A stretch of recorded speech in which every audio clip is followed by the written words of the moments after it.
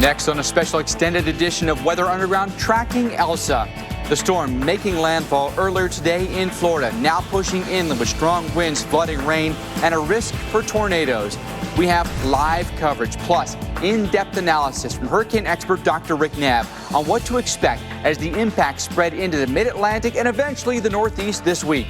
And we're continuing our special live around-the-clock coverage. Glad you're with us here on the Weather Channel. I'm Mike Bettis, joined by our hurricane expert, Dr. Rick Knabb. So, Dr. Knabb with us tonight to give us kind of the latest on what this is going to do, where it's headed to, and of course the southeast coast, the mid-Atlantic coast, and the northeast coast could all be threatened by this over the next 48 hours or so.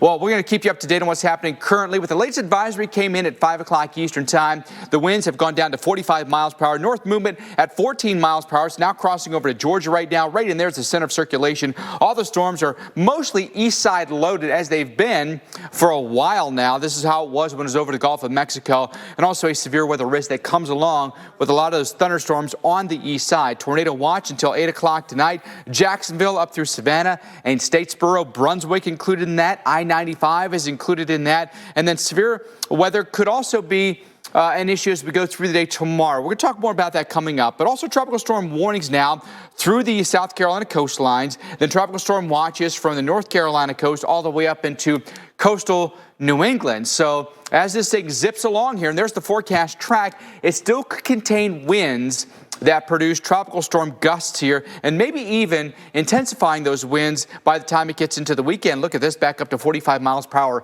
by Saturday and Sunday, but exiting at that point. But it truly would not be out of the question that a lot of states here along the East Coast, all the way up through Maine, could be touched by Elsa. There's a look at our flood risk for us through the evening and through the tomorrow morning. Likely to see some flooding in the areas that are highlighted in yellow, so say from around Cedar Key through Jacksonville, Brunswick, Savannah, Charleston, all locations where some really heavy rain and rainfall rates that could exceed an inch an hour may cause you some issues on the roadways. Some flooding could occur for you here, so be careful if you have to drive this evening or early tomorrow morning. You might have some roadways that are impassable. As far as surge potential, that's coming down a little bit for us now. Still some surge potential here through the Big Bend. And I would call this minor storm surge here along the southeast coast, 1 to 2 feet. You might see some areas that take on additional water here in the extreme low-lying areas, but ultimately that threat for storm surge is coming down. I want to get you into the meat of this, take you down to Jacksonville, Florida, where the Weather Channel's Tevin Wooten has been watching Elsa throughout the day. It got really rough there for a period. And even tornado warnings here, Tevin. How about the conditions now? What do we anticipate the next several hours?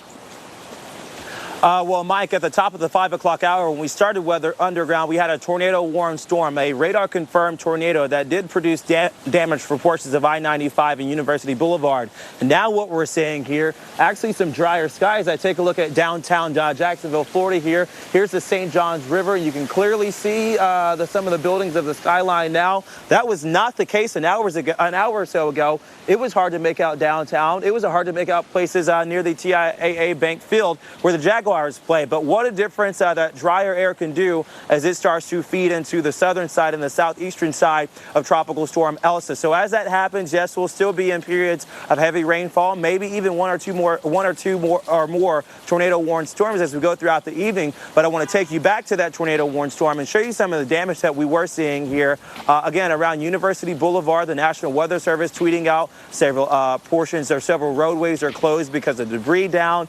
You can clearly see that first responders and police officers, they're out as well, making sure people don't drive unnecessarily through it. You may see like a tree and think, oh yes, I can drive around that tree. But the other thing you have to watch out for that trees bring down, power lines. We know about 10,000 folks are without power, or 10,000 customers are without power in Duval County alone. Some of the other counties do include Nassau County with between 1,000 and 2,000 customers across the state. But much of the outages are confined to northern portions of Florida, as Elsa's core now is in central and southern portions of Georgia. As we go throughout the afternoon today, yes, we'll still see that potential for tornado-warned storms. We do have a tornado watch until 8 p.m. today. So that's just sort of what we've seen overall. Could it have been a lot worse? Absolutely, but it also could have been a lot better. Dr. Knabb, we've picked up between 2 and 3 inches of rainfall in spots over the past 2 to 3 hours because of some of the heavy rainfall rates. So that's another thing we have to watch out for going into the evening hours as the St. Johns River rises, some of the other tributaries off of that. We've got ponding on the roadways that we have to watch out for.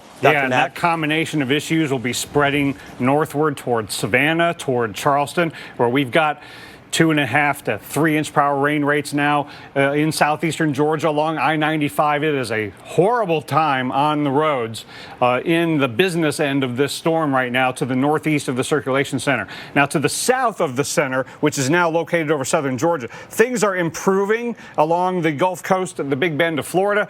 We're still gusting near 30 miles an hour, could still have a couple feet of storm surge flooding going on there.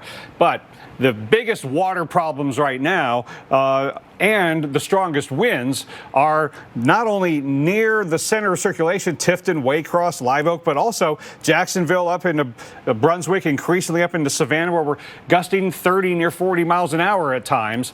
And that has been bringing down some trees, causing some power outages. And this really heavy rain has been causing some flood problems. Now, we still have flash flood warnings back here in the Valdosta area, and we have very heavy rains here along the I-95 corridor, and there's a flood warning that's in effect from Jacksonville and St. Augustine northward to near Brunswick and near Waycross until 7:15 local time. Please stay off the roads. Turn around, don't drown. It all applies. And this is where the winds are strong too. So the roads are slick. Driving, blinding rain. Just a terrible time to be on the roads there. And that is headed north. Savannah will be getting heavy rain before too much longer. We're getting 1 to 2 to 2.5 inch per hour rain rates right there along I-95. And then here's the flash flood warning that's still in effect for Valdosta until 7:30 local time. We've had a number of reports in that area along with Madison, Florida, of water covered roads and down trees. Mike.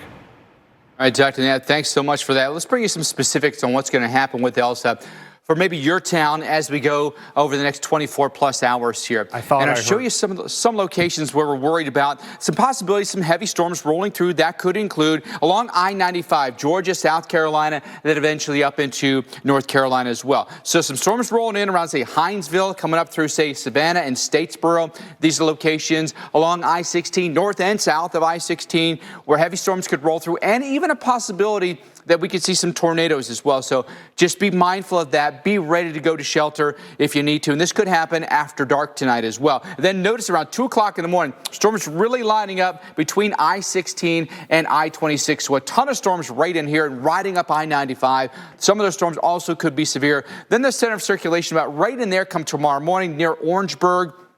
And that storm pushing off to the north and east and pushing a lot of that big heavy rain shield along with it. But we could still see storm lines that come in behind it by Thursday evening. I wouldn't completely rule out storms until, say, sometime late morning, early afternoon on Friday. And there could be a lot of rain that comes down with these storms as well, especially around that center of circulation or just east of it. You can see 2 to 3 inches progged here by the models. This goes through Thursday, so through the day tomorrow, and that would be mostly south, I'd say, of I-16. Then, of course, there's going to be wind that comes along with it. Now, having said that, the storm has weakened. The winds have come down some, so we're not expecting extreme winds, but you're going to notice it stays very windy for us through the night tonight. Wind gusts could be 30, 35 miles per hour. And near the center of circulation, that could be around Orangeburg. We showed you that dot earlier. We could see winds 40 to 50 miles per hour. So now if you've got a saturated ground, the soil might be loosened a little bit here, trees that have full leaves on them, over they come when the big winds come through. So be ready for that, especially, I'd say, along I-95, headed from maybe Orangeburg up toward North Carolina. By Thursday midday, now winds are starting to back off for us here. We take you into North Carolina, and you can see the storms coming for us overnight tonight. The really heavy stuff, probably not till mid-morning tomorrow, including Fayetteville and Wilmington, rolling past Myrtle Beach. And then the storms with us most of the day tomorrow across eastern North Carolina, including Raleigh, Elizabeth City, out through the Outer Banks. Well, we know that a lot of waves, a lot of surge coming in certain locations. How about Clearwater Beach? The jetty here, look at the wind and the waves crashing over here. All that water just shoved up against the jetty here from Tropical Storm Elsa. Now, as far as our threats go from water here, Dr. Knapp, we kind of showed that map that showed that, the numbers have come way down for storm surge. Any particular locations you'd be worried about? I'm worried about the beaches on the Atlantic side now, like Tybee Island, Georgia, near Savannah, and Charleston, South Carolina, where tomorrow morning we could have an onshore push that at the very least makes it harder for the rain-induced floodwaters to drain. So with a center of circulation over southeastern Georgia, we still have onshore flow in two major places. One, we still have it into the Florida Big Bend, and now increasingly we have it into the coastal areas of Georgia and South Carolina. Now, the floodwaters from storm surge are down to a foot or two now below the storm surge warning threshold. So that is improving, but things are getting more and more dangerous on the Atlantic side. And even today here in Tybee Island near Savannah, multiple rip currents reported. Looks like they were able to pretty much keep people out of the water, didn't have to do any water rescues, but that is an indication of the energy in the ocean that is being pushed toward the coastline. So rip currents and some minor coastal flooding all on its own. But when you add in the rainfall problem, we're going to have water problems in a place like Charleston tomorrow morning. Look at how much rain has fallen in two pockets, near the center and then in the lead band. So that means inland locations and coastal locations are on the docket for some heavy rainfall. So let's time it out a little bit here. Now, Savannah, remember how much flooding you got for that little bit of time with Danny? This is going to be a little worse, I think, and you see the flood warnings that are to your south. That will be on the increase. But Charleston, the timing, this is not good because 3:30 tomorrow morning or so is when high tide is. So, Mike, when it rains hard in Charleston, the water tries to drain out.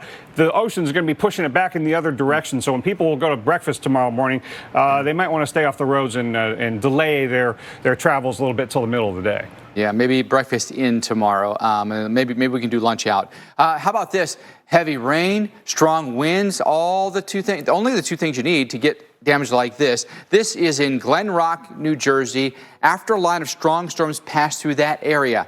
Now, the falling trees knocking out power to tens of thousands of people yesterday in the Northeast. We could see more power outages as Elsa then traces a path across the Southeast, eventually then into the Northeast and the Northeast coast. Whoa, that's a big tree too, right on the home. Doesn't look like it did. It doesn't look like it crushed the home.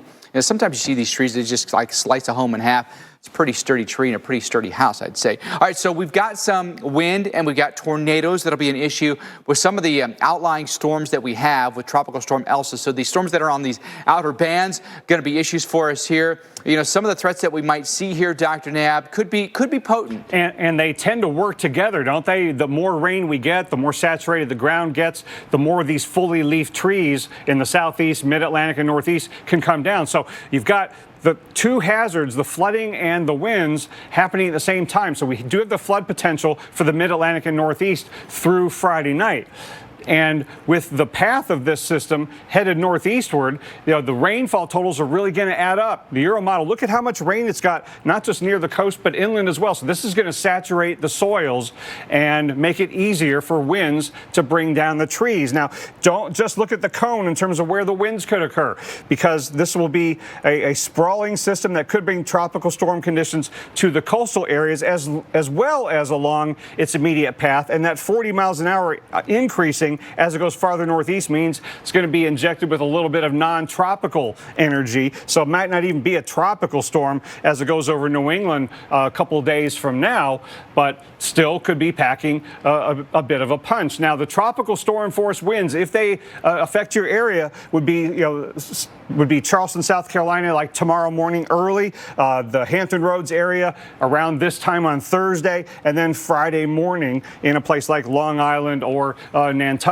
And when you look at the winds right now, it's all confined, to Georgia and Florida. But this is going to be a fast mover over the next few days, and you'll see the winds coming up as we go through tomorrow night. Now, watch how fast the wind shield moves up the coast. So this time tomorrow, it's already over in Charleston in terms of the strongest winds. But then you got to think about that onshore flow, the high tide that's occurring around sunset and around sunrise. So that's when the winds will combine to cause some of the flood problems. But then watch the winds that are weak now in a place like North Carolina.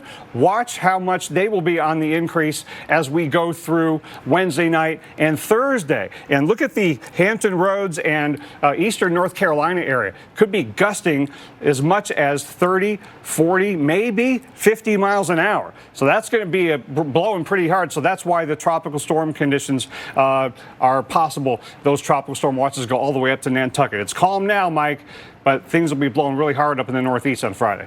100%. Dr. Knapp, thanks so much for that. I want to get back to the severe weather we've got going across Georgia right now, including a tornado warning. So, again, the center of Elsa about right in here, but everything on the east side is producing some really heavy rain and even some severe weather. So there's a look at our tornado warning tonight, extending farther north now. Tornado warning for us now in Camden, Glenn, and Wayne counties in Georgia, potentially coming near Brunswick, Georgia. That's a radar observed tornado. The warning goes until 6:45 this evening. On the Doppler velocities, there could be a little bit of rotation right down into here, but it is headed off to the north here. Could come across Highway 82, could come very near Brunswick, and we want you to take shelter quickly. There's a look, by the way, at the correlation coefficient. What that's looking at is for debris that's been lofted into the air. That's coming right across 82 right now, and just now to the west of I-95, very close to I-95 near Brunswick. Again, get to the lowest level of your home inside an interior room. Looked bigger online. Someday, we'll find the right trip. Seize your someday today with Travelocity. Get the right information so you can book confidently. Travelocity. Seize your someday. Here, you can find your style in every aisle. Got an eye for design? We've got a design for your budget.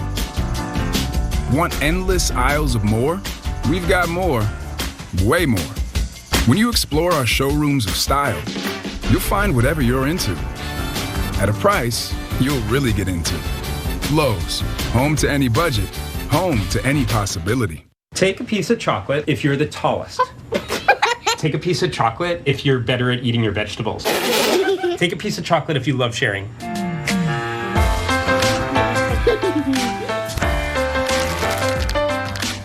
Domino's is testing driverless delivery powered by Neuro, and it's got someone back to their old habits.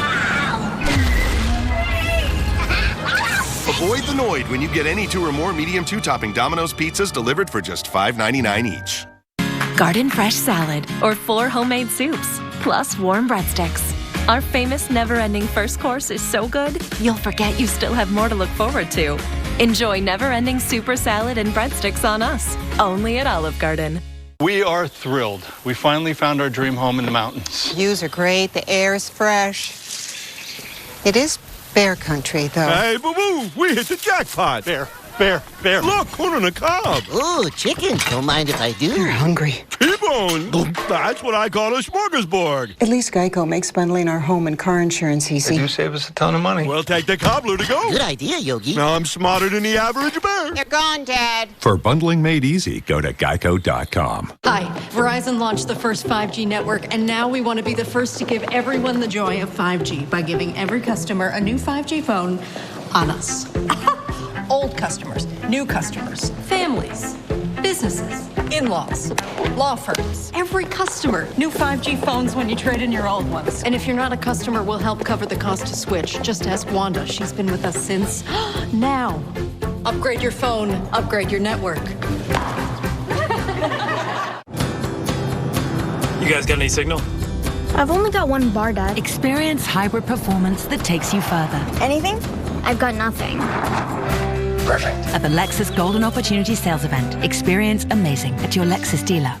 My teeth were a mess. As far as my physical health, my body was telling me, you got to do something. And so I came to Clear Choice. Dental implants changed my life for the better. There's an amazing life out there if you do something for your health now. Jade makes people do crazy things. It's almost like we know what we're doing.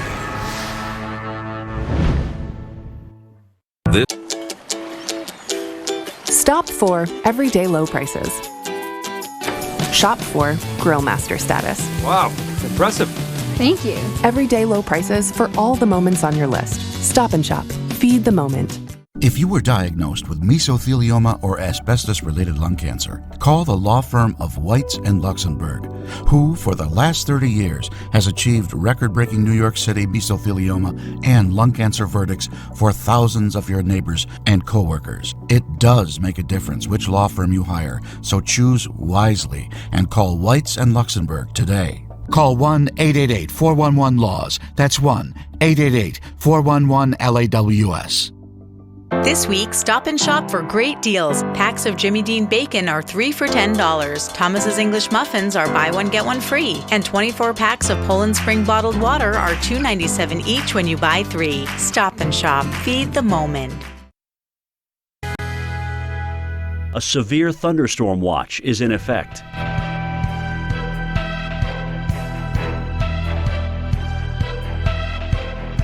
Currently in our area, 90 degrees under partly cloudy skies.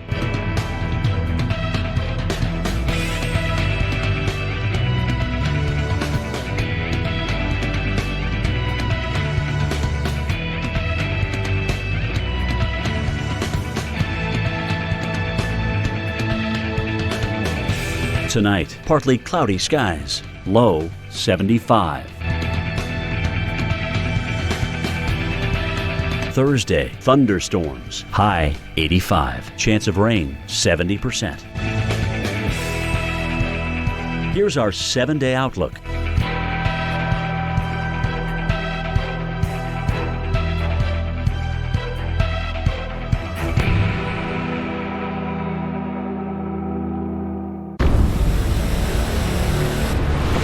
All right, evacuate immediately.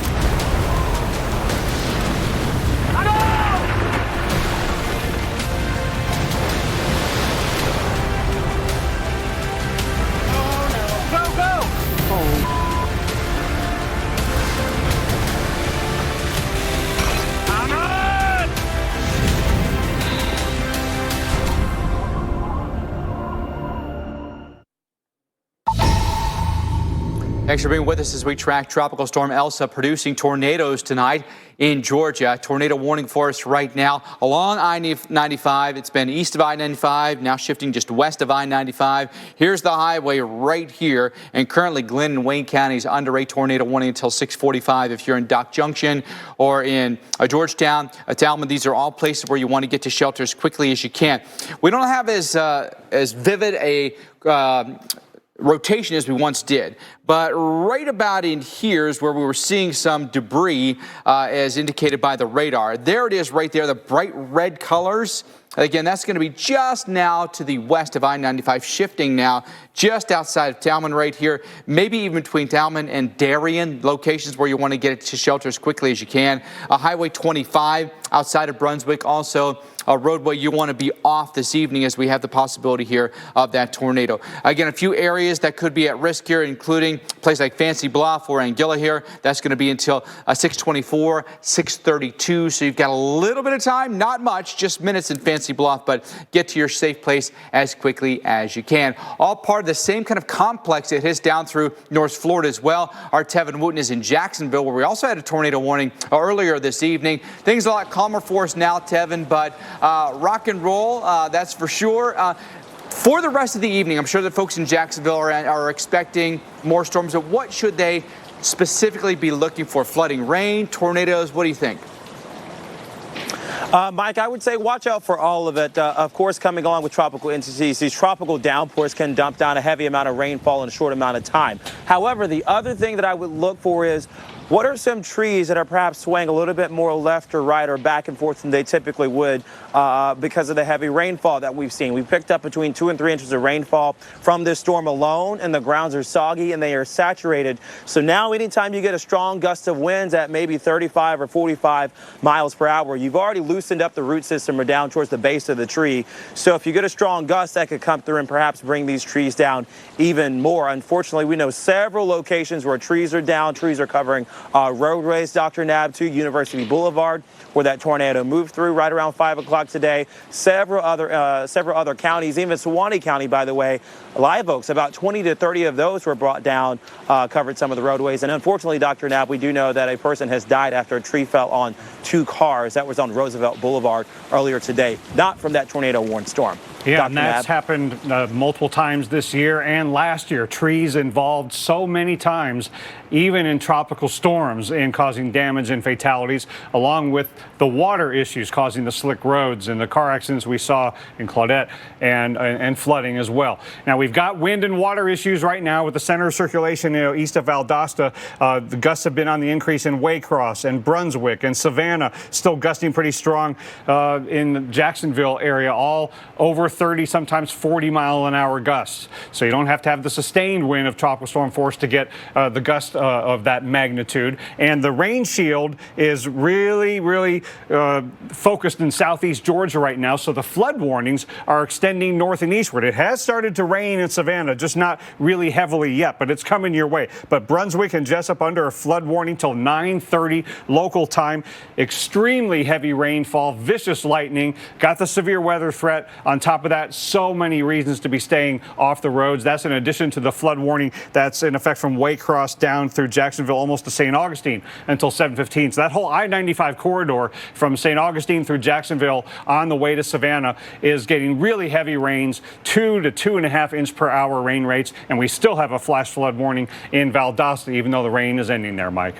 All right, Doc, thanks so much for that update. And of course, as we go through time, there are going to be more places at risk, right? So now we're talking about the Carolinas rolling into the mid-Atlantic states, and then eventually the Northeast. Flash flood watch in effect here from around Fayetteville, North Carolina, all the way into Connecticut, by the way, and does include the entire states of Delaware and New Jersey. So we're anticipating some heavy-duty rain out of this and the possibility that you could see flooding or high water on the streets in your neighborhood.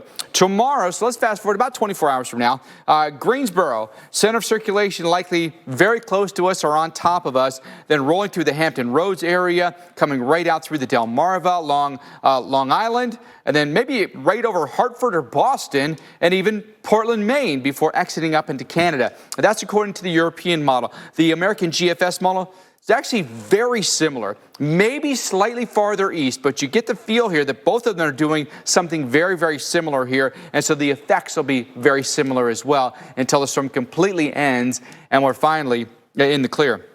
Strong winds out of the south for the remainder of the evening here in the Carolinas, picking up in intensity through the day tomorrow. You're going to see those winds that could gust in some spots 40+ miles per hour, maybe even around 15 in a place like Greenville, eventually getting out to the Northeast. Again, across the Northeast, our winds also picking up over the next 2 days. We're back after this.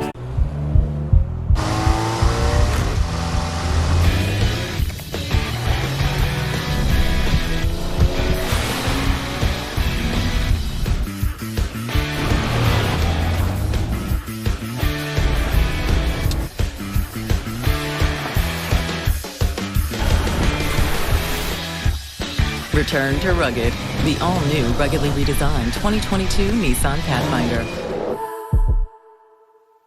We've never been so ready to get back out there. And with Copper Tone Sport, we can reclaim the boulders, the backwoods, and the breakers. Copper Tone Sport. Find your sun. Get more out of summer with savings on appliances for every function, style, and finish during the Home Depot's 4th of July savings. Save on appliances like this LG washer and dryer. The Home Depot, how doers get more done. Kids can change minds. They can even change the world around us. Packed with protein plus 21 vitamins and minerals, we nourish them with Carnation Breakfast Essentials. Because today could change everything. Ladies, check it out. So strong, so not ripped. What are we talking about? That's the Hefty Ultra Strong bag. Hefty, hefty, hefty. Give me the bag. Get Hefty Ultra Strong at a low price. Your mission. Stand up to moderate to severe rheumatoid arthritis and take it on with Rinvoq. Rinvoq, a once daily pill, can dramatically improve symptoms. Rinvoq helps tame pain, stiffness, swelling, and for some, Rinvoq can even significantly reduce RA fatigue. That's Rinvoq relief. With RA, your overactive immune system attacks your joints. Rinvoq regulates it to help stop the attack. Rinvoq can lower your ability to fight infections, including tuberculosis. Serious infections and blood clots, sometimes fatal, have occurred, as have certain cancers, including lymphoma, and tears in the stomach or intestines, and changes in lab results. Your doctor should monitor your blood work. Tell your doctor about any infections, and if you are or may become pregnant while taking Rinvoq. Take on RA. Talk to your rheumatologist about Rinvoq relief. Rinvoq. Make it your mission. If you can't afford your medicine, AbbVie may be able to help. At PNC Bank, we believe in the power of the watch out. The make way coming through. Great. The storm alert. Dad.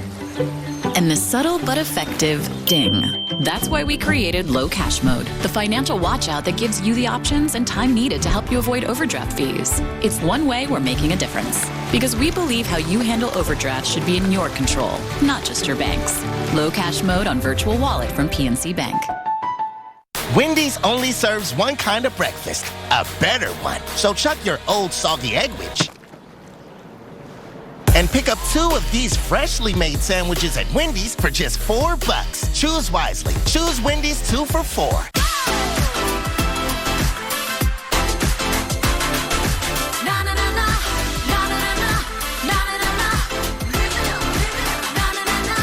Make more summer fun for less at Target.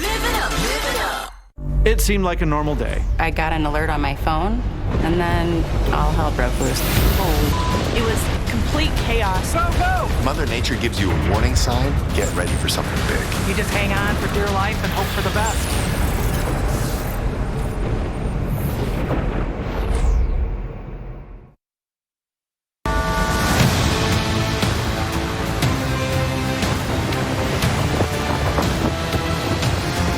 Our biggest concern here is obviously flooding and storm surge.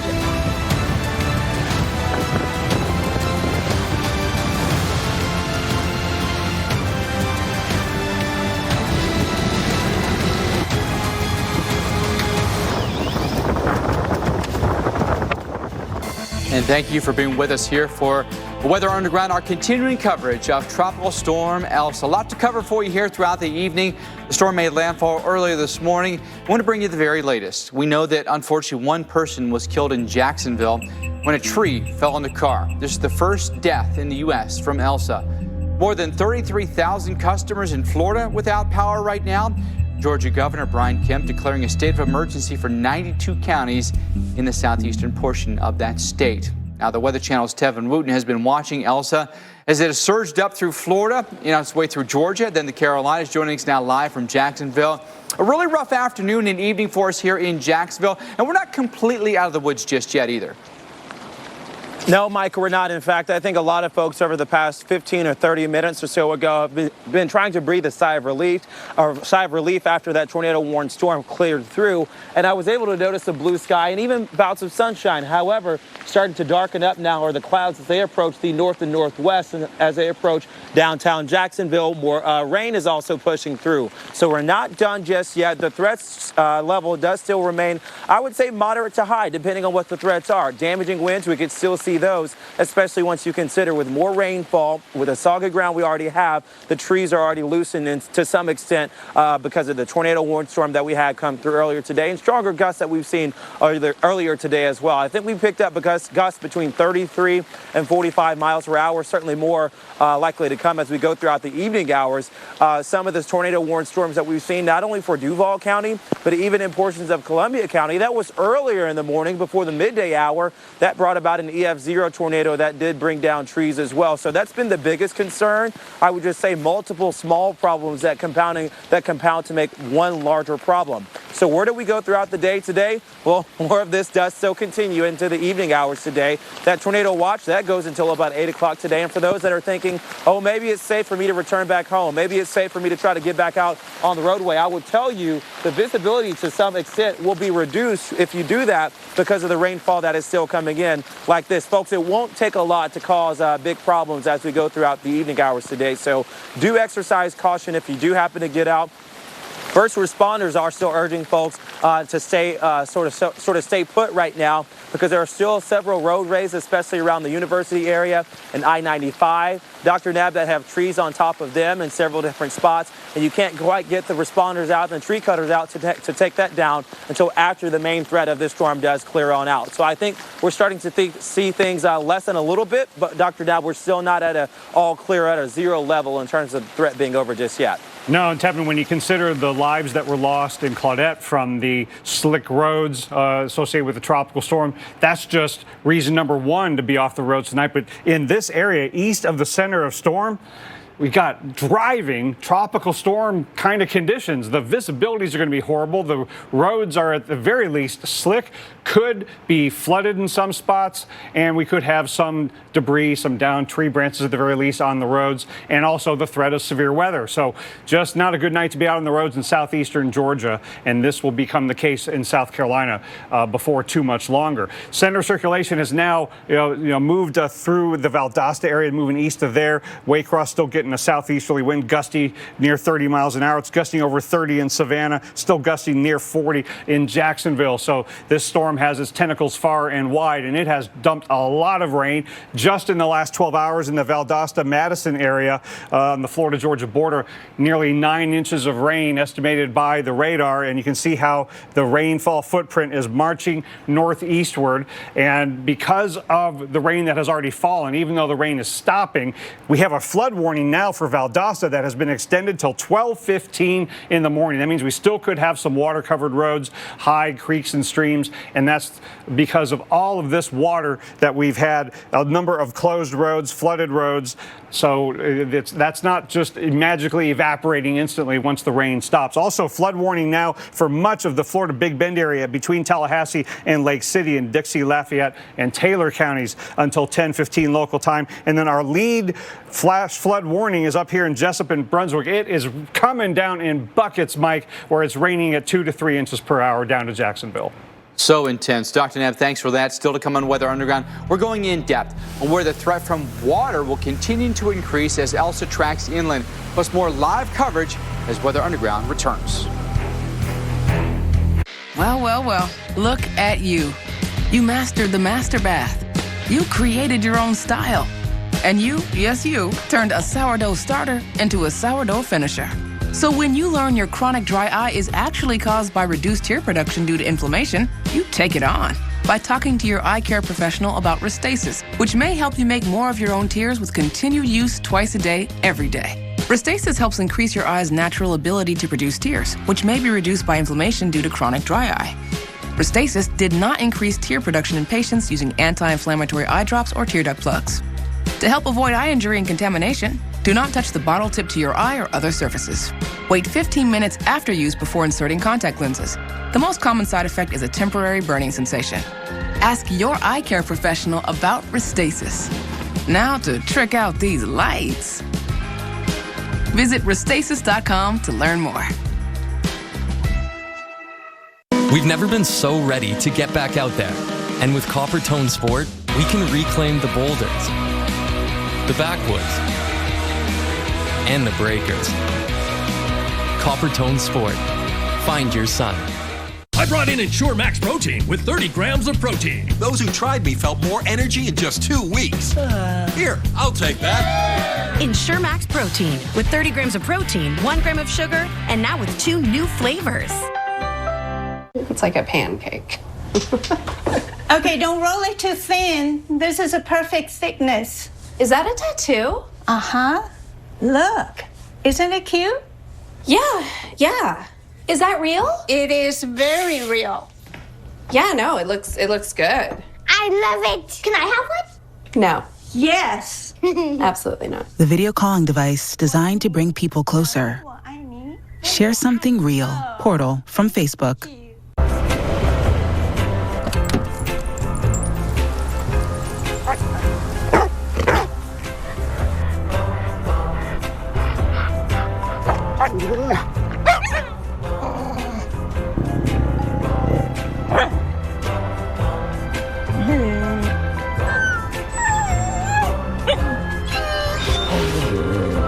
the Subaru Crosstrek. Dog tested, dog approved. Get more out of summer with savings on appliances for every function, style, and finish during the Home Depot's 4th of July savings. Save on appliances like this Samsung kitchen suite. The Home Depot, how doers get more done. Domino's is testing driverless delivery powered by Neuro, and it's got someone back to their old habits. Avoid the Noid when you get any 2 or more medium 2-topping Domino's pizzas delivered for just $5.99 each. So then I said to him, you ought to customize your car insurance with Liberty Mutual, so you only pay for what you need. Hot dog or chicken? Only pay for what you need. Liberty, liberty, liberty, liberty. When you really need to sleep, you reach for the really good stuff. New ZQL Ultra helps you sleep better and longer when you need it most. It's non-habit forming and powered by the makers of NyQuil. New ZQL Ultra, when you really, really need to sleep. Around here, they say if you don't like the weather, just wait a minute. Get into the out there. The Weather Channel. We're tracking Tropical Storm Elsa for you, and how about these live pictures out of St. Mary's, Georgia, where we may have recently had a tornado that went nearby, at least some very high winds. How about some really large trees that were snapped off here?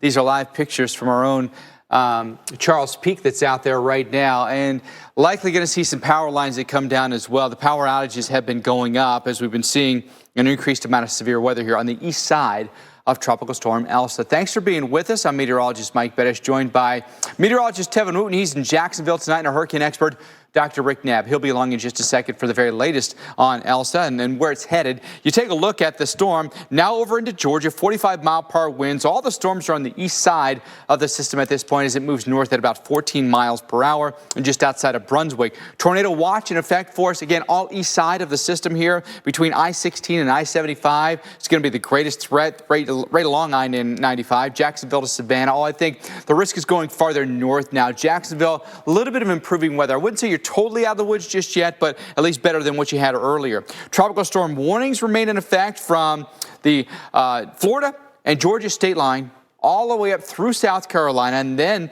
that's where tropical storm watches begin. North Carolina all the way up through Long Island, New York, coastal Rhode Island, coastal Massachusetts. So we've got a long way to go before we're done with this, because you take a look at that track and it goes right across our mid-Atlantic states, right into the Northeast. Wouldn't completely rule out that could even touch a place like Maine.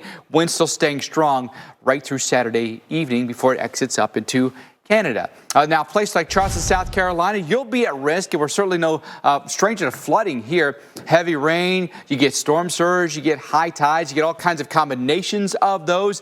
And the emergency manager there telling the Weather Channel they're ready. Right now, we've got our kind of our usual suspects standing by. Our fire, police, public service folks, our stormwater department is standing by. We've got portable dewatering pumps that we have placed already around the city, with another one on the way if we need it. And we're just sort of kind of in a wait and see. We expect we're going to activate our Public Safety Operations Center this evening. You know, what's interesting here, Dr. Knabb, is that yesterday we were really concerned about the West Coast, the Gulf Coast side of Florida. Now we're maybe switching over to the Atlantic side of the Southeast coast. Yeah, while the center of the storm is over Southeast Georgia, you can see the effects of onshore push kind of on the decline in the Florida Big Bend, and the things are starting to increase on the Atlantic side. And you see where the center circulation is in here, so we've got this sort of flow around the storm, so increasing onshore flow. That has a lot of ramifications. Certainly, one thing it's going to do is tap into the moisture of the Gulf Stream to fire up these bands on the northeast side and cause the heavy rainfall and the gusty winds. But we've already today, with that onshore flow, had a lot of rip currents on Tybee Island near Savannah, Georgia. Fortunately, no rescues had to be done. People were staying out of the water. That's a good thing. But you get the idea, and that could cause some minor coastal flooding, but that is going to be at the same time we're having really, really heavy rainfall in Savannah later tonight. And then Charleston tomorrow morning, say 2, 3 in the morning, it starts raining really hard, rains all the way till sunrise. The problem is that is getting really close to high tide. So after all of this rain has been falling, it's going to try to drain out into the Atlantic, and the ocean is going to be pushing things the other way. So that could cause some flood problems in Charleston with the combination of fresh water and salt water. Then the rain gets into Wilmington tomorrow morning and midday, and then we have another round perhaps in Charleston as the trailing bands go through there tomorrow night. So it'll be a long 24 hours plus in Charleston. That's why flash flooding is likely somewhere in this area that includes Charleston and Savannah, maybe up to Columbia. And that problem will head northward through North Carolina, the Hampton Roads area, even some flood problems up in New England as this departs on Friday, Mike. All right, Doc, thanks so much for that. And of course, Elsa, our top story, but there are other big weather stories taking place, including this flood threat in Texas. This is South Texas. Streets are filling up with water. Drivers going right through it, but the Texas Division of Emergency Management has put state resources on standby for flooding, including urban search and rescue teams and boat teams. And we've got a pretty significant threat here. We've got a very slow-moving pattern with storms just pulling in from the Gulf of Mexico.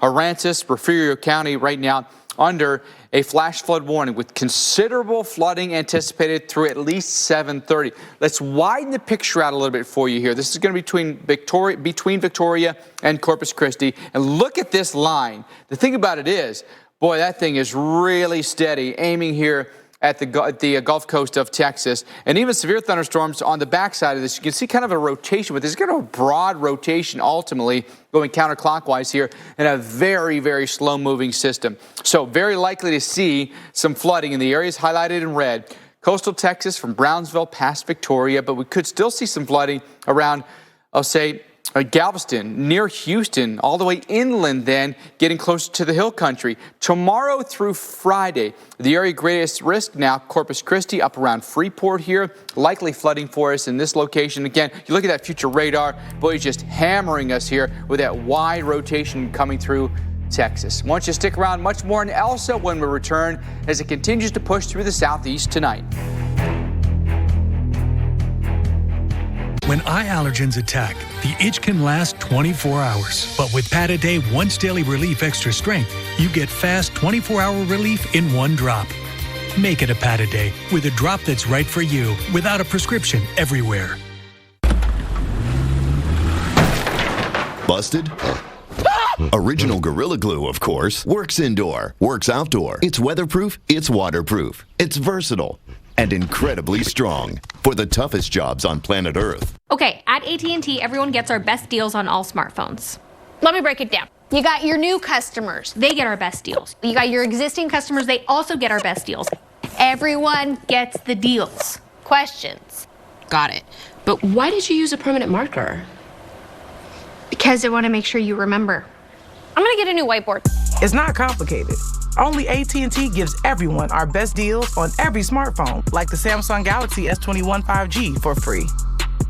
Did you know diarrhea is often caused by bad bacteria in food? Try Pepto Diarrhea. Its concentrated formula coats and kills bacteria to relieve diarrhea. See, Pepto Diarrhea gets to the source, killing the bad bacteria. So make sure to have Pepto Diarrhea on hand. This is what you've been training for. Your art cootery, your brunch shootery. Your friends all had the same idea. Fresh groceries and more. Free same-day delivery. Walmart Plus. Domino's is testing driverless delivery powered by Neuro, and it's got someone back to their old habits. Avoid the Noid when you get any 2 or more medium 2-topping Domino's pizzas delivered for just $5.99 each. Big summer savings are happening this month at Napa. Get 20% off 3 or more items with a $2.99 Napa bucket. Or get $20 back on any Napa automotive battery. When it comes to finding you great deals, our motor never quits. Oh, just one. Jake from State Farm, it's the least I can do. You really did me a solid with that, Maya markdown on my insurance. Here's the deal, Maya. State Farm offers everyone surprisingly great rates. Right. No, really, there are no markdowns, just great rates. Pull her home back in 20 minutes. I'll hook you up with the good parts. insurance.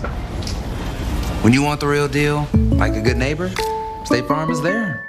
This is For the best pre-owned selection in Brooklyn, visit Plaza Auto Mall.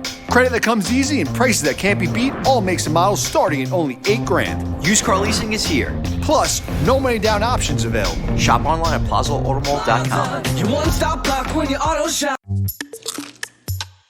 Ritz Cheese Crispers, where the crispiness of Ritz meets the bold taste of cheese. I need a bite.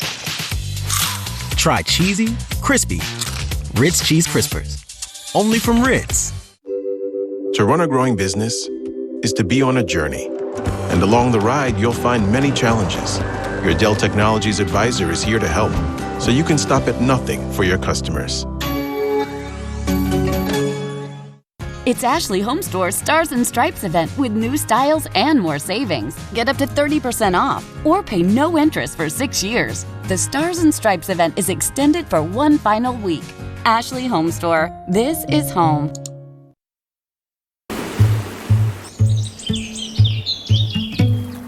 Even as the world opens back up, some social distancing is still highly recommended. Get into the out there. The Weather Channel. A severe thunderstorm watch is in effect.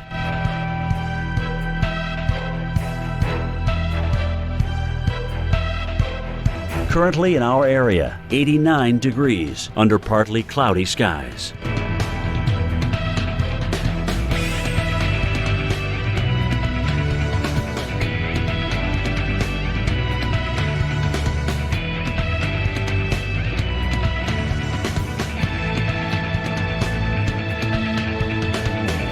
Tonight, partly cloudy skies, low 75. Thursday, thunderstorms, high 85. Chance of rain, 70%. Here's our 7-day outlook.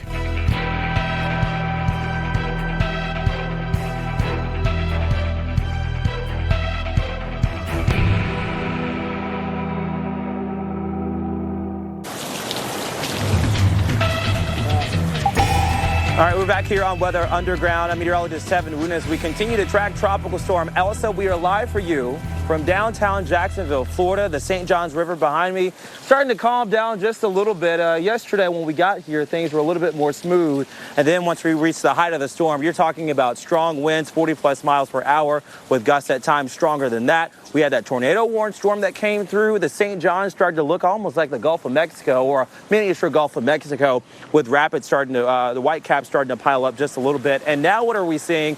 Sort of a lull, if you will, in between some of the outer feeder bands and also those squalls that come through. We had one squall earlier today, right around 3:30. That produced a lot of damage here, brought down some trees, and unfortunately, that tree fell on someone's home. And then that tree also fell on someone else's car. That's where someone died, that off of Roosevelt Road. And then we had the other squall that came through closer to 5 o'clock today, and that's the one that was with that tornado warning storm. And now, again, a lull before another squall. What's really interesting to watch, though, is how the atmosphere continues to be at play. The core of Elsa is about 120 miles per hour north and northwest here. You've got flow out of the south and west. You can see that, indicative of those darkening clouds here from the south and west. But then also clouds starting to pour in from the south and east here. So that convergent flow is what you really get in the lower levels of the atmosphere that causes some of that rising motion. And then what does the storm put down? Well, so far it's put down between 2 and 3 inches of rainfall. Of course, we've also seen damage throughout portions of Duval County. Jacksonville Fire and Rescue urging folks not to get out just yet because there is still plenty of debris on several roadways in and around the city. So they do urge you to exercise the utmost caution. But again, we still have folks without power. Some 7,500 folks in Duval County alone, or customers rather, in Duval County alone without power. So the number has gone down since the top of the hour. Earlier, we were talking about 13,000 customers rather without power. So we've cut that down in half. They are making strides, making progress. I just got a report that some nearby restaurants here in downtown were without power. Water continues to be a problem. That flowing from the bottom up, that starts to build up when you do get heavy amounts of rainfall in a short amount of time. And Dr. Nab, we're not out of the woods just yet. Yes, we're starting to see a lull. Yes, we'll start to see a clearing as we get into the overnight hours. But still, still, I think the top of mind for a lot of folks should be flash flooding, rising water, and also the threat of trees coming down too because of gusty winds. Yeah, and as things will improve in Jacksonville, they're going to be going downhill in Savannah, Charleston, and then a lot of you in the mid-Atlantic and the Northeast. So here is our tropical storm centered over southern Georgia, and there's that low that's caused all that flooding in South Texas today.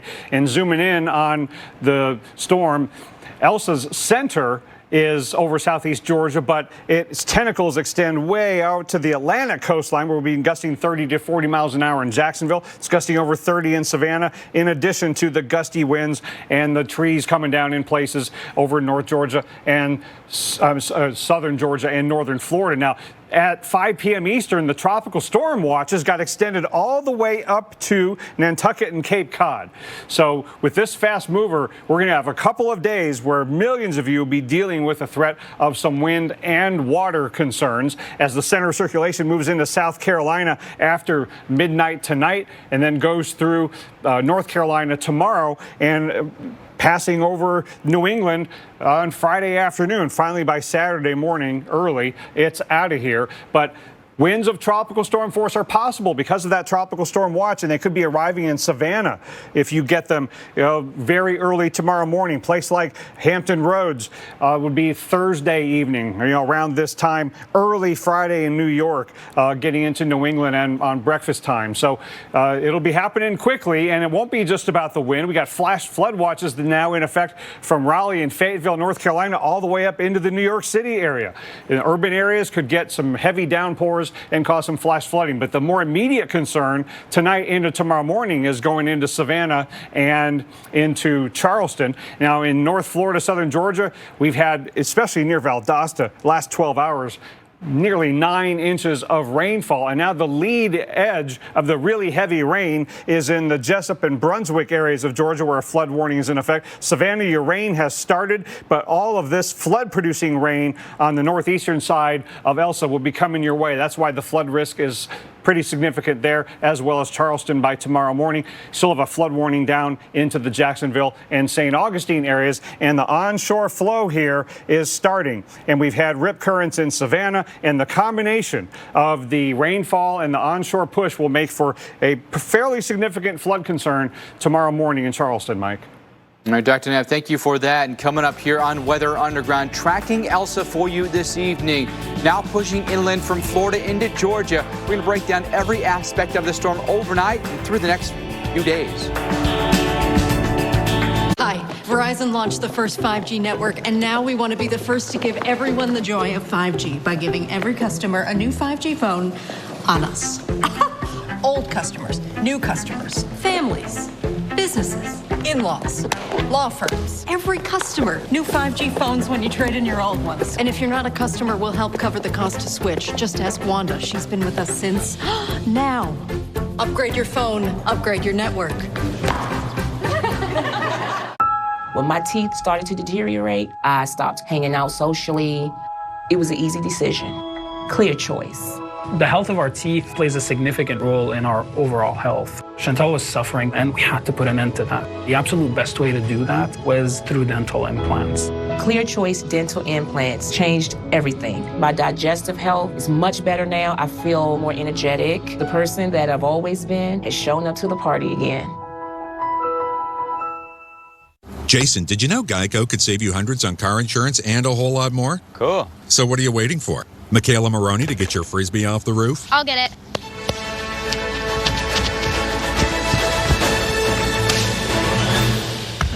Whoa. Here you go. Thank you, Michaela. Dude, get it. I'm not getting it. You get it. You threw it. It's your Frisbee. Geico. Switch today and see all the ways you could save.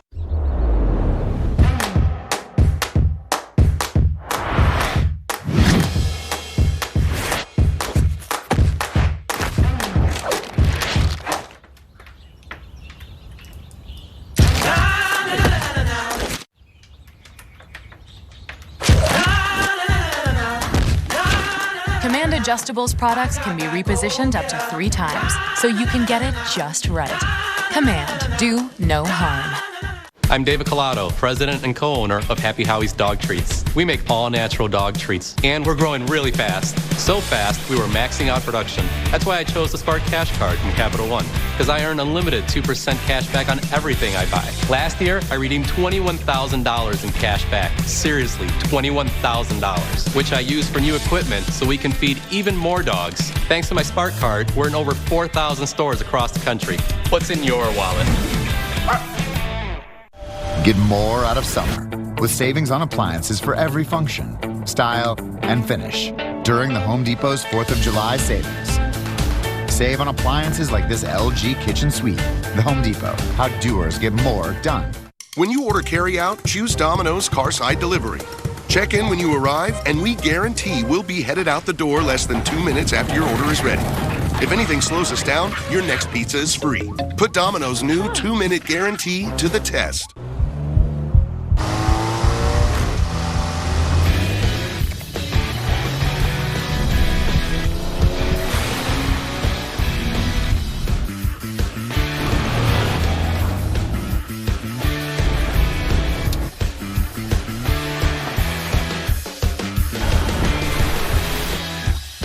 Return to rugged. The all-new, ruggedly redesigned 2022 Nissan Pathfinder.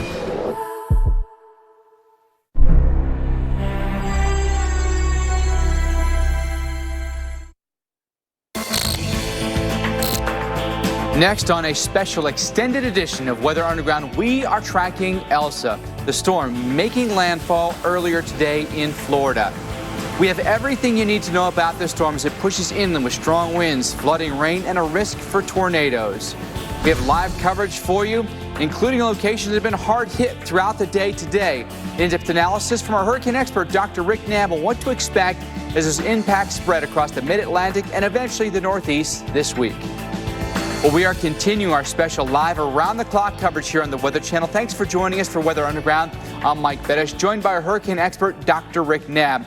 A tropical storm, Elsa, a 45-mile-per-hour tropical storm, rolling its way through Georgia right now. Still extending some rain back down into Florida, but the really heavy stuff is now rolling through Georgia, eventually getting into the Carolinas. For some of you, a really rough night ahead of you, as you're going to anticipate some really heavy rain, rainfall rates that could exceed an inch an hour. And for some of you, even a tornado threat. There's a tornado watch, Jacksonville up through Statesboro and Savannah. So along portions of I-95, I-16, even up eventually to say I-26, we could have some issues overnight tonight. We've got tropical storm warnings in effect for us right now. That'll include the Georgia and Florida state line up through Savannah, Charleston, all of coastal South Carolina, by the way, from the low country up through the Grand Strand here in Myrtle Beach. Then tropical storm watches from all of coastal North Carolina and eastern North Carolina right up into New England, by the way. You can see that we do have, at least in coastal Connecticut, Rhode Island, and Massachusetts, tropical storm watches there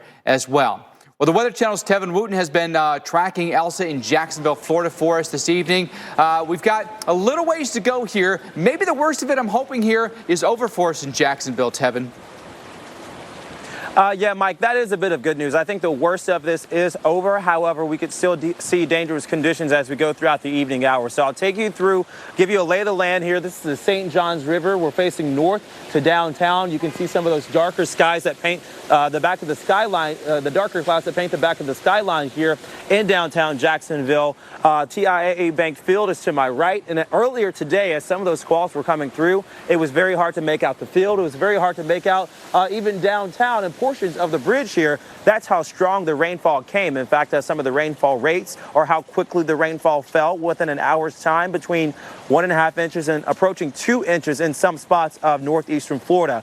Of course, we saw heavy rainfall. We've seen strong winds between 40 and 50 miles per hour. And unfortunately, we've seen a couple of tornadoes that's led to a loss of life as well, at least for some of the strongest winds that brought down trees. Earlier this morning, Columbia County and EF0, and then around the 5 o'clock hour, that's when that tornado confirmed, or the radar confirmed tornado came through. Of course, the National Weather Service will have to survey that, give that the appropriate rating. But let's pull up some of the video and show you what the aftermath looks like in terms of debris everywhere. This is near University Boulevard and also I-95. That's where debris is. That's also where trees are down. You can see roofing and shingling and siding of neighboring businesses and homes now strewn about the median and roadways as well. So Jacksonville Fire and Rescue, they are still urging people to sort of shelter in place right now if you can, or don't necessarily get out and become a looky-loo, because then you start to crowd the roadways and then stop up traffic, and then of course they can't necessarily do their job. And speaking of folks doing the job,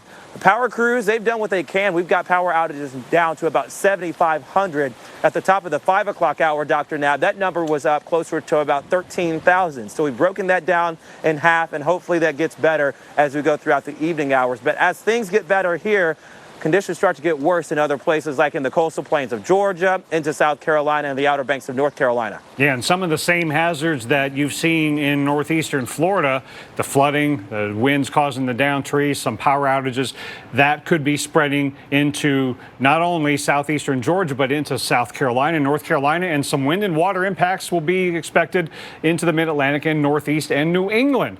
But right now, the center of Elsa is over southeastern Georgia, and that has what has been putting places like Jacksonville and Brunswick, Georgia, in that right front quadrant where we tend to get tornadoes. And with this lopsided storm, that's where most of the wind and the weather has been. So this is no longer just a Gulf Coast wind and water event. Now we got the Atlantic coast squarely in play. It's still gusting near 40 miles an hour in Jacksonville, 36 in Brunswick, Georgia, gusting over 30 recently in Savannah, and it's still pretty gusty on land here, both northeast and southeast of the center that has gone east and north of Valdosta. Over the last 12 hours, very, very heavy rainfall from Valdosta down to Madison, Florida, down near the Florida Big Bend area. But you can see the rainfall footprint in the 3 to 5 inch rainfall zone, and maybe pushing 6 inches locally, is spreading up the I-95 corridor. And because of the rain has already fallen, even though the rain is over in Valdosta, you still got a flood warning until after midnight. We've had a lot of reports of water-covered roads. That could remain the case well after dark.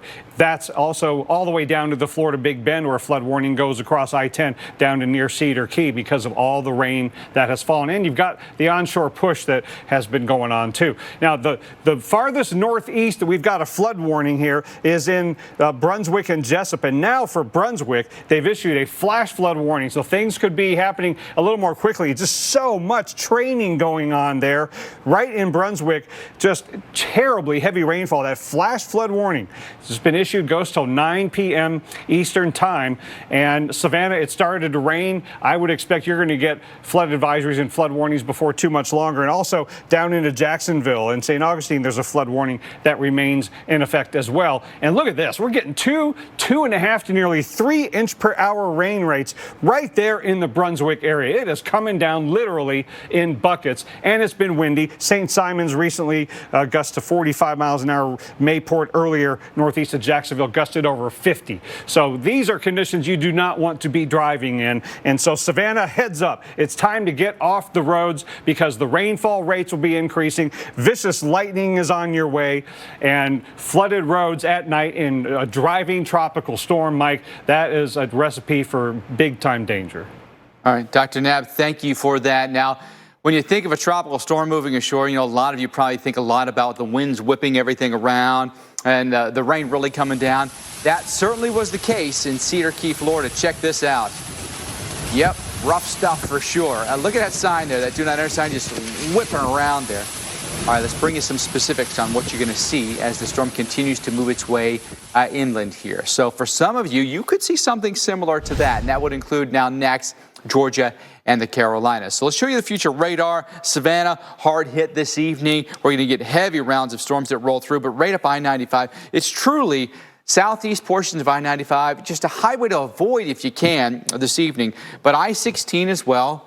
I-26 coming up through South Carolina here. These are not highways you want to be on tonight, where you're going to have blinding rain, potentially hydroplaning, rainfall rates that could exceed 2 inches an hour. Center of circulation could be very close to Orangeburg through tomorrow morning.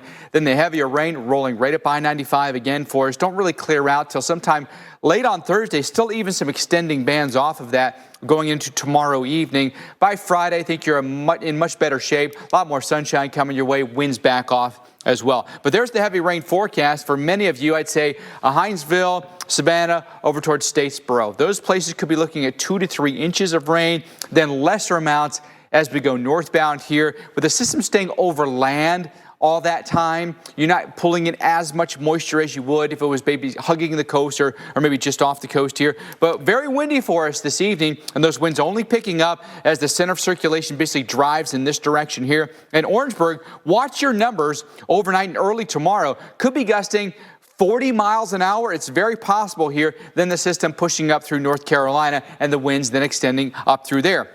As far as our forecast around Myrtle Beach or Wilmington, Fayetteville, New Bern, Greenville, here comes your rain in the morning, raining throughout the morning, and then afternoon, eastern North Carolina, a washout of a day for us here, and even watching the possibility of severe weather or even brief tornado spin-ups that can happen for us. Clearing out by Friday. Again, a much better day for you there as the winds back off. The rain is gone as well. 1 to 2 inches of rain for us here, the Grand Strand out through, say, the Outer Banks of North Carolina. And as far as those winds go out of the south tonight, gusting in places as high as 25 miles per hour.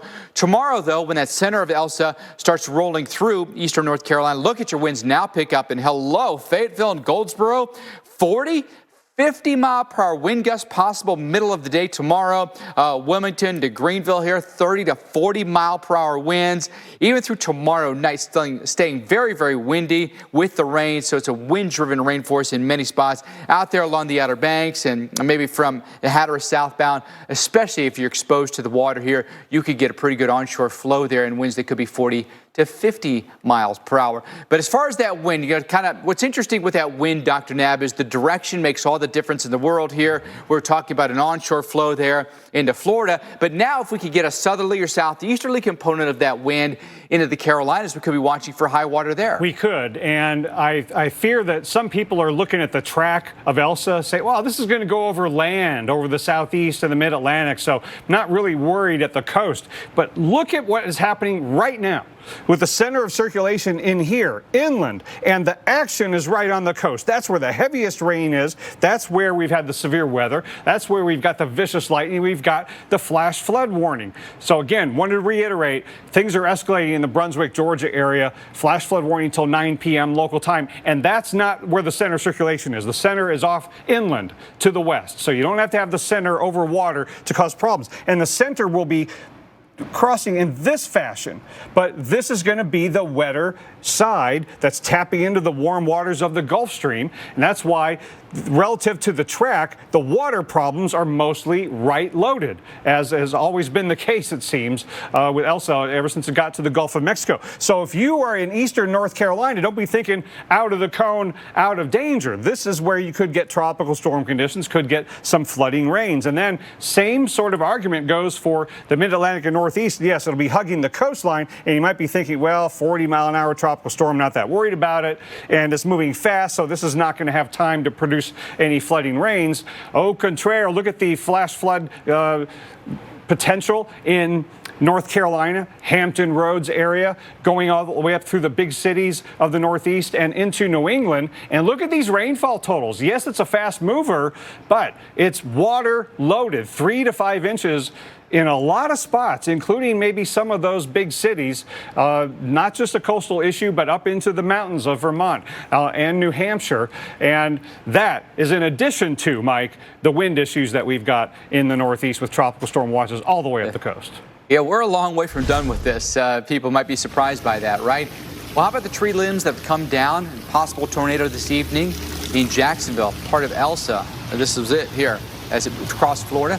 Now, as that storm continues its path up and through the Carolinas, even the farther up the East Coast, winds, soaking rain could mean some trees down and power outages as well. So we've talked about that rain threat. We're going to talk a little bit more about the wind now, because when you take a look at what the winds could do here, Dr. Nab, especially in places where you might have a saturated ground already, or you might have some exposure to places that might be closer to the water, how bad could the winds get? Could we see places where more power outages or trees down could be an issue? Yeah, that's definitely a possibility. Now, this is not in terms of the overall strength and scope of Isaias last year for the East Coast, but that does remind us that in tropical storm conditions with fully leafed trees, and some places got some saturated soils, will be raining on top of those, that tropical storm watches and warnings should not be taken lightly, especially when you think about trees coming down onto homes, cars, and people. So the fact that we've got tropical storm watch all the way up to Cape Cod and Nantucket is significant. A lot of you are at risk for some strong winds. Now, even if you don't get sustained tropical storm force winds, this timing graphic is a good gauge for when your strongest winds will be arriving and when you want to plan to be off the roads, have those loose items in from the balcony or from the backyard or the patio. It could be tomorrow morning very early in a place like Charleston. In Hampton Roads might be tomorrow night around this time. New York City might be very late Thursday or early Friday. So tomorrow's going to be a prep day for the Northeast and the New England area. Now watch how the winds in this model increase tomorrow morning in Charleston early, gusting to 30 miles an hour at least into Myrtle Beach. Wilmington could gust 30 to 40 miles an hour. And then late tomorrow, look at the Outer Banks, gusting to 40 up in Norfolk, even up to 50 in Hatteras. So once again, North Carolina is going to get a very noticeable tropical storm come through. Let's go farther north a little bit. Let's look at Norfolk also, but let's look at New York City. As we go through Thursday, not too bad early in the day and even into the evening, but overnight, Thursday night into Friday morning, that's when you could have your gustiest time in some of the big cities there of the Northeast, and it will be improving late on Friday night. And then finally, when we go up into New England, watch the Cape and the islands here. That's always seeming to be a spot, sticks out and is very, very exposed to some strong winds. And it could be very, very windy there as we go through Friday evening, 30, 35, 40 mile an hour gusts. So Mike, those kinds of winds affecting all those areas, I can't imagine we're not going to see some downed trees and some power outages, and hopefully people are sheltering during the height of the storm. Dr. Knapp, even though you notice those winds might be a little bit lower than you would see maybe in a nor'easter, would you be more concerned because all the trees have leaves on them right now? Exactly. Compared to a wintertime nor'easter, the winds here have those trees that are fully leafed. They're going to act like sails, and some of those areas have some fairly wet soils. We're going to add to that with the rainfall. So, gosh, you got to be off those roads and sheltering, Mike. Yeah, very good point. Dr. Knapp, thank you for that. And we hope you can stick around. We've got a lot more to cover for you tonight here on Weather Underground. We are breaking down the conditions you can expect as Elsa tracks through Georgia and the Carolinas before heading up then through the Northeast coast. And as a reminder, you can watch the Weather Channel's live coverage of Elsa streaming on Roku and on Amazon Fire. We'll be back right after this.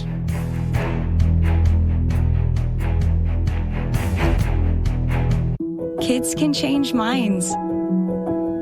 They can even change the world around us. Packed with protein plus 21 vitamins and minerals, we nourish them with Carnation Breakfast Essentials. Because today could change everything. Ooh, I can't wait to get you home. Ooh, I'm gonna eat you up when you go home. Oh my goodness. Oh, yeah. Can't wait. I'm just gonna bite you. Oh, baby. That looks amazing. Marcos, pizza lovers get it. So now Dish allows you to access your Google Nest Hello doorbell from your TV, which means no more pausing your show for some lame delivery that's like not even for you. Or Mike Gardner here for your first date. Wait, what time is it? No, he's here early. He can't see me like this. What do I do? Mom! Always know who's at your door right from your TV. I'm in, but stall. View your Google Nest Hello doorbell on your TV with Dish. Tuned in to you. At Dog Chow, we believe helping dogs live their best life should be simple. That's why Dog Chow is made with real chicken and no fillers. Purina Dog Chow. Keep life simple. And Doug. So then I said to him, you gotta customize your car insurance with Liberty Mutual, so you only pay for what you need. Doug, can we talk about something other than work? It's the weekend. Yeah.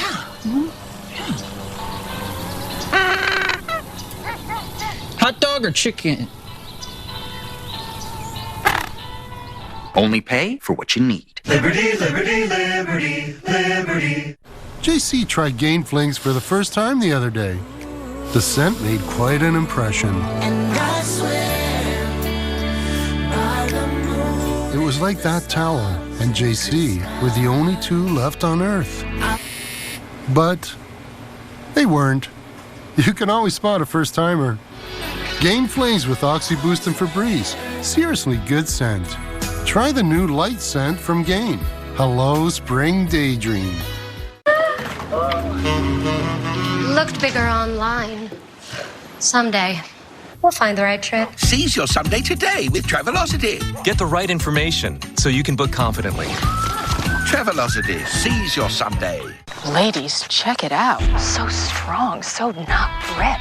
What are we talking about? That's the Hefty Ultra Strong bag. Hefty, hefty, hefty. Give me the bag. Get Hefty Ultra Strong at a low price. Are you packed yet? Our flight is early tomorrow. And it's a long flight, too. Once we get there, we'll meet up with her. Let her go.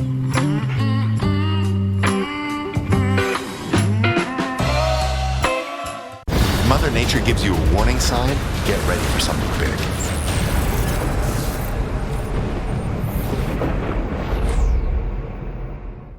If something happened to you, what would happen to them? Their home, their education, their future. You need life insurance, and chances are SelectQuote can help you get it for less than $1 a day. SelectQuote found Jacob 40, a $500,000 policy for only $19 a month. And SelectQuote found his wife Wendy, a $500,000 policy for only $17 a month. Our secret? At SelectQuote, we aggressively comparison shop highly rated companies to find you the company with the best rates. We found Gary, 35, a $1 million policy for only $22 a month. Why pay more? Give your family the security they need at a price you can afford. Call 1-800-289-6041 or go to SelectQuote.com now and get the insurance your family needs. At a price you can afford. SelectQuote. We shop, you save.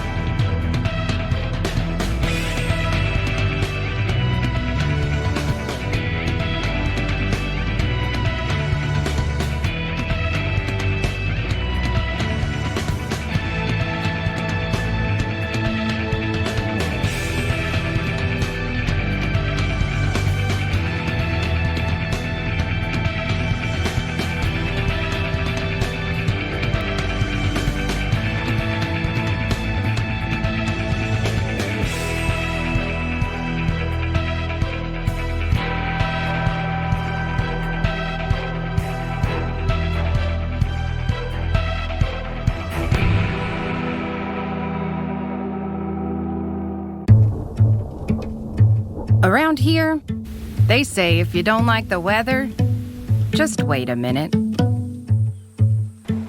I love to watch the waves after a storm. The storm can be long gone, but the waves just keep going. Ask my history teacher where to go to college. He said, go where you like the weather. Best advice I've ever gotten. Get into the out there. The Weather Channel. Well, all eyes are still on Tropical Storm Elsa. Conditions may have been downgraded in some places, but upgraded in others. I'm meteorologist Seven Wooten. We're in northeastern Florida in Duval County, where we have seen a tornado-warned storm move through and several squalls with damaging winds, with winds between 40 and 50 miles per hour. Welcome back into Jacksonville, Florida, and Weather Underground as we continue to track Tropical Storm Elsa. Take a look at the St. Johns River.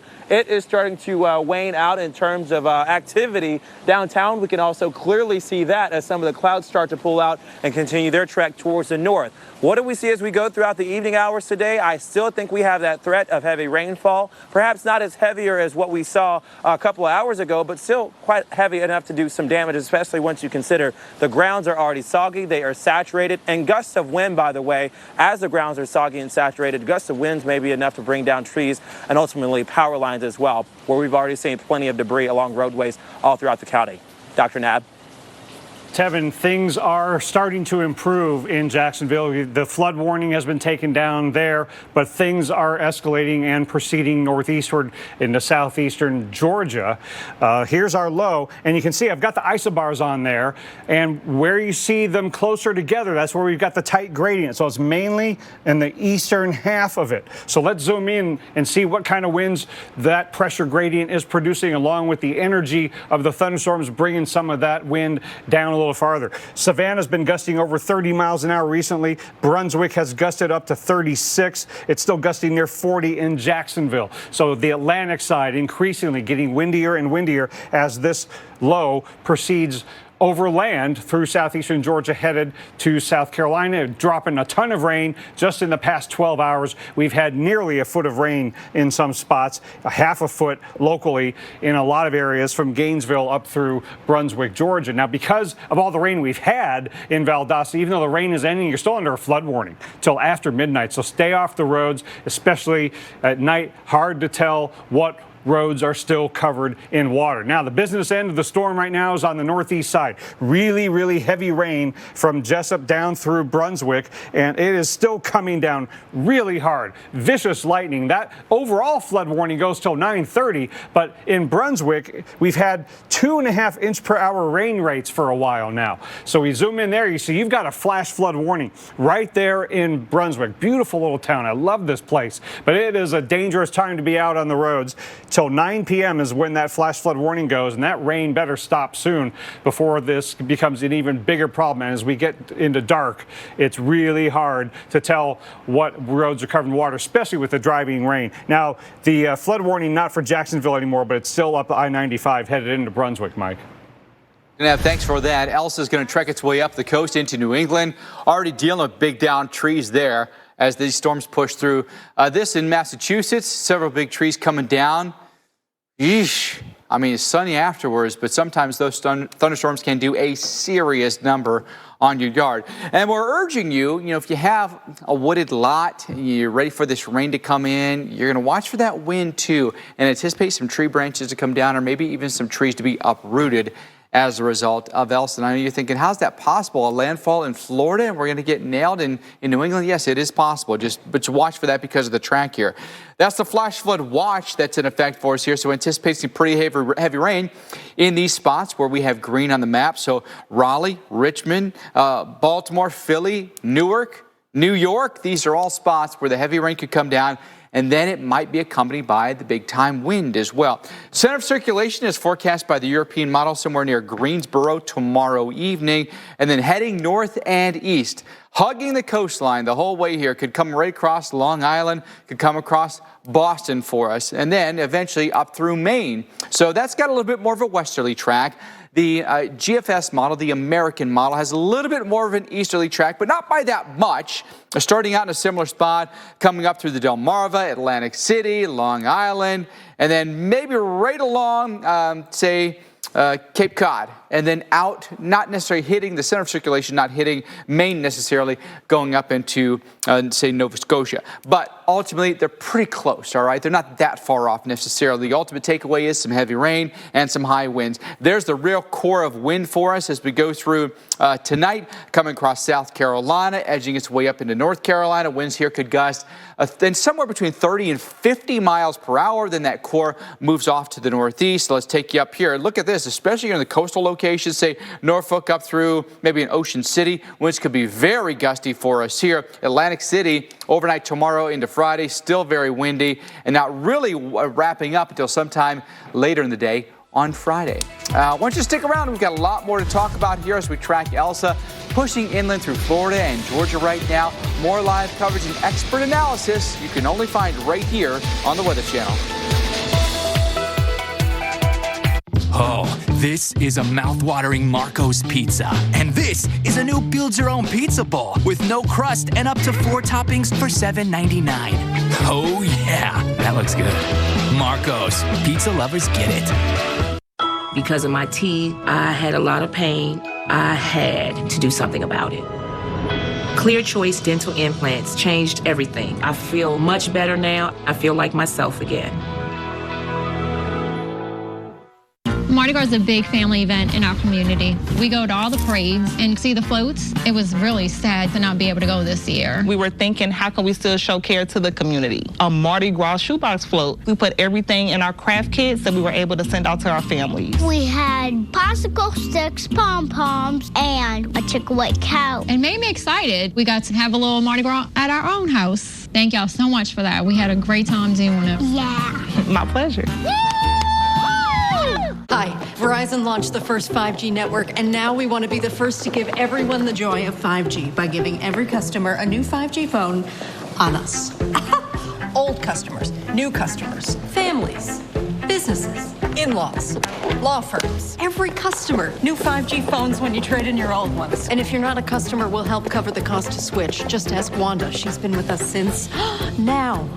Upgrade your phone, upgrade your network. Take a piece of chocolate if you're the tallest. Take a piece of chocolate if you're better at eating your vegetables. Take a piece of chocolate if you love sharing.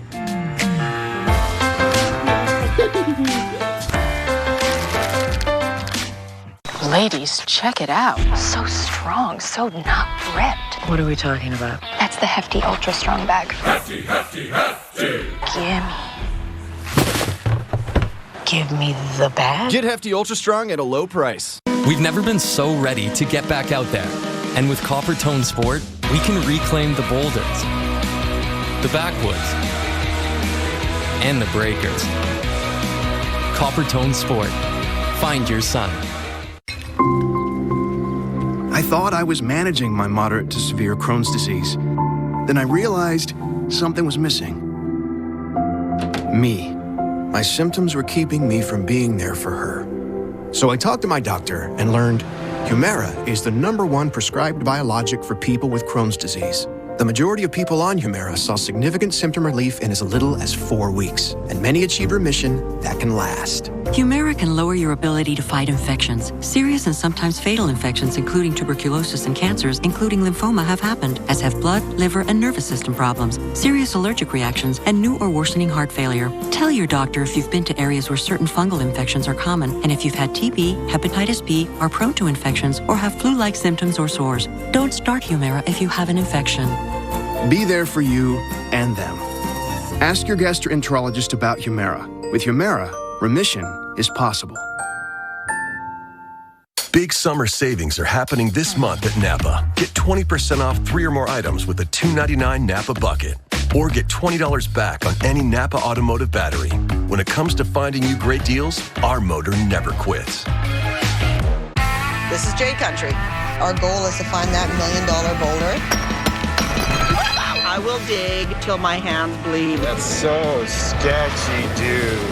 Anything can shut you down. It's almost like we know what we're doing.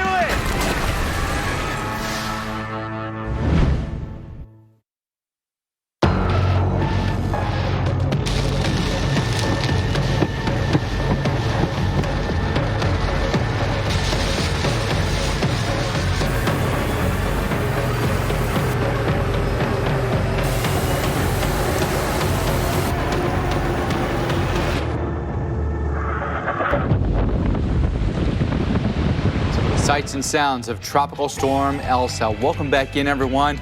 For our continuing coverage here on Weather Channel, I'm Mike Bettis. We'll be joined by our hurricane expert, Dr. Rick Knabb, in just a second. Let's bring you the very latest on Tropical Storm Elsa. Unfortunately, one person has died in Jacksonville when a tree fell on their car. This is the first U.S. death from Elsa.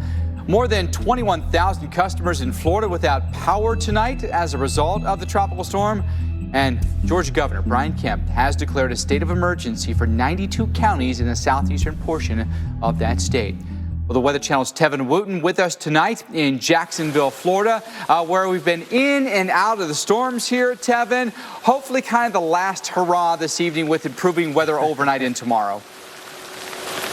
Yeah, Mike, hopefully the last hurrah, but let me tell you, this is still a big hurrah nonetheless. I mean, we're talking about a place where rainfall rates today have already been between 1 and 2 inches per hour. That means you're essentially getting, in some cases, a week's worth of rainfall, and other cases, a month's worth of rainfall in just about an hour's time. So as that happens, of course, you get not only reduced visibility, as you can tell, the downtown Jacksonville area sort of reduced a little bit. It's not the worst that we've seen all day, but it's certainly not the best that we've seen all day.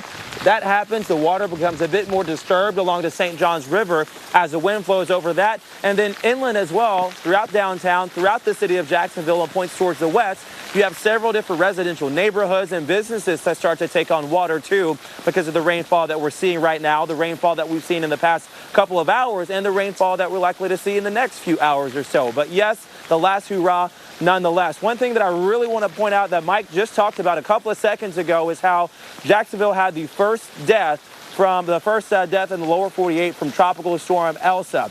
It doesn't matter. It didn't matter that it was a hurricane or it wasn't a hurricane at this point. It didn't matter that we didn't have hurricane watches. We still, unfortunately, had a loss of life. And this is why it is so crucial. It is so important. It is so important to have safety at the top of mind and know the different varying conditions that are ongoing anytime you have a tropical entity, specifically a tropical storm or hurricane. It doesn't matter the nomenclature, but anytime a tropical system is coming through. Because Dr. Knapp, we talk about this all the time. One thing the Saffir-Simpson scale does not convey, it doesn't convey the rainfall amount like we've seen in portions of the Texas Gulf Coast and the Texas-Mexico border. You get heavy rainfall. It doesn't matter what the winds are like. You get that heavy rainfall. That's enough to loosen, at the very least, some of the tree limbs and some of the root systems. And then you get a gust or two, and then that brings down some of the trees. Yeah, Tevin, and that's why we have to focus on the individual hazards, both wind and water, coastal and inland.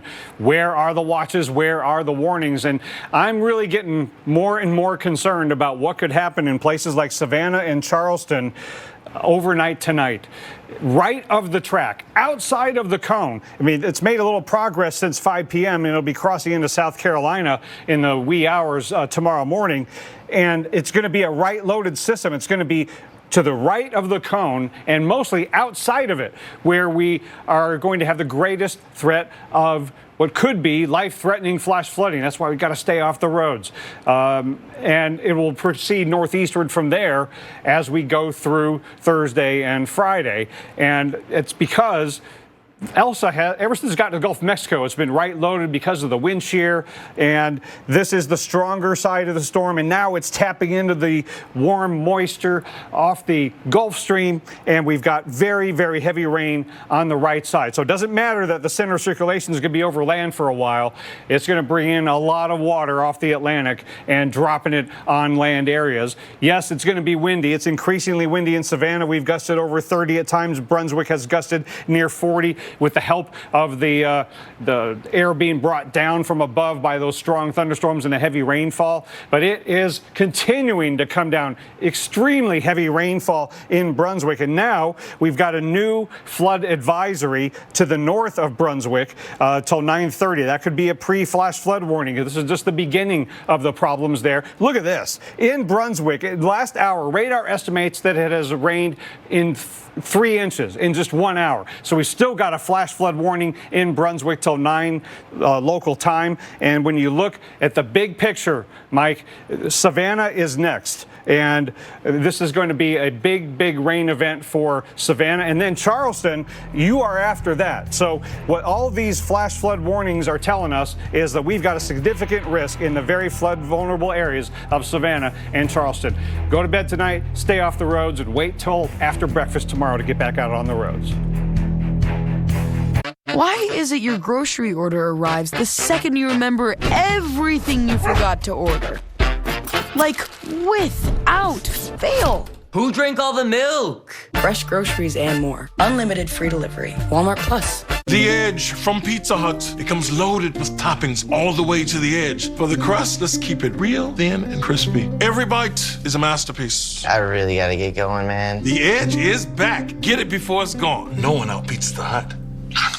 Kids can change minds. They can even change the world around us. Packed with protein plus 21 vitamins and minerals, we nourish them with Carnation Breakfast Essentials. Because today could change everything. Did you know Prilosec OTC can stop frequent heartburn before it begins? Prilosec OTC uses a unique delayed-release formula that works to turn down acid production, blocking heartburn at the source. With just 1 pill a day, you get 24-hour heartburn protection. Take the Prilosec OTC 2-week challenge and see the difference for yourself. Prilosec OTC, 1 pill a day, 24 hours, 0 heartburn. Jake from State Farm. I would like to formally extend my gratitude for the Russell rate on my insurance. Do you mean surprisingly great rates from State Farm? I don't believe in accepting help, but I'll make an exception. Here's the deal, Russell. There's no special rate. These prices are for everyone. With the oak and the eagle as witness, consider us square. I made that from memory. I know your face that well. When you want the real deal, like a good neighbor, State Farm is there. Ladies, check it out. So strong, so not ripped. What are we talking about? That's the Hefty Ultra Strong bag. Hefty, hefty, hefty. Give me the bag. Get Hefty Ultra Strong at a low price. Come on, flowers. Hello, idea. When you taste silky smooth caramel wrapped in Cadbury chocolate, the world is suddenly overflowing with joy. Cadbury Caramello. Well, well, well, look at you. You mastered the master bath. You created your own style. And you, yes you, turned a sourdough starter into a sourdough finisher. So when you learn your chronic dry eye is actually caused by reduced tear production due to inflammation, you take it on by talking to your eye care professional about Restasis, which may help you make more of your own tears with continued use twice a day, every day. Restasis helps increase your eye's natural ability to produce tears, which may be reduced by inflammation due to chronic dry eye. Restasis did not increase tear production in patients using anti-inflammatory eye drops or tear duct plugs. To help avoid eye injury and contamination, do not touch the bottle tip to your eye or other surfaces. Wait 15 minutes after use before inserting contact lenses. The most common side effect is a temporary burning sensation. Ask your eye care professional about Restasis. Now to trick out these lights. Visit Restasis.com to learn more. Kleenex Ultra Soft Tissues. 3 layers strong for sneezes, smudges, and everything in between. Kleenex, for all the moments. A portion of every purchase is donated to students in need. Mother Nature gives you a warning sign, get ready for something big.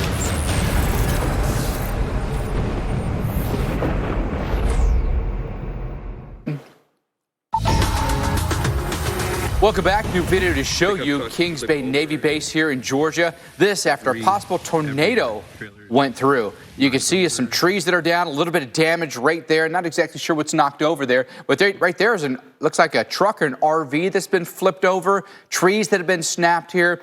There was a tornado warning in this area, and just from a quick glance here, well, it would take something pretty significant to do some of that damage right there, but this all associated with the eastern thunderstorm bands of Tropical Storm Elsa. So take this threat really, really serious tonight, folks, with a tornado watch that's still in effect here across Georgia and extends up into South Carolina. 45-mile-per-hour winds with the center of circulation up into Georgia now with Elsa. North movement at 14 miles per hour. You can see where all the action is. It's on the east side of the storm at this point. And there are tornado watch that goes up into Charleston, South Carolina, right along I-95, so Jacksonville to Savannah, up to I-26. Just be ready for the possibility of severe weather tonight and the possibility that you may need to get to shelter quickly. So it's the lowest level of your home. If you've got a basement, that's great. Tornado shelter, great. If you don't, an interior room of your home on the first floor, the ground level, can really protect you. That could be a closet, could be under a stairwell, in a hallway, in a bathroom, someplace away from windows to offer you some extra protection. Our watch, by the way, extending until 5 o'clock in the morning, so there could be an overnight threat as Elsa moves through. Tropical storm warnings here from the Georgia and Florida state line up through the coast of South Carolina.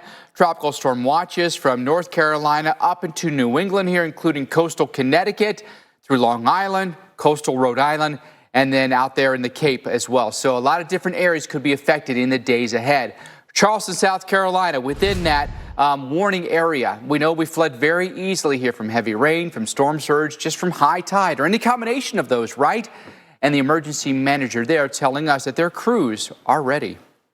Right now, we've got our usual suspects standing by. Our fire, police, public service folks, our stormwater department is standing by. We've got portable dewatering pumps that we have placed already around the city, with another one on the way if we need it. And we're just sort of kind of in a wait and see. We expect we're going to activate our Public Safety Operations Center this evening. With us again, Dr. Knapp, how concerned are you about the water risks here, say, into the southeast? Pretty concerned, especially because it's going to be happening at night, where it's harder for you to be able to tell what roads are impassable, and because we're going to have an onshore flow component to make it harder for these coastal cities like Savannah and Charleston to drain that water that falls from the sky. This is the area in southeast Georgia that's taking the brunt of the flooding concerns right now, but it's marching northward. Savannah and Charleston almost certainly to get very heavy rainfall overnight, and that's the area that the Weather Prediction Center has highlighted through breakfast time tomorrow, that somewhere in that yellow area, maybe lots of somewheres, could get flash flooding, and it's going to be right of the track. And you can see all this moisture is going to be right loaded. So a lot of you through the mid-Atlantic and the Northeast are going to be at risk for flash flooding as this moves northeastward over the next couple of days. But I wanted to point out the timing for Charleston. Could rain most of the time between midnight and breakfast time, and then around that time when it's ending, that is not far from the time of high tide. So it's really going to be hard for that water to drain with that onshore flow. So those combination of factors could make tomorrow morning very difficult to get around Charleston. And then it moves through Wilmington, and then you get another trailing band through Charleston late tomorrow night. Then it moves northeastward, North Carolina, Hampton Roads tomorrow night into Friday morning, as well as a lot of the big cities on Thursday should get some flash flooding, and it even continues into Friday in New England, Mike. Some places could get 3, 4, 5 inches of rainfall if the Euro model is right, both at the coast and inland in the mountains. Yeah, not pleasant at all. Dr. Knapp, thank you for that. We know that heavy rain is a big problem in South Texas. Streets are filling up with water, and people are just plowing right through that. The Texas Division of Emergency Management has urban rescue and search teams on standby, boat teams on standby, ready to respond. We get a very slow-moving system that's producing a ton of rain. Some places have already picked up double digits rainfall, but a couple of flash flood warnings to update you on, including Aransas and Refugio counties. Heavy rain still coming down for us between, say, Rockport and Ostwell here. A considerable flooding is taking place for us right now, and these are places where we had flash flood emergencies earlier. Look at that line. It is just coming for us here in coastal Texas. There'll be some spots where I think easily you're going to pick up 3-4 inches of rain out of this, and you can see a general spin in the atmosphere here, the big counterclockwise flow here. So this is not a system that's moving anytime soon. In the red area, that's most likely to have the flooding through tonight and tomorrow morning. Shift that a little bit farther north from tomorrow through Friday. Likely flooding from Corpus Christi over toward Freeport here. You take a look at the future radar. Boy, that squall line right there is the troublemaker for sure. I think Victoria, especially between, say, Victoria and Galveston, that's where the heavy rain falls for you overnight tonight. Another big rain shield comes in for you mid-morning tomorrow through the early afternoon. Some places could get 5 to 8 inches of rain. Once you stick around, we come back more on our top story. Tropical storm Elsa hitting us in Florida, moving through the southeast tonight. Here you go. Let me help you.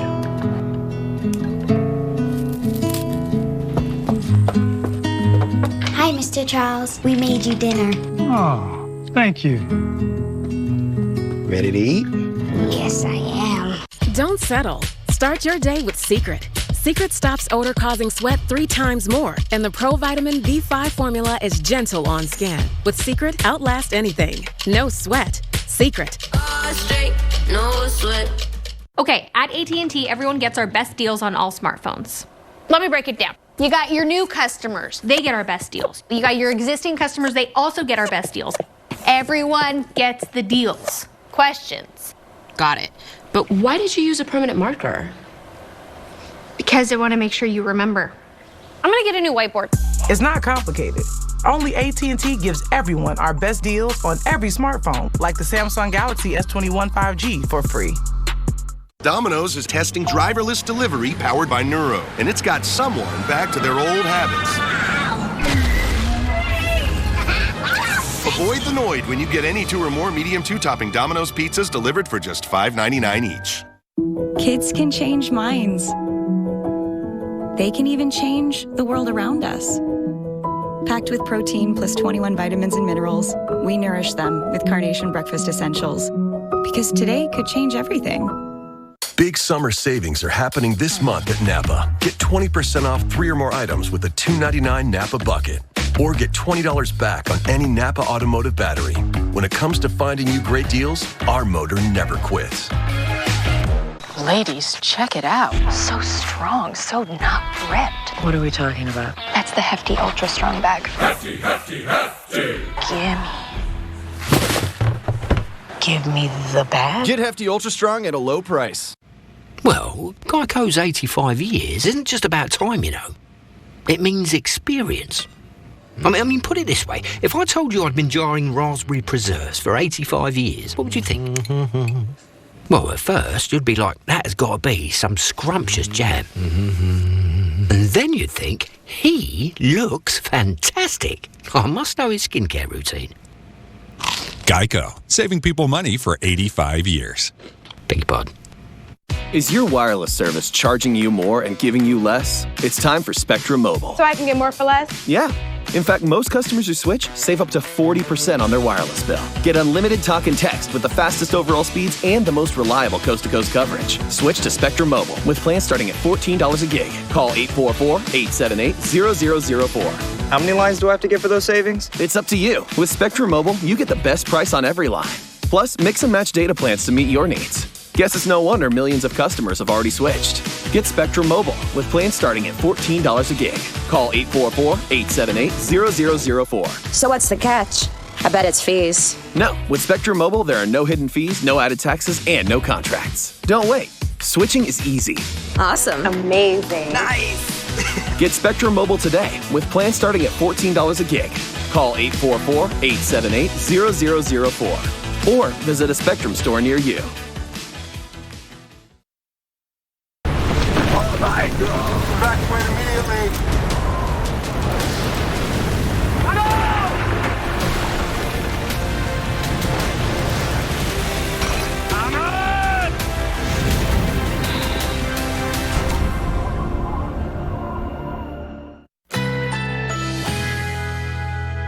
A severe thunderstorm watch is in effect.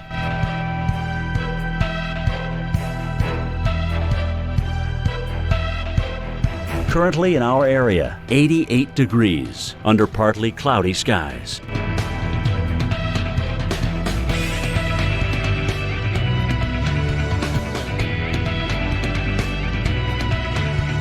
Tonight, some clouds, low 75, winds south at 10 to 15 miles per hour. Thursday, scattered thunderstorms, high 85, chance of rain 70%.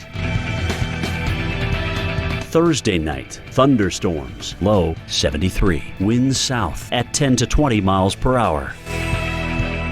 Here's our 7-day outlook.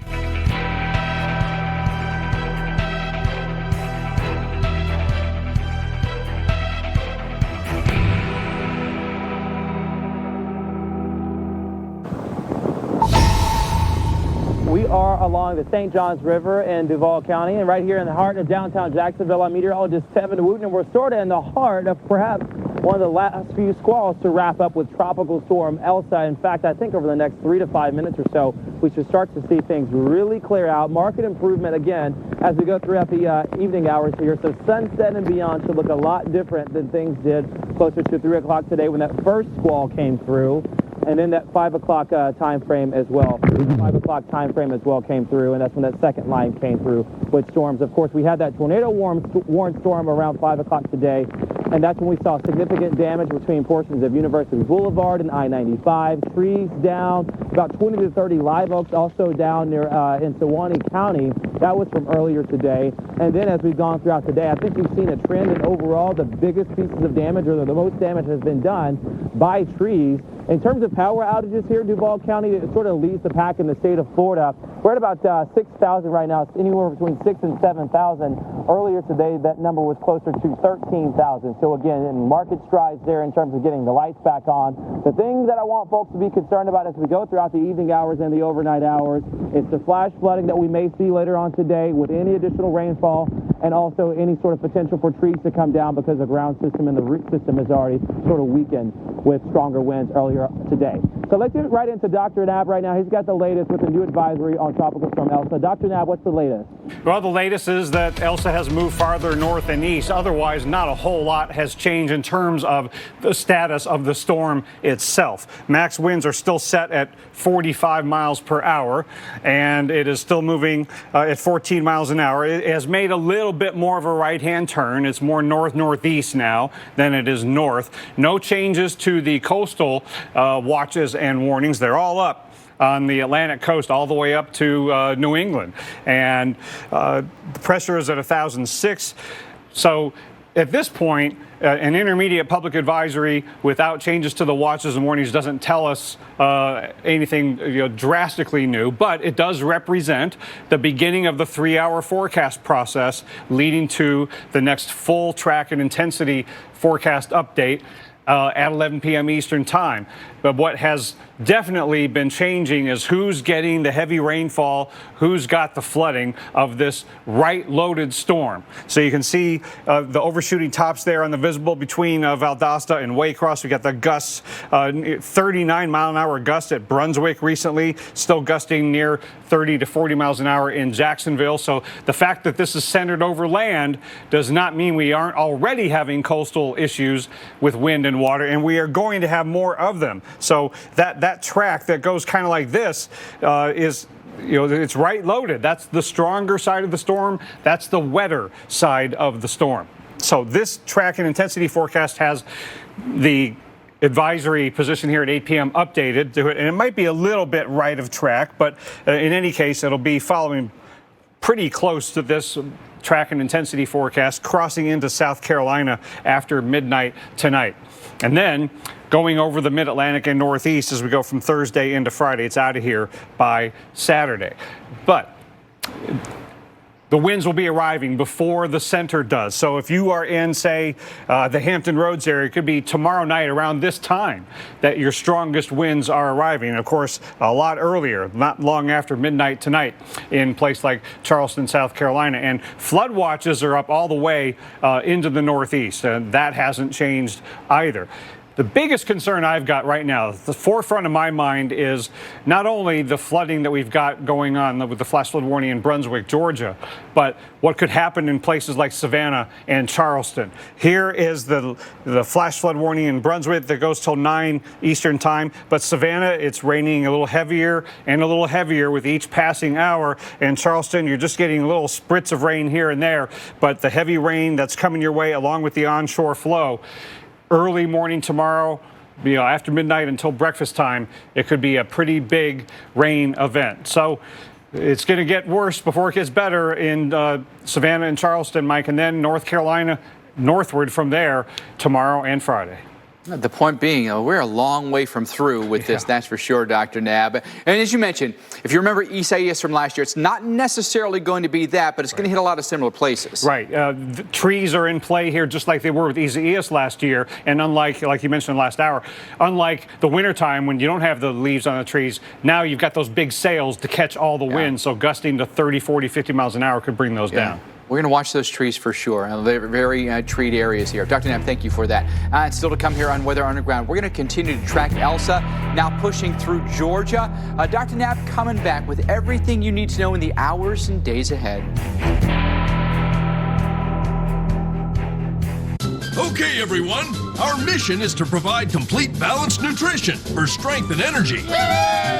Ensure with 27 vitamins and minerals. Now introducing Ensure Complete with 30 grams of protein. Ladies, check it out. So strong, so not ripped. What are we talking about? That's the Hefty Ultra Strong bag. Hefty, hefty, hefty. Give me the bag. Get Hefty Ultra Strong at a low price. Liberty Mutual, customized car insurance, so you only pay for what you need. How much money can Liberty Mutual save you? 1, 2, 3, 4, 5, 2,807, $72,808.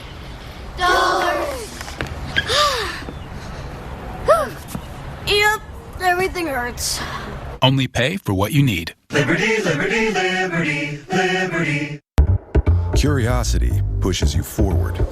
It's what inspired Meiomi to create an unrivaled wine using the best from California to push flavor in new directions for a taste like no other. Meiomi, flavor forward.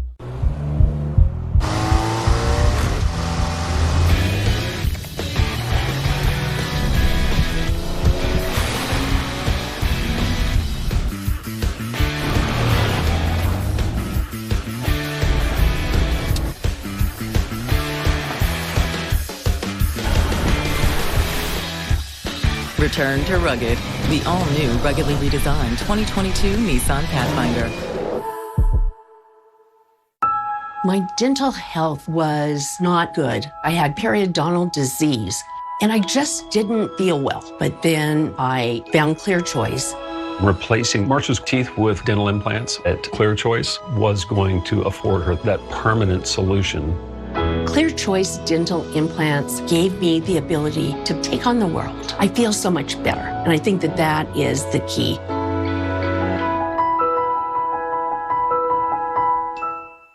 You're strong. You power through chronic migraine. 15 or more headache days a month, each lasting 4 hours or more. Botox prevents headaches in adults with chronic migraine. So if you haven't tried Botox for your chronic migraine, check with your doctor if Botox is right for you and if samples are available. Effects of Botox may spread hours to weeks after injection, causing serious symptoms. Alert your doctor right away, as difficulty swallowing, speaking, breathing, eye problems, or muscle weakness can be signs of a life-threatening condition. Side effects may include allergic reactions, neck and injection site pain, fatigue, and headache. Don't receive Botox if there's a skin infection. Tell your doctor your medical history, muscle or nerve conditions, and medications, including botulinum toxins, as these may increase the risk of serious side effects. Most patients may pay as little as $0 for Botox. So text to see how you can save. Botox has been preventing headaches and migraines before they even start for 10 years.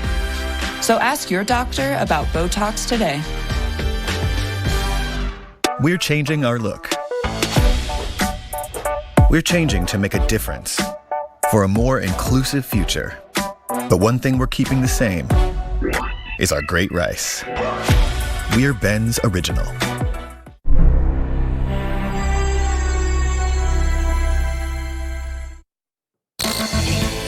Next on this special extended edition of Weather Underground, we are tracking Tropical Storm Elsa. It made landfall earlier today in Florida, now pushing inland with strong winds, flooding, rain, and a risk for tornadoes. We have live coverage for you, plus in-depth analysis from hurricane expert Dr. Rick Knabb on what to expect as the impact spread into the mid-Atlantic and eventually the Northeast this week.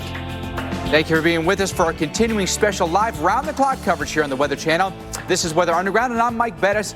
Our hurricane expert, Dr. Rick Knabb, here with the latest on the new advisory that just came in right before the top of the hour.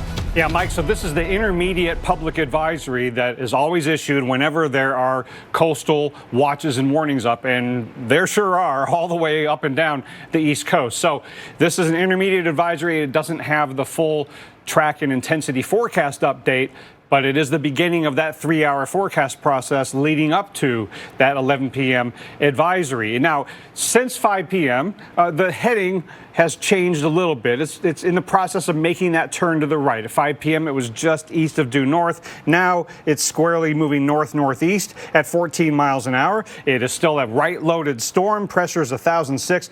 Max sustained winds still set at 45. But the big story has been the gusts and the heavy rainfall and the downed trees and the flooding that go along with those, especially to the north and east of the circulation center, and the heavy rain that is headed northeastward along with the wind threat. So no changes to the watches and warnings here at 8 p.m. all the way up to the New England area where we have the watches. At 11 p.m., they might have to extend the warnings northward into the watch areas as we get closer to the event, because we're talking 2 nights from now, around this time is when the winds of tropical storm force could arrive in the Hampton Roads area or getting into the Chesapeake region. And it's not just going to be a wind event, it's going to be a rain event as well. Got that flash flood watch up for the Northeast. So we've got the right loaded flood problem here tonight and into tomorrow morning, but that problem is going to go northeastward. And Mike, I want everybody to be thinking, just because it's centered over land doesn't mean we don't have problems on the coast. This is still going to be a potent tropical storm. Doesn't have to be over water to do that. 100%, Dr. Nab, and you're outside that cone, you could still be at risk. Well, Tevin Wooten is in Jacksonville for us this evening, where a possible tornado spun up as Tropical Storm Elsa moved through the city just a few hours ago. Well, as Elsa pulls out, we've been left with a slew of damage across the county. I'm meteorologist Tevin Wooten in Duval County, Florida. Downtown Jacksonville right behind me, and so is the St. Johns River, which is much calmer than it was earlier today. We picked up close to 2.5 inches of rainfall. Still a little bit more to go as we go throughout the evening hours today. And speaking of earlier today, what did we see from Tropical Storm Elsa? Anytime you get a hurricane or a tropical storm even, you always get strong feeder bands or outer rainfall bands that not only produce heavy rainfall, but produce strong squalls of winds as well. We've seen winds between 40 and 50 miles per hour, and look at what it did in terms of damage.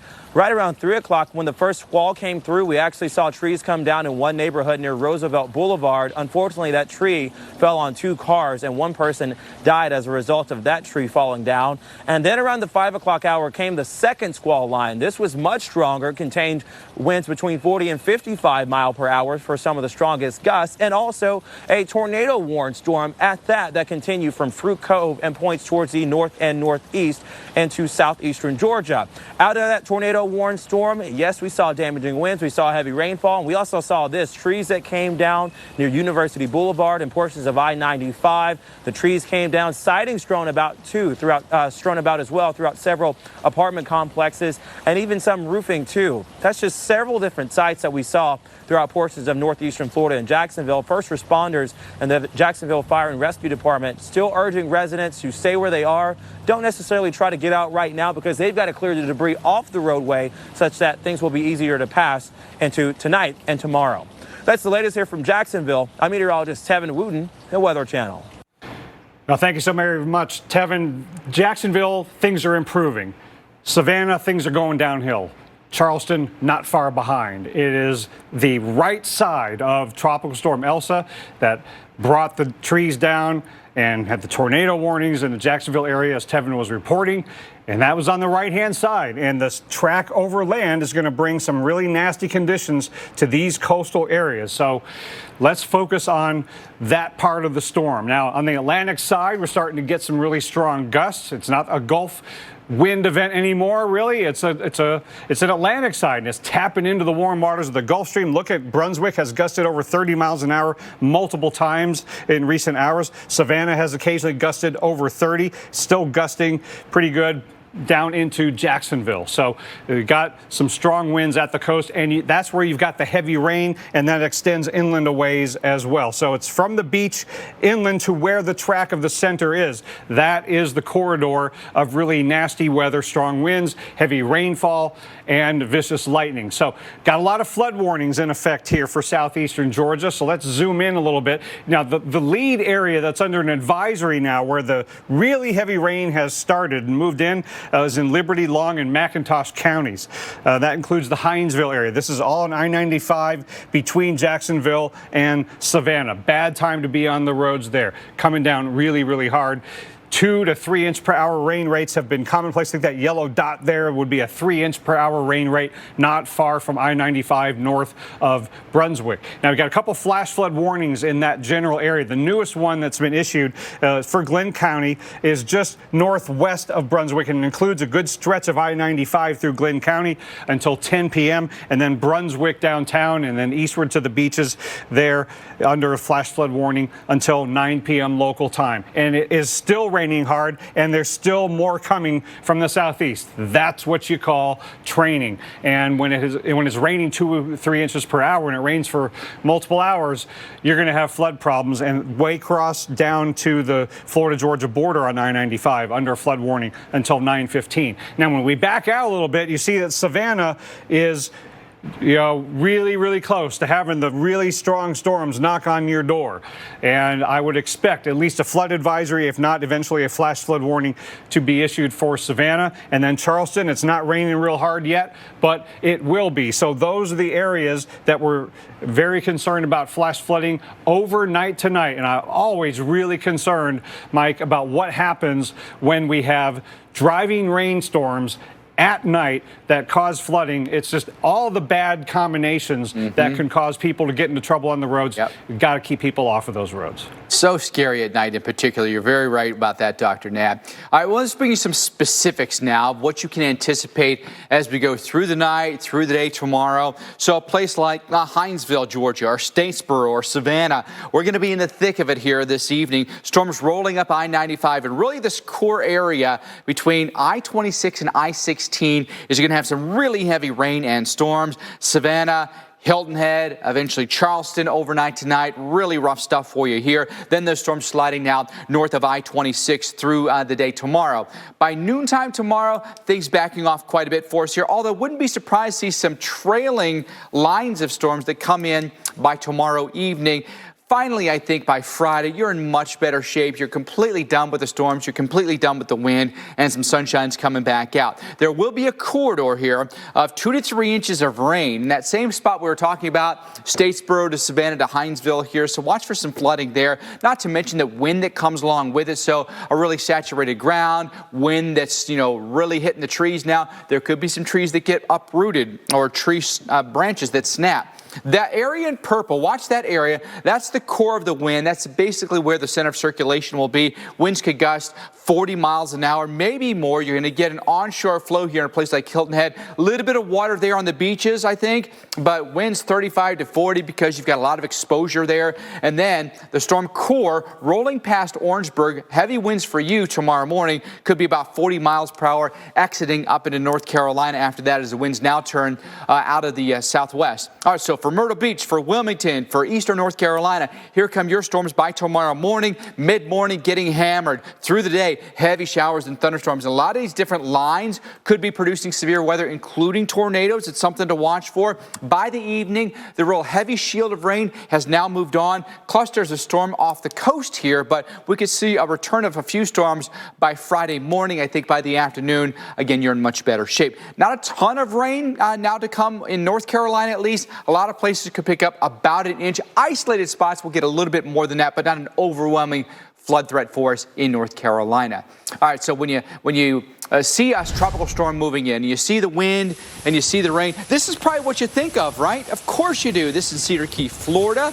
The signs kind of whipping there, wind-driven rain, horizontal rain, the sheets of it just rolling across the parking lot and the streets here. Dr. Knapp coming back with us to talk a little bit more about the rain. As we showed on the maps there, Dr. Knapp, it looks like incrementally the rain is less as you go farther north here. What areas are you most concerned about for flooding? Yeah, I think people will be unpleasantly surprised about how much rain can still fall in the Northeast and in New England. When we get a system moving ahead of a trough, you get some non-tropical energy thrown into the mix, and that can help the storm to stay relatively strong. Look at this, max sustained winds 40 to 45 miles an hour, maybe not even as a tropical storm anymore. So I'm concerned about people along this entire path. It's not like it's bad down here and then it gets less bad here and less bad here in terms of the water impacts. Flooding could occur just about anywhere along that path, and especially right of track, and so could down trees. Now, I wanted to point out timing with regard to the water problems we're going to have in a place like Charleston, South Carolina. So, after midnight, it really starts raining, and it could rain all the way until past breakfast time. Problem is, once we get to 7, 8 o'clock in the morning, then we're in the time frame of high tide. And so after all that rain has fallen and it's trying to drain out, you're going to have an onshore push. It's going to make it harder for things to drain, and even on its own can cause some minor coastal flooding. So a lot of water-covered roads could be facing you tomorrow morning in Charleston because of a combination of what falls from the sky and what's getting pushed toward the coastline. Then we get to Wilmington, and then we're going northeast from there, but still a trailing rain band tomorrow night into early Friday for Savannah and Charleston. So you're not going to like seeing that after you think it's over. Then we go to tomorrow night into Friday morning. We start to bring in eastern North Carolina, the Hampton Roads area, and some of the big cities. Because of the fast motion, the accelerating storm, it'll be tomorrow and tomorrow night with a combination of that mid-latitude system bringing some flood potential to most of the I-95 corridor and interior New England as well. And then Friday morning isn't the end of it, because the departing system during the day Friday could bring some flood concerns to the Northeast. So back to your original question, Mike, look at these rainfall totals from the Euro up in upstate New York and up in Vermont, New Hampshire, and Maine, in addition to the big cities. So a lot of folks at risk for some flooding rains. Dr. Neb, what do you think it feels like we get a little bit of lull there in the mid-Atlantic, then we pick up the intensities in the Northeast. Anything you can point at that the cause for that? I think it's that mid-latitude energy coming in. It's that mid-latitude trough. And so it's a combination of tropical factors and non-tropical factors that cause these global models, in addition to interaction with terrain, with the mountains up there in interior New England. Very good. Maybe a little orographic enhancement. We'll see how it all plays out, but you got to be ready. Good stuff there, Dr. Nab. We also have seen some tree limbs come down. Possible tornado this evening around Jacksonville. Elsa hit hard here. Look at all the debris that's down. You got some cleanup to do, that's for sure. The winds that come with the soaking rain can be so dangerous, especially when it comes to trees and power outages. We have more than 20,000 customers in Florida right now that are without power as a result of the lines being taken down. So now, Dr. Nab, you talked about the rain and how much rain we could get in the flooding there. And then the other concern becomes the wind. And there could be very gusty winds still to come with Elsa. Yeah, Mike, it's not every day that you see tropical storm warnings and watches for essentially every state from Georgia up through New England. The watches right now stop only when you get to Nantucket and Cape Cod. They don't yet go farther north than that, but that could be considered. So this is a long stretch. Now, it doesn't mean that everybody in these red and yellow areas will get sustained winds of tropical storm force. A lot of you will get gusts, but these are the areas at risk. There's still uncertainty in the track and intensity, even when you got these well-defined steering currents. But even if you don't get sustained tropical storm force winds, this graphic gives you a pretty good idea of the timing of when your strongest, gustiest winds that could bring down trees or take out the power will start arriving. So say Thursday, 8 a.m., that's tomorrow morning, you could be talking about getting into the Myrtle Beach area, for example. Tomorrow night around this time, getting into the Hampton Roads area, and then late Thursday, early Friday into New York City, and then getting into Cape Cod and the islands late morning on Friday. Let's pick out a few cities here. Watch Charleston's winds really pick up by tomorrow morning with that onshore flow, and then watch North Carolina. Watch Hatteras and watch Norfolk, Virginia. Later we get into Thursday, the stronger those winds will be blowing. Just can't seem to miss North Carolina with tropical storms and hurricanes much of the time. But gusting to 40 or 50 miles an hour there in Hampton Roads and the Outer Banks. And then things get better on Friday there. But let's go up the road a piece. Let's go to the big cities in the Northeast. Let's take a look at New York City. Not too bad Thursday night, but Friday morning early, it'll start to really ramp up. Could be gusting 25, 30, maybe 40 miles an hour, like you will see out on eastern Long Island until we get to Friday. And then even for a place like Providence or Cape Cod and the islands, it'll be later in the game. Thursday night is ramping up, but look at Friday morning and getting into daytime Friday. Could be gusting 30, 40 miles an hour out on Nantucket and in Chatham. This thing's got some staying power, doesn't it, Dr. Neb? Thank you. Still to come, breaking down the conditions that you can expect as Elsa tracks through Georgia and the Carolinas before heading up the Northeast coast. What happens when you make power your thing? above everything. You put muscle over matter, and you make horsepower a superpower. Experience Makita's cordless string trimmer. Get unstoppable power without the hassles of gas. And trim non-stop for over a mile. Now get 2 extra free batteries. 3 words. Warm strawberry jam. 3 more words. Perfect as is. Frozen bites taste like ice cream. It's science. When it comes to laundry, everyone thinks their way is the right way. I wash on delicate. I just stuff everything in. You have to wash on cold because it saves energy. Secret is, Tide Pods work no matter how you wash, so everyone is right. It's got to be Tide. Hey, it's me, your skin. Some cleansers get us clean, but take my moisture. I'm craving a balanced clean with CeraVe. CeraVe cleansers, developed with dermatologists, help me maintain my moisture balance. With hyaluronic acid, known to attract moisture, plus 3 essential ceramides to help restore my natural barrier. With CeraVe, cleansing can be about giving, not just taking. So we can be a healthy feeling clean. CeraVe Clean. CeraVe cleansers from the #1 dermatologist-recommended skincare brand. Oh, hello. Did you know that Coffee Mate is triple churn and 2 times richer than milk for 1 perfect cup of coffee? How do I know so much about Coffee Mate? I've had a cup or 200. Coffee Mate. Coffee's perfect mate. Hi, Verizon launched the first 5G network, and now we want to be the first to give everyone the joy of 5G by giving every customer a new 5G phone on us. Old customers, new customers, families, businesses, in-laws, law firms, every customer. New 5G phones when you trade in your old ones. And if you're not a customer, we'll help cover the cost to switch. Just ask Wanda. She's been with us since now. Upgrade your phone, upgrade your network. We have to be able to repair the enamel on a daily basis. With Pro Enamel Repair Toothpaste, we can help actively repair enamel in its weakened state. It's innovative. My go-to toothpaste is going to be Pro Enamel Repair. Domino's is testing driverless delivery powered by Neuro, and it's got someone back to their old habits. Avoid the Noid when you get any 2 or more medium 2-topping Domino's pizzas delivered for just $5.99 each.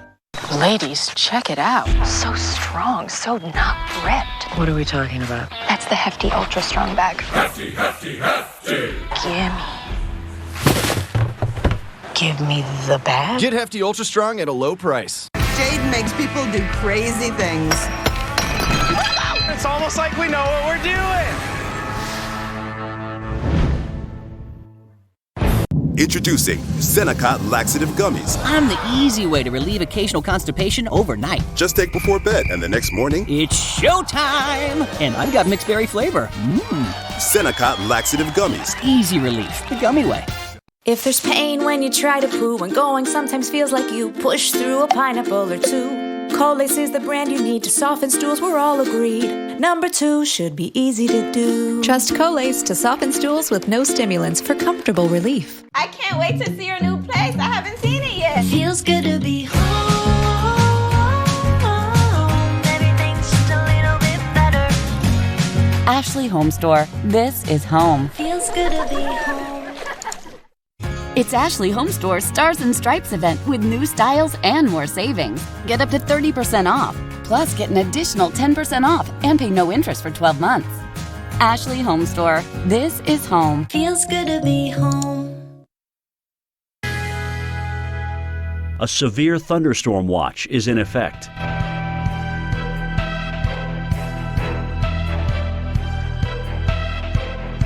Currently in our area, 86 degrees under partly cloudy skies.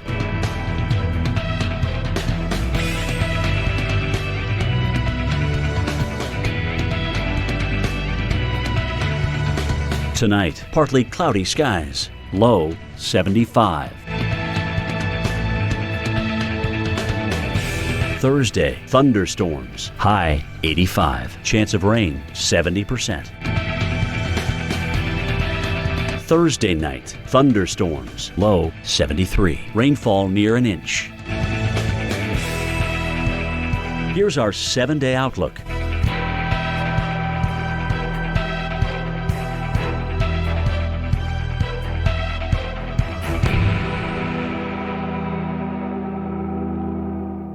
It seemed like a normal day. I looked up at the sky and I seen a darkness coming. I got an alert on my phone, and then all hell broke loose. It was complete chaos. There's no way you can outrun it. Mother Nature gives you a warning sign. Get ready for something big. I've never seen anything like that. I had no idea what had just happened. You just hang on for dear life and hope for the best.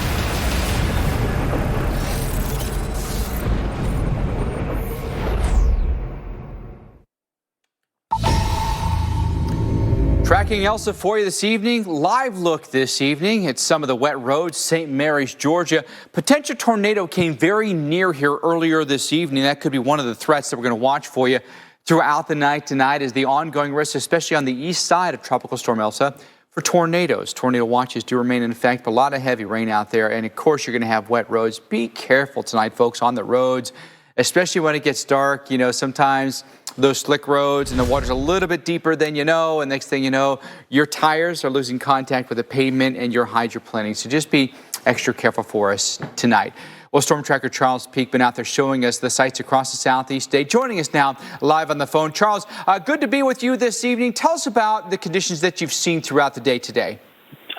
Mike, I started down with some big waves and stuff as things were coming on shore down in Tampa, and it worked my way up. Just some torrential rains at time.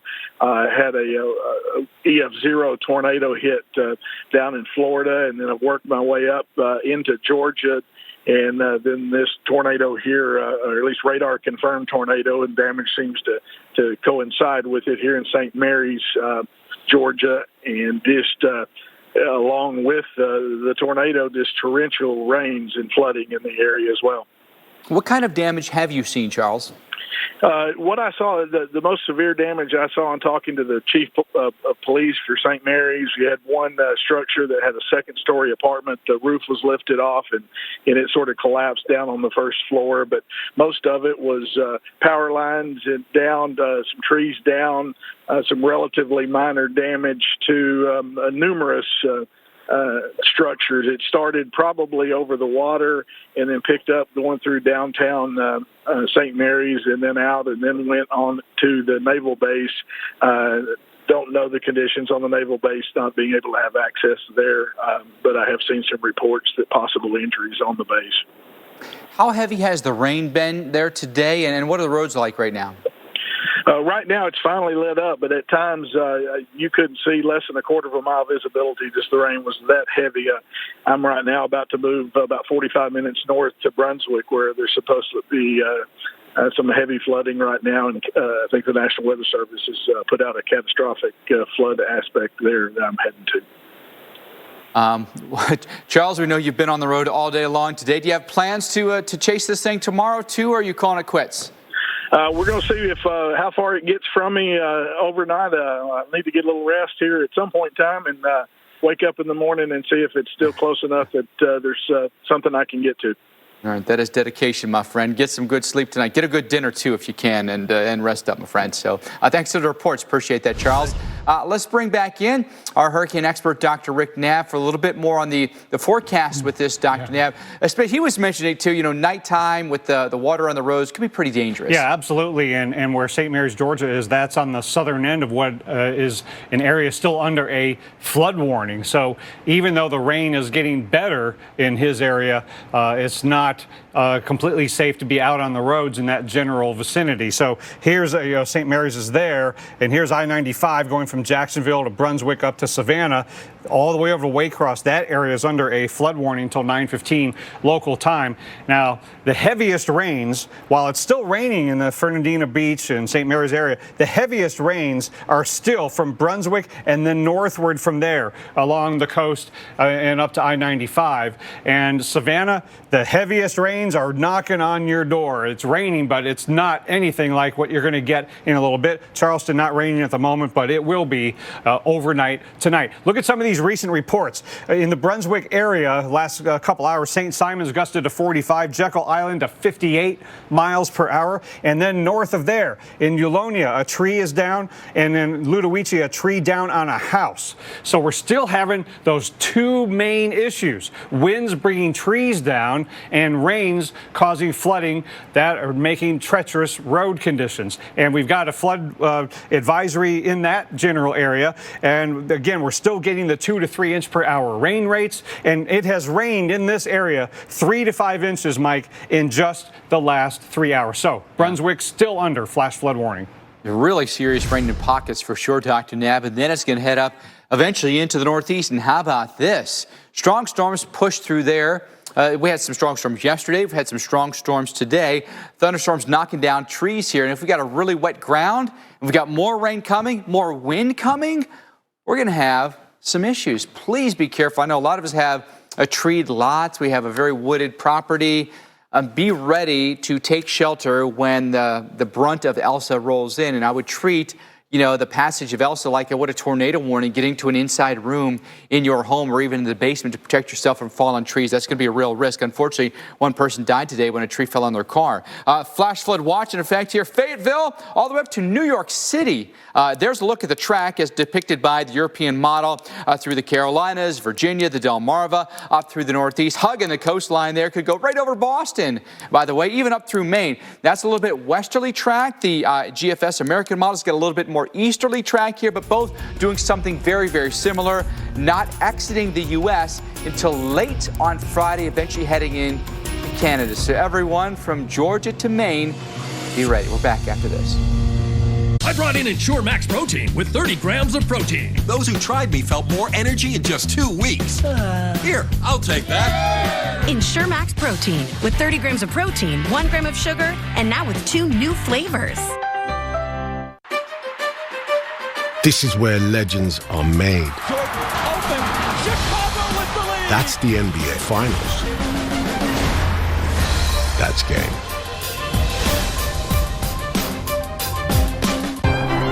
For those who see everyone's safety as equally important, experience our advanced standard safety technology on a full line of vehicles. At the Lexus Golden Opportunity Sales Event, experience amazing at your Lexus dealer.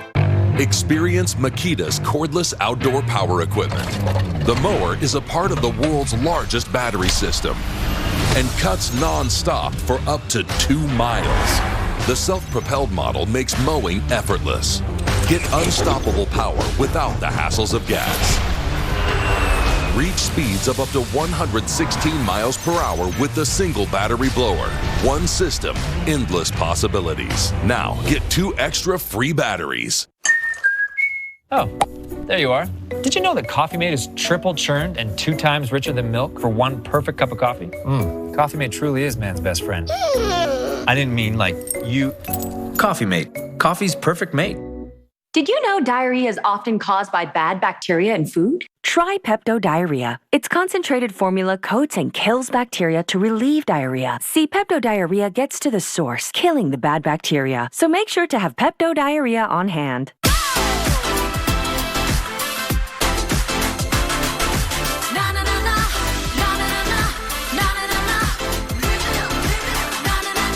Make more summer fun for less at Target. Live it up, live it up. Thousands of women with metastatic breast cancer are living in the moment and taking Ibrance. Ibrance with an aromatase inhibitor is for postmenopausal women or for men with HR-positive, HER2-negative metastatic breast cancer as the first hormonal-based therapy. Ibrance plus letrozole significantly delayed disease progression versus letrozole. Ibrance may cause low white blood cell counts that may lead to serious infections. Ibrance may cause severe inflammation of the lungs. Both of these can lead to death. Tell your doctor if you have new or worsening chest pain, cough, or trouble breathing. Before taking Ibrance, tell your doctor if you have fever, chills, or other signs of infection, liver or kidney problems, are or plan to become pregnant, or are breastfeeding. For more information about side effects, talk to your doctor. Be in your moment. Ask your doctor about Ibrance.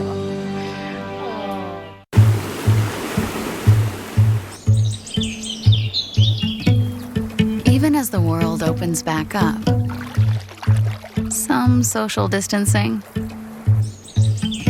is still highly recommended. Get into the out there. The Weather Channel.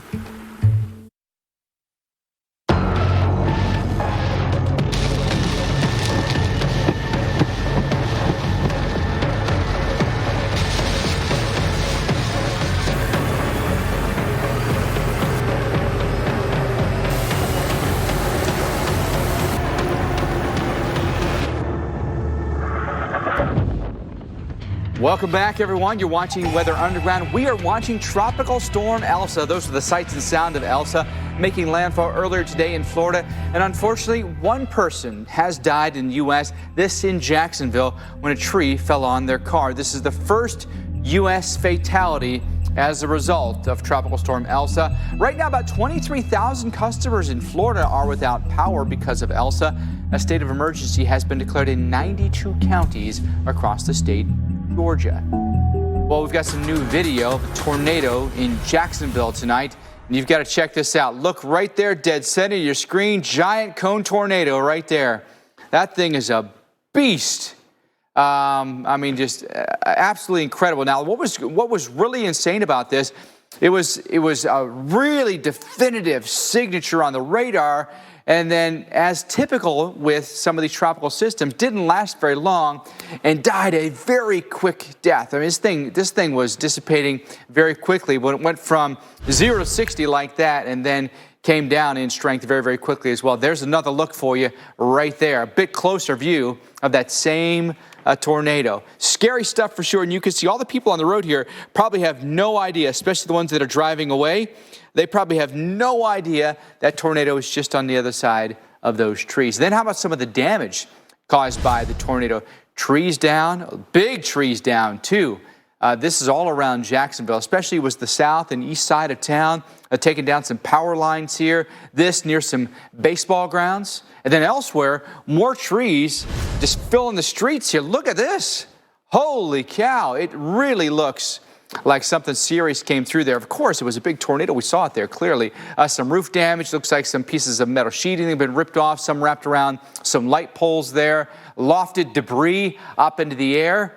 And then, look at this stuff up into the towers here. Really kind of Armageddon if you're looking down the street. And then how about this? A water spout just off of Jacksonville earlier today. A different event than the tornado that we showed you, but still showing you how much spin there can be in some of these thunderstorm clusters in these outer bands of tropical systems. Dr. Nabbits, maybe you can give us a little lesson here, the folks at home, why we don't typically see a lot of tornadoes right near the core, but a lot of the outer bands typically have tornadoes in them. Yeah, the outer bands have a lot of that wind shear in the atmosphere that you don't have as much of when you're near the center of circulation. And when a landfalling system is occurring, you get some additional spin-ups because of the frictional effects of land and to the right front of the direction of the cyclone's motion. That's where you get the maximized wind shear effects, and when that right front quadrant is over land, that's when you can add those frictional effects and get the tornadoes to spin up. So when the storm came ashore from here, this was the right front quadrant, right in there. And it seems to deliver almost every time when we have a Gulf Coast landfall that somewhere north and east of there, we get some tornadoes. And the other video Mike showed you of just the winds of a tropical storm. Tropical storm warnings can mean some business. We can get trees to come down. We can get power outages. Some of those trees can fall onto homes and cars and people, and that's been happening today. So take this tropical storm watch seriously, because this will be bringing wind and water problems to a lot of people all the way up the East Coast. The biggest concern in the short term is the flood risk overnight tonight. Not only what's already going on in Brunswick, Georgia, but what could happen in Savannah and Charleston as this circulation center tracks over land, and the right-hand side is the wetter, windier side. And we've got gusty winds that have been 30, 40, 50 miles an hour, and that's in this business end of the storm. Look at that vicious lightning right on the coast between Brunswick and Savannah. And we've had trees down north of Brunswick. We've had gusts 40, 50, nearly 60 miles an hour at Jekyll Island. And we've got a flood advisory on the lead end of all of this. The next up to get a flood advisory or warning would be Savannah, and you're getting 2 to 3 inch per hour rain rates. That has led to nearly half a foot of rain down near Brunswick, where we are still under a flash flood warning until 9 p.m. So, Mike, this is the kind of problem that's headed towards Savannah and Charleston tonight. Yeah, unfortunately. Dr. Knapp, thank you for that. Coming back, we're going to go in depth on some of the water that will continue to increase as Elsa tracks inland. More live coverage when we return. Get more out of summer with savings on appliances for every function, style, and finish during the Home Depot's 4th of July savings. Save on appliances like this LG kitchen suite. The Home Depot, how doers get more done.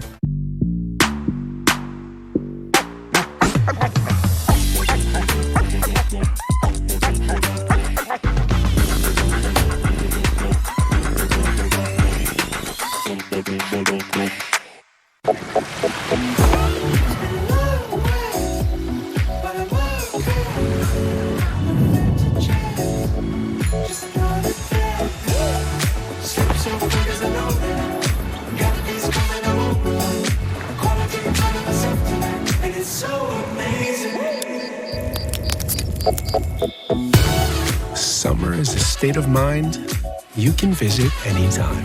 Savor your summer with Lincoln. That's a joke. Do not repeat that to anyone, right? You're gonna fight. Do not repeat that to anyone.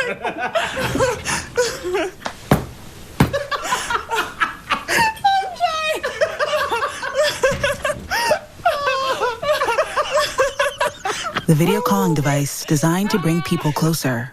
Share something real. Portal from Facebook. No one likes to choose between safe or sporty, modern or reliable. We want both. We want a hybrid. So do banks. That's why they're going hybrid with IBM. A hybrid cloud approach helps them personalize experiences with Watson AI while helping keep data secure. From banking to manufacturing, businesses are going with a smarter hybrid cloud, using the tools, platform, and expertise of IBM. Kleenex Ultra Soft Tissues. 3 layers strong for sneezes, smudges, and everything in between. Kleenex, for all the moments. A portion of every purchase is donated to students in need. DiGiorno has 7 delicious crusts, and your family food critics will rave. Croissant crust is flaky layers of buttery bliss. Rising crust is fresh baked deliciousness. There's a 5-star pizza for everyone in your family to love. It's not delivery, it's DiGiorno. Liberty Mutual customizes car insurance so you only pay for what you need. How much money can Liberty Mutual save you? 1, 2, 3, 4, 5, 2,807. $72,808.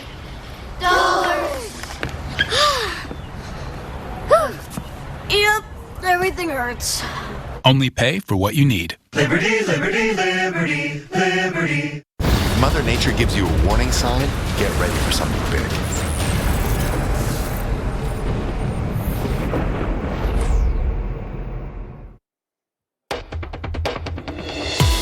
Well, we got new information about a suspected tornado that touched down at the Naval Submarine Base in Kings Bay, Georgia.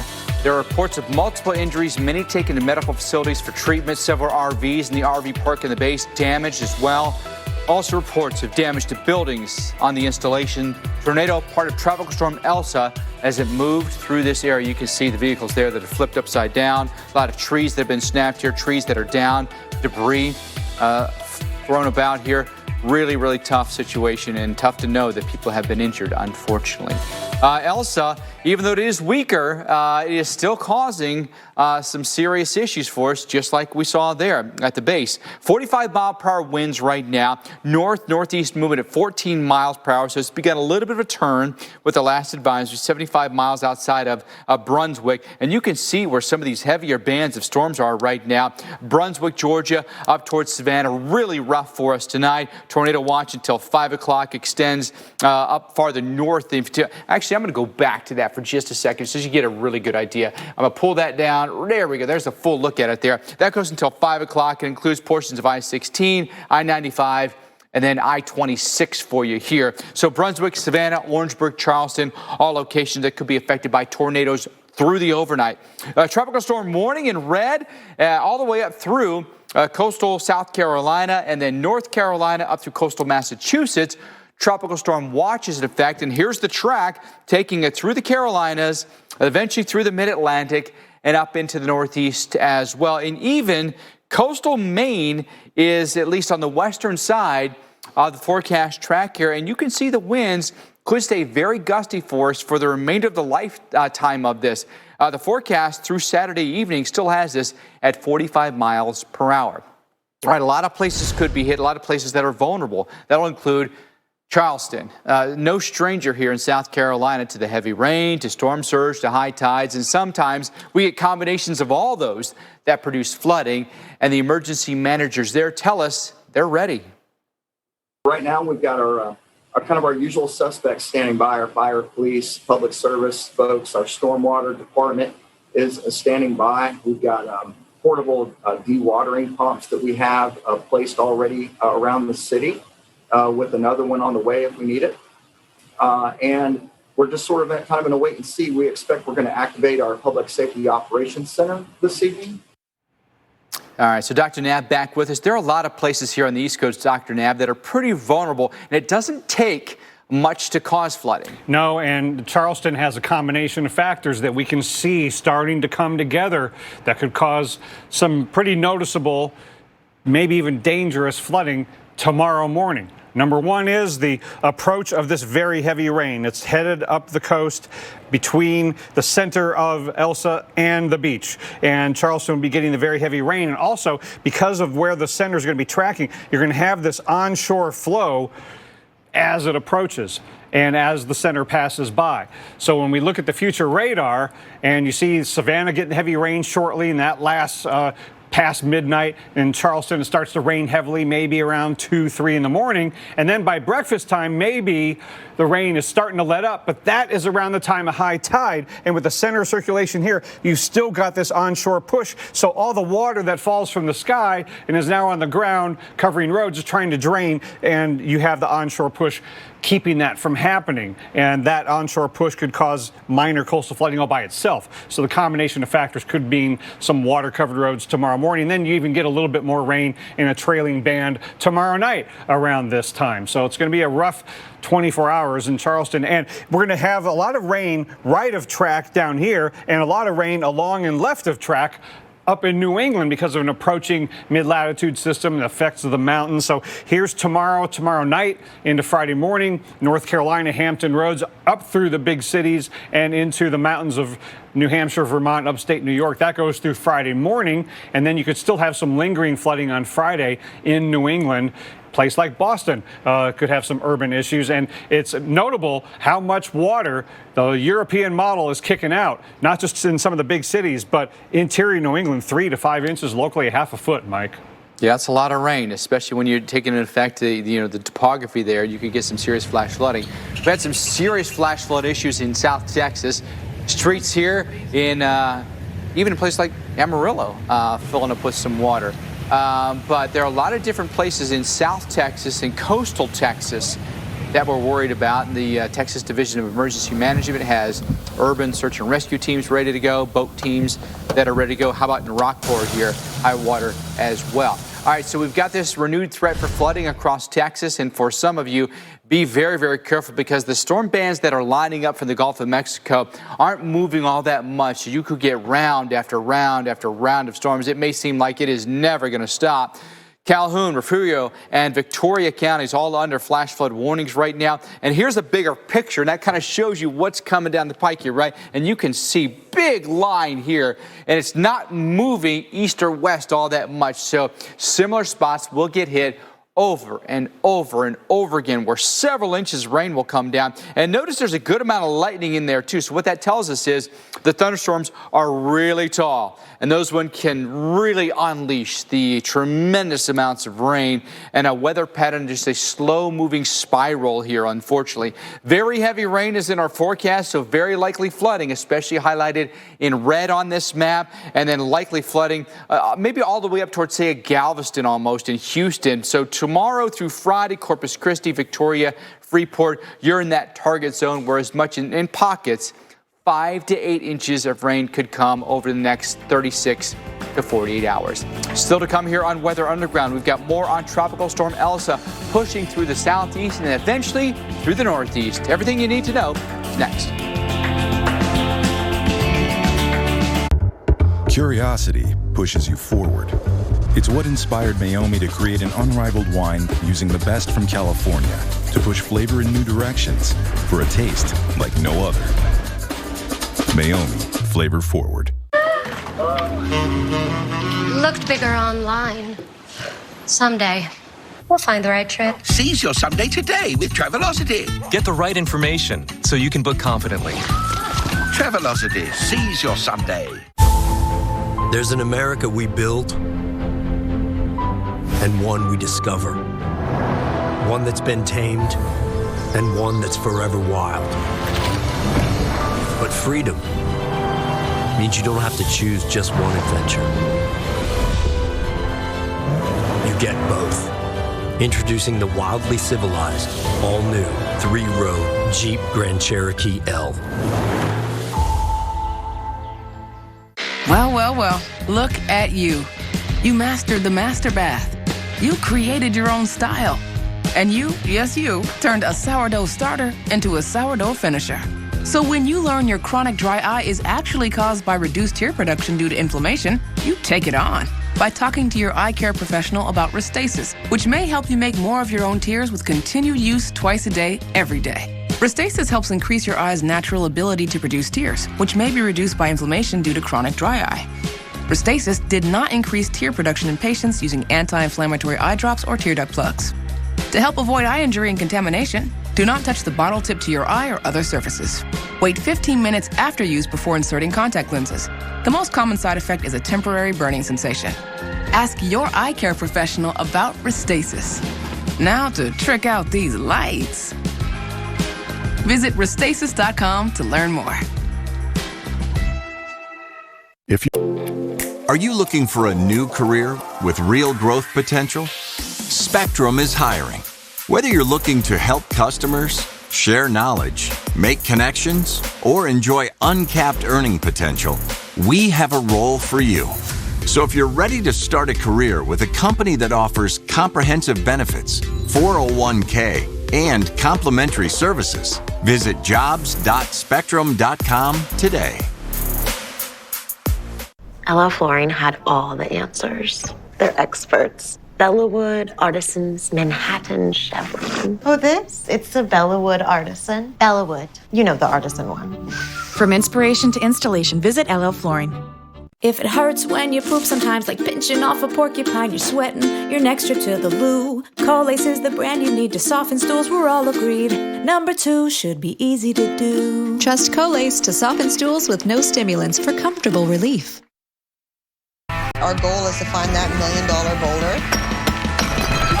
I will dig till my hands bleed. That's so sketchy, dude. Anything can shut you down. It's almost like we know what we're doing.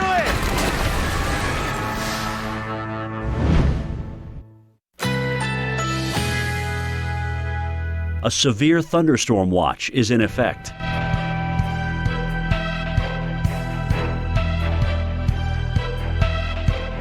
Currently in our area, 85 degrees under partly cloudy skies.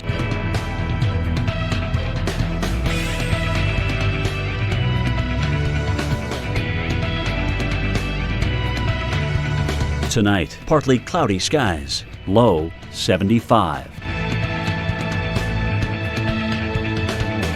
Thursday, thunderstorms, high 85. Chance of rain, 70%. Thursday night, thunderstorms, low 73. Rainfall near an inch. Here's our 7-day outlook.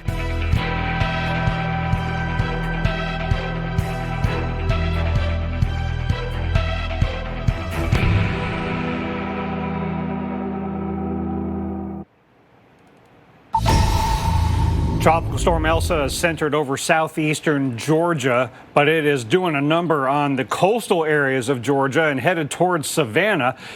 Even though the track is going to be inland as it heads into South Carolina, the right-hand side between the coast and the track of the center is going to be the center of the action as this moves generally northeastward and then takes a tour of the entire East Coast over the next couple of days. A lot of folks are going to be dealing with this for the next couple of days. Tropical storm watches extend all the way up into Cape Cod and Nantucket. A lot of big cities involved here. Not everybody in here will get sustained winds of tropical storm force, but the gusty winds will be arriving not long after midnight tonight in Charleston, South Carolina. Around this time tomorrow night in, say, Norfolk, Virginia and Hampton Roads area, and New York City might be very late Thursday or early Friday. So get ready for some gusty winds and some heavy rains. Look at all the big cities under flash flood watches over the next couple of days. By Saturday, this is out of here, but between now and then, we got a lot to deal with. So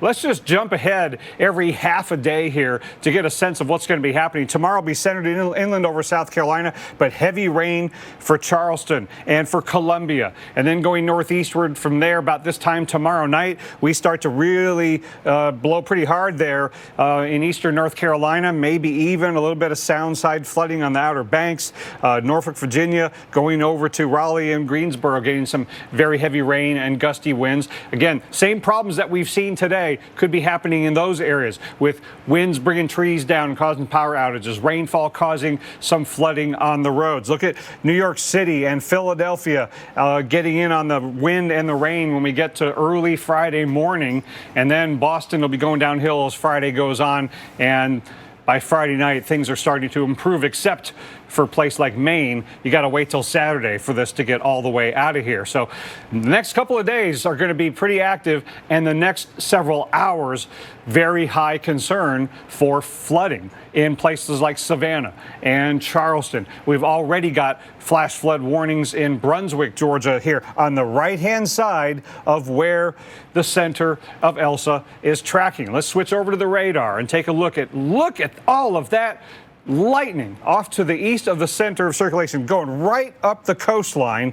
And that is kind of a proxy for where the really high rain rates are. And we've had a number of flood warnings and flash flood warnings issued, and they just keep marching northward. So it won't be long, I don't think, before Savannah's under at least a flood advisory or a flash flood warning. Might as well get off the roads now, because it'll be really dangerous to be out on the roads during driving rains and wind of a tropical storm at night with slick roads that could be covered in water in pretty significant ways after the rain falls really, really hard. Trees coming down. This happened in North Florida down near Valdosta. Now it's happening north of Brunswick. We've had gusts 40 to 50, nearly 60 miles an hour on the Georgia coast. And now we've got our farthest north and east flood advisory for Hinesville. Savannah, you really are next. The rain is just knocking on your door. It's been raining, just hasn't been raining really hard yet. We're getting 2 to 3 inch per hour rain rates between the beach and I-95. That's been plaguing Brunswick for hours. And over the last 3 hours, they've gotten locally nearly half a foot of rainfall. So we still have flash flood warnings in that vicinity, and it is still raining pretty hard. The really heavy stuff has moved off to the northeast, but this is still pretty heavy, going right up I-95. So I-95 between Jacksonville, Florida, Savannah, Georgia, no fun at all tonight. And with more rain on the way, this flash flood warning for Brunswick will probably have to be extended beyond 9 p.m. Eastern time. And then, Mike, here we go. Savannah, pretty soon. Charleston, overnight into breakfast time tomorrow. Look out. Stay off the roads. Yeah. Just not liking the look of that going right up the coast of South Carolina in particular. That's a nasty looking squall line there, Dr. Nab. Thank you. There are going to be a lot of places that will be affected by the rain. You're taking a look at Raleigh, North Carolina. It's a muggy 85 degrees for us right now. It's the calm before the storm, literally, as the storm's going to roll in for you here tomorrow, and it's going to be a real soaker of a day for us in eastern North Carolina. So let's break down the timing for you here. Let's start in South Carolina. Dr. Knapp was talking about how Savannah is going to get hit hard, and indeed it will. Give it another half hour, maybe, if that even, and the heavy rain begins. Then it lasts for hours. You're going to be like, is it ever going to stop raining? It will, but it may not really start to back off until early tomorrow morning, then shifting north of I-26, heading up into North Carolina. But still maybe some lingering thunderstorms later in the evening tomorrow until you're completely done with everything by Friday. How much rain do we pick up here? There'll be spots where 2 to 3 inches of rain will be very common. There's a large swath of that, and I think certainly pockets where you might even isolated spots of 3 to 5 is possible. Then there's the wind that comes along with it as well, right? So not only are you going to get the heavy wind, you're going to get the heavy rain, and so that pocket of heavy wind right there is going to hit us along I-95 and then riding up past Orangeburg, 40-mile-an-hour gusts for you in the morning, backing off by tomorrow afternoon, thank goodness. But a place like Myrtle Beach or Wilmington, we're in for the rain tomorrow morning, raining almost all day long for us tomorrow, and embedded thunderstorms within that. Well, our special live coverage picks up at the top of the hour. Hope you can stay tuned. Tracking Elsa pushing inland across Florida, Georgia, the southeast and the northeast with storm specialists Carl Parker and Mark Elliott. Have a safe night.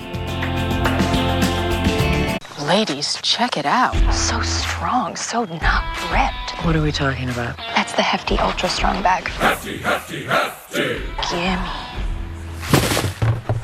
Give me the bag. Get Hefty Ultra Strong at a low price.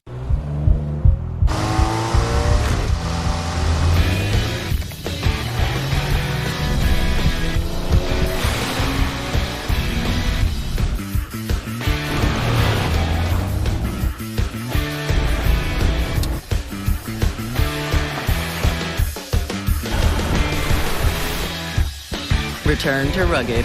The all-new ruggedly redesigned 2022 Nissan Pathfinder.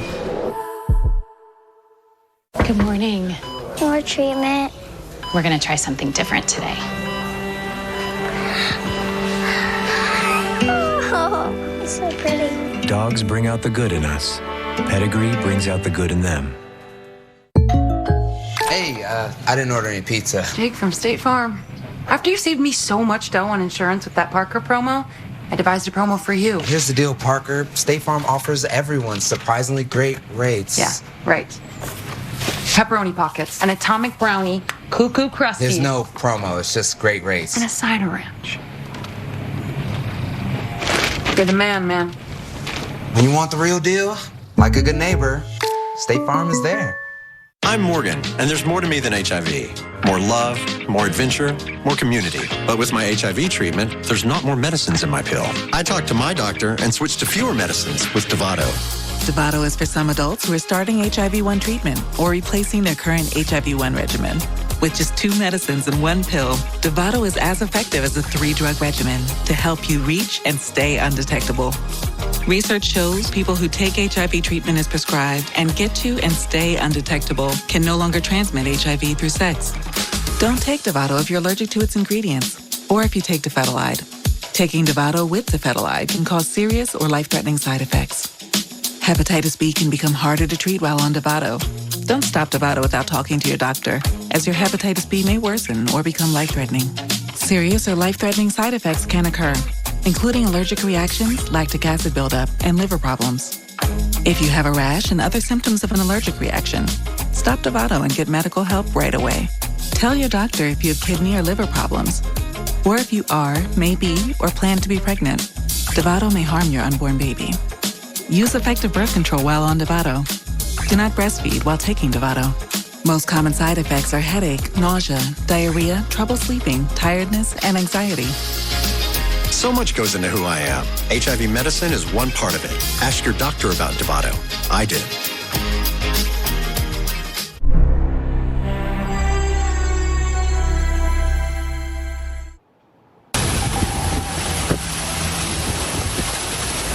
Elsa makes landfall in the U.S. as a strong tropical storm. Official landfall at Steinhatchee, Florida, near Cedar Key. And this is what it looked like as Elsa came ashore. You can barely see down the street. The sign there whipping in the wind. Winds were right about 65 miles per hour. A little bit shy of hurricane status as expected.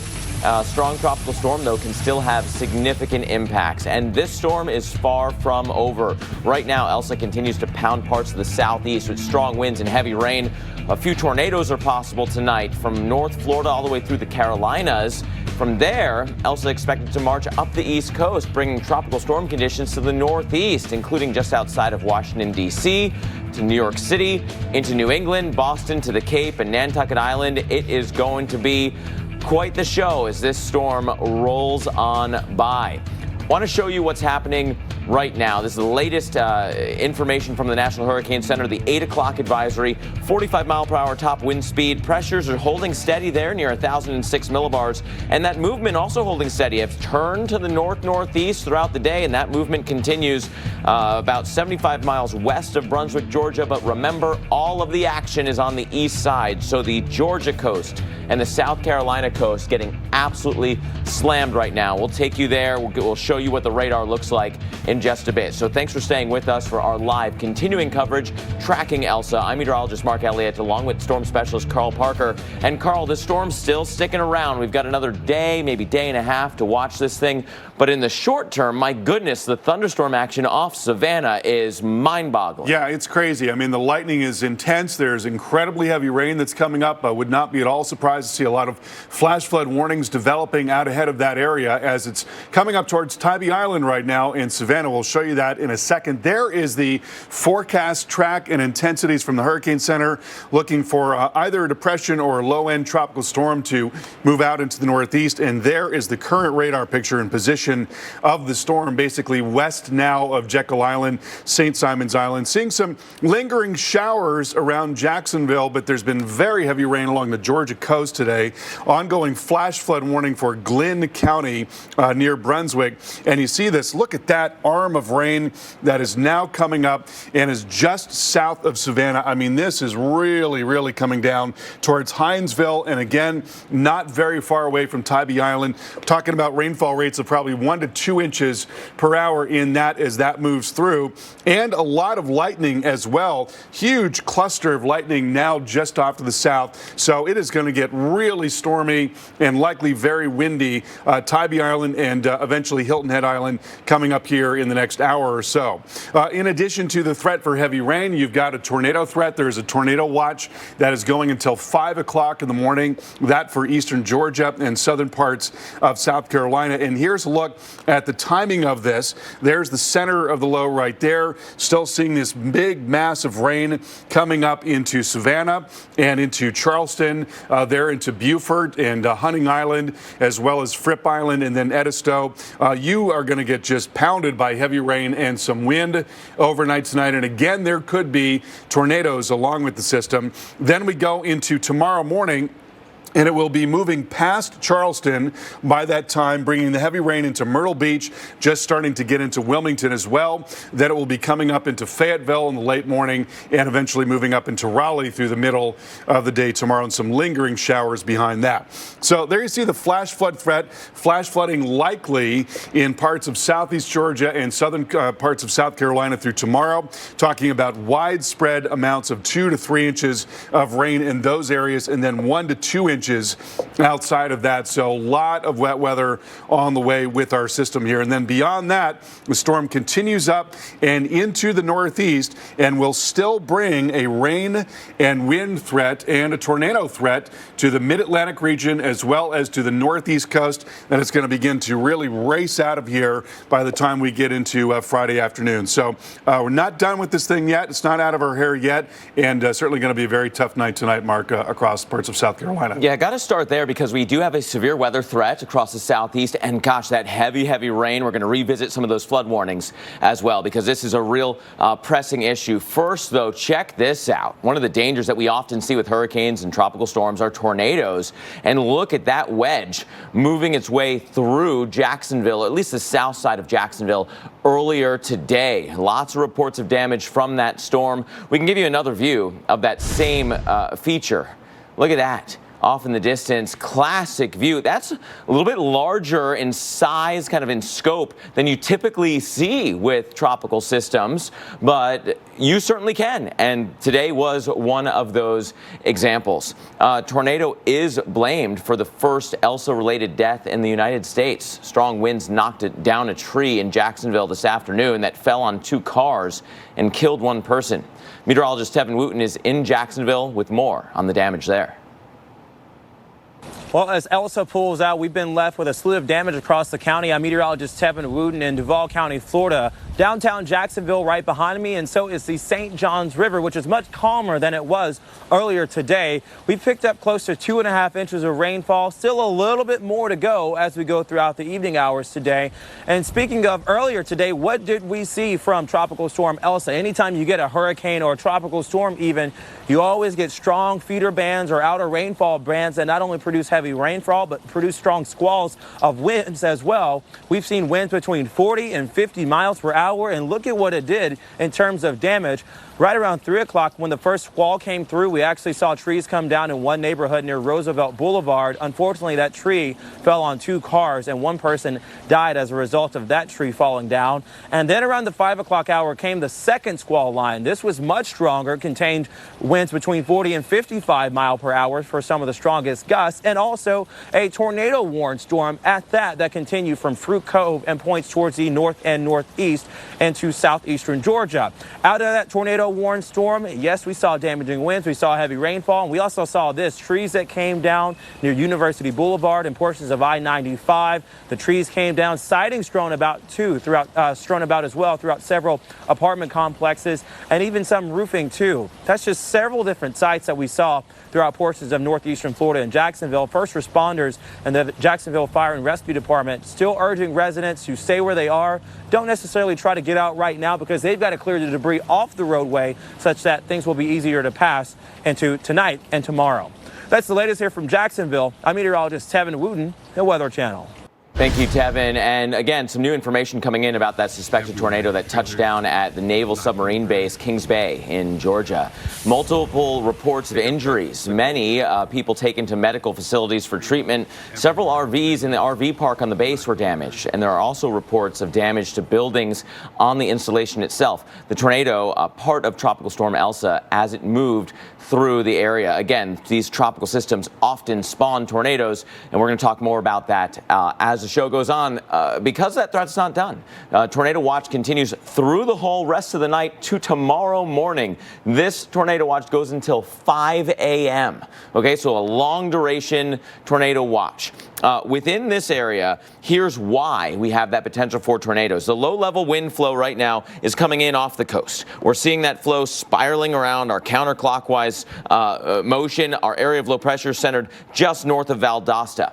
But let's go up in elevation about 5,000 feet up, about 1 mile or so. And suddenly our wind direction is coming almost south to north in those same areas. Look at how pronounced that cross is in that area where we have the tornado watch. And that's where all those bands are moving through. Embedded tornadoes are still possible tonight. It's why we've got that red zone on the map, a possibility of severe weather, including tornadoes. It's a 3 out of 10 on the Torcon in that corridor, Savannah to Charleston in particular. Now, look at the banding features that we've got going on. Our area of low pressure, remember, is centered back here, okay, a long ways away, relatively, from all the meat of the storm, from all the action. That is all to the east. It's been an east-loaded storm for the duration, and that continues tonight. So, if this storm is headed towards, say, Augusta, which it is, do not put your guard down in Charleston. This same weather is going to be dragged up the southeast coast come right towards Savannah with some of this very heavy rain and then move towards the Charleston area. Here are some of the reports from earlier today. In Columbia, we had trees down, possible tornado there. Near Jacksonville, we told you all about the tornado threat there, and also near that the submarine base. Okay, so those are the main reports of tornadoes thus far. But we're not done with this threat. Not only tornadoes, but also flooding. Here's the Brunswick area, Glynn County, including near Dock Junction, just outside of Brunswick. Flash flood warning now until 10 o'clock. And this banding feature, really impressive. So we're seeing heavy rain underneath that warning, but we may need more with regards to what's happening north of town near Savannah. Look at this. Look at how much heavy rain we still have in our forecast through the Savannah area, say till 4 a.m. or so. Charleston, it'll be a little bit longer. It arrives within the next couple of hours, then could last until, say, 6 a.m. for you. And then Wilmington's turn by about 10 a.m. tomorrow, lasting through a little bit afternoon. Very, very heavy rain. I expect to see more flash flooding across this area, Carl. Well, emergency officials in the Carolinas are preparing for Elsa. You're looking at live pictures from Charleston, South Carolina. Some very heavy rain coming in later tonight with a lot of wind. There is also going to be a tornado threat, and that will extend up into North Carolina, into tomorrow, then into Virginia, and up through a lot of those heavily populated areas in the Northeast. The storm is expected to be a low-grade tropical storm or a tropical depression somewhere in that vicinity, but certainly enough to continue to produce very heavy rain along with wind threat. That's going to go up and along that northeast coast and then rapidly pick up speed come Friday afternoon. So here's a model forecast showing you how this may play out. There's our storm coming through Charleston tonight into North Carolina into tomorrow. So we expect to see some pretty heavy rain. I'm going to come back just a little bit in time here. We expect to see some very heavy rain coming into central parts of North Carolina by tomorrow evening. And so that's really going to be picking up in the afternoon, getting into Greensboro as well as into Raleigh, North Carolina. Then we go into late tomorrow, heavy rain coming up into Tidewater, Virginia, and towards the Delmarva as well, going past the Delmarva overnight. And then by Friday morning, the center of the low is going to be up towards New York City, coming into Long Island, some gusty wind and heavy rain there. Then moving into the Boston area by 4 o'clock in the afternoon, and then rapidly moving away as we get into Friday evening. So there's a look at the threat for tornadoes tomorrow. That will extend along the 95 corridor and points farther east in the Carolinas. A flood threat extending from central North Carolina right up into southeast Virginia, much of Maryland, including parts of the D.C. metro area, the Philly metro area, the New York metro area. Obviously, you know, you've got a lot of rain with the system, but then when you're talking about urban areas on top of that, that certainly amplifies that rainfall threat, or at least the flooding threat. So we're going to be looking at that potential in a lot of the cities, and also some tropical storm force wind. And you see the corridor of that, again, kind of following the 95 corridor in the Carolinas, coming up into the Delmarva, and then basically along the coast in the Northeast, but a little bit more of that into southeastern New England in particular, where that kind of juts out a little bit there. Mark? And so let's continue to talk about New England, because the Northeast should be a little bit concerned about Elsa's path. Densely populated cities along I-95, D.C., Philly, New York.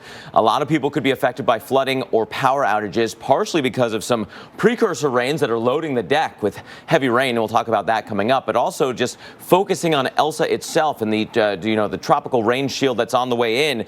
This storm by Friday morning will be exiting the coast, the land again, and entering the coastal waters somewhere off the Jersey shore, and then continuing north from there. Looks like it should be either right along the coast or just off the coast as we go through the day on Friday. That will very successfully pull in that tropical moisture that we've been following for the past couple of days, including what's happening right now across the Georgia coast and the South Carolina coast. We'll see that towards New York City, towards Providence, towards Bridgeport, towards Boston. The speed picks up.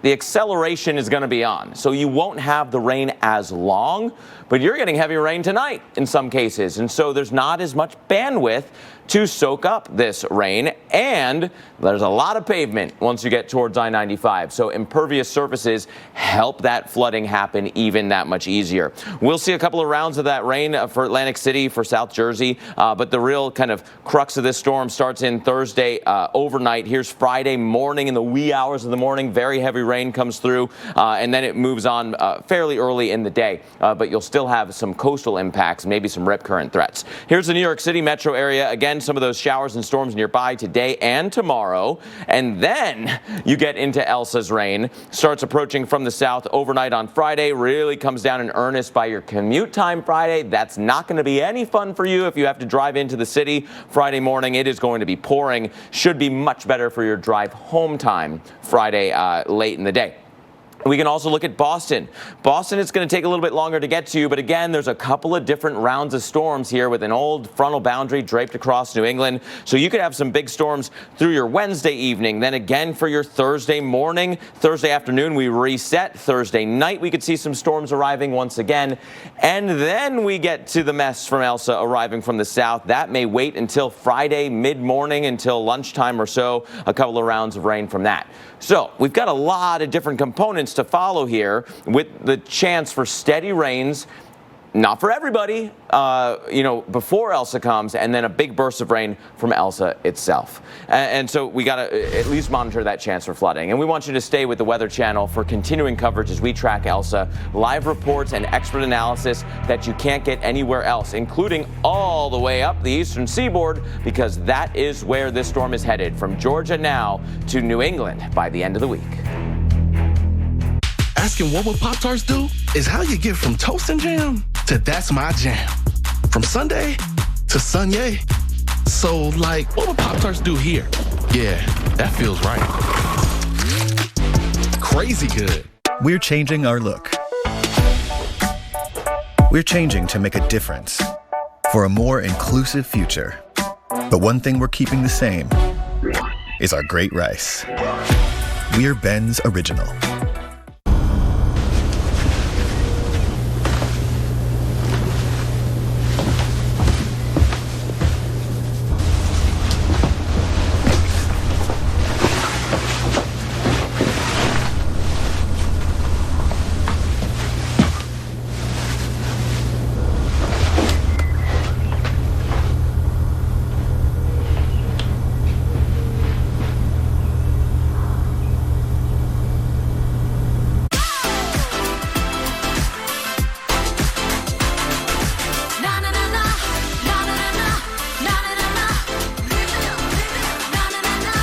Make more summer fun for less at Target.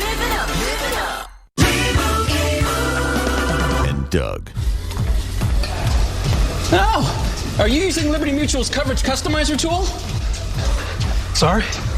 Well, since you asked, it finds discounts and policy recommendations, so you only pay for what you need. Limo, you're an animal! Who's got the bird legs now? Only pay for what you need. Liberty, liberty, liberty, liberty. What happens when you make power your thing above everything? You put muscle over matter, and you make horsepower a superpower. We have to be able to repair the enamel on a daily basis. With Pro Enamel Repair Toothpaste, we can help actively repair enamel in its weakened state. It's innovative. My go-to toothpaste is going to be Pro Enamel Repair. Ladies, check it out. So strong, so not ripped. What are we talking about? That's the Hefty Ultra Strong bag. Hefty, hefty, hefty. Give me the bag. Get Hefty Ultra Strong at a low price. Hi, Verizon launched the first 5G network, and now we want to be the first to give everyone the joy of 5G by giving every customer a new 5G phone on us. Old customers, new customers, families, businesses, in-laws, law firms. Every customer, new 5G phones when you trade in your old ones. And if you're not a customer, we'll help cover the cost to switch. Just ask Wanda. She's been with us since now. Upgrade your phone, upgrade your network. Mother Nature gives you a warning sign. Get ready for something big.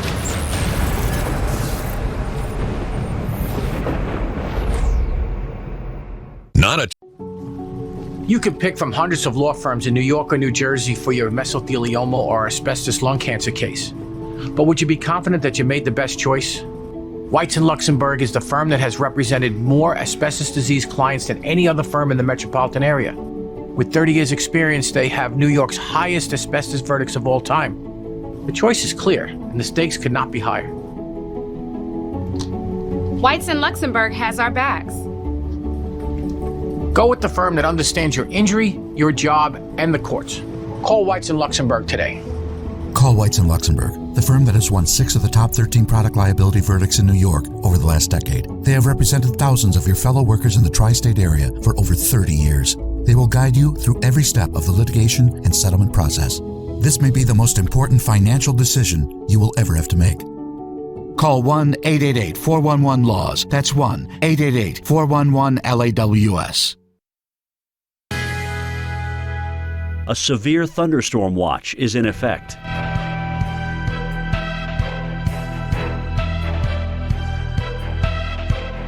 Currently in our area, 84 degrees under partly cloudy skies.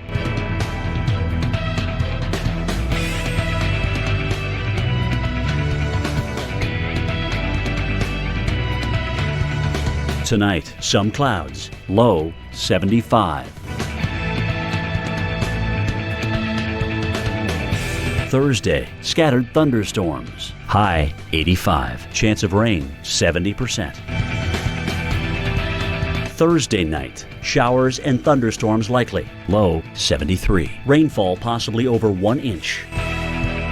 Here's our 7-day outlook.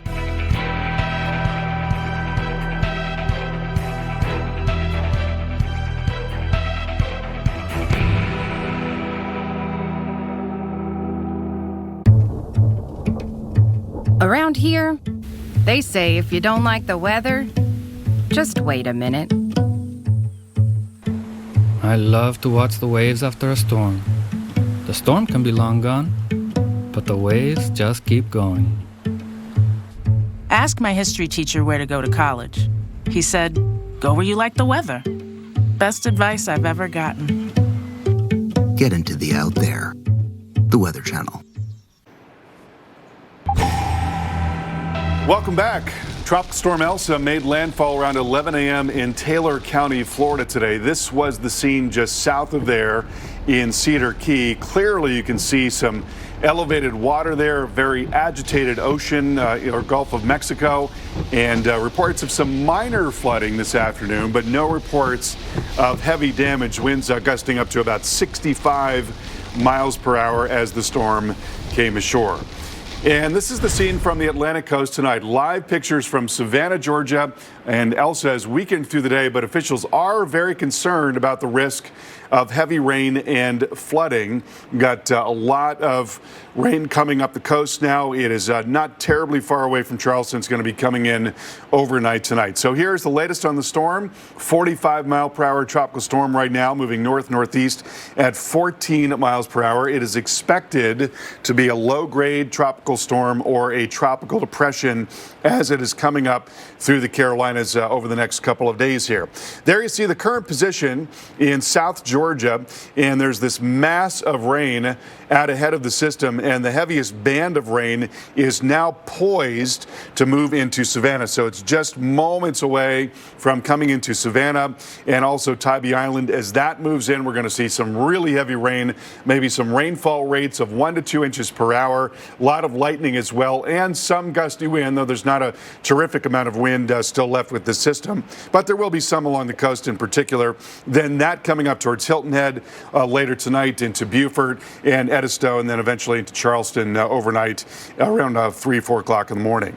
Notice here when we look at the low-level winds that you've got winds that are coming out of the southeast at the surface, and then winds that are coming out of the southeast at about 5,000 feet up. So that turning of the winds lends itself to a tornado threat. There is a tornado watch in effect until 5 a.m., basically all night long in eastern Georgia, along the 95 corridor, and in southern parts of South Carolina. And here is the model forecast. There's that heavy rain and that severe threat coming into Savannah. It's going to be moving in now, but continuing till about 1, 2 o'clock in the morning.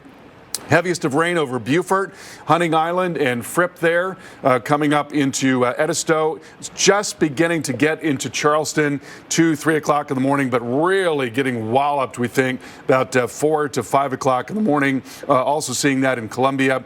Then farther up the coast, the heavy rain into Myrtle Beach. By 9 o'clock in the morning, some gusty wind coming off the water, starting to come into Wilmington, and then that will move into the Triangle and Raleigh and start to get into the Sounds there in the Outer Banks going through the afternoon. So, as we've said for a long time, Mark, these storms don't just quit. They've got a lot of inertial stability. They keep going for a long time, and that's exactly what's happening here. Yeah, and as soon as that gets near those warm waters of the Gulf Stream, it may actually get a little bit more organization and throw that precip back at New England's coastline as well. Let's talk about another coast. Because we're also following a story out of Texas, the other side of the Gulf, where they have been absolutely slammed tonight. Soaking storms causing major flooding in parts of the Lone Star State. Want to show you some of this. Look at that heavy rain. That's from the Amarillo area of Texas. Water-covered roads, cars having a tough time getting through, and in fact, some drivers were stranded. And earlier today, Texas Governor Abbott put state resources on standby, including search and rescue teams. Some of the big problems remain near the Rockport, Texas area. More than 9.5 inches of rain in just 24 hours. So many roads were closed here. Slow traffic on all the rest of them because it was pouring. And you know what? It still is. This is associated with the upper level low.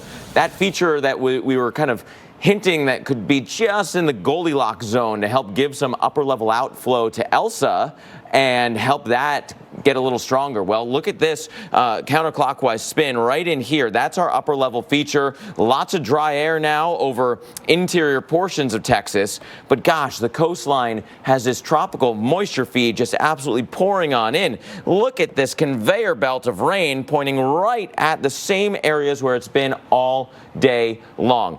Flash flood warning first in Aransas and Refugio. It's a little better than it was here, but it's still considerable flooding. It takes a long time for the water that's already on the ground and causing flooding to recede. So that flood warning continues for now.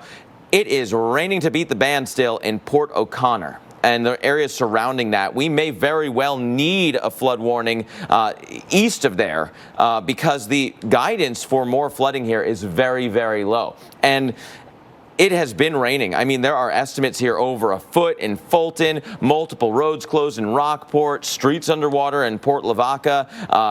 And then here's a look at what would be needed to cause flooding. This is a 6-hour time frame, and anywhere in red here, roughly 100 miles across, would need less than a ½ inch in 6 hours to start seeing flooding. That is a guarantee wherever it is going to be raining, especially this area right in here. As the rain moves out of Port O'Connor a bit and starts moving to the east side of the water there, that is where we could easily see some flooding. In fact, in the forecast through Saturday, 3 to 5, if not 5 to 8 inches of rain still incoming. We'll go back to Elsa in just a second. With the Capital One Venture Card, you earn unlimited double miles everywhere. But where can we use them? You can use them on any travel purchase, not just some travel purchases. Venture gets a gold star. What's in your wallet? JC tried Game Flings for the first time the other day and forgot where she was.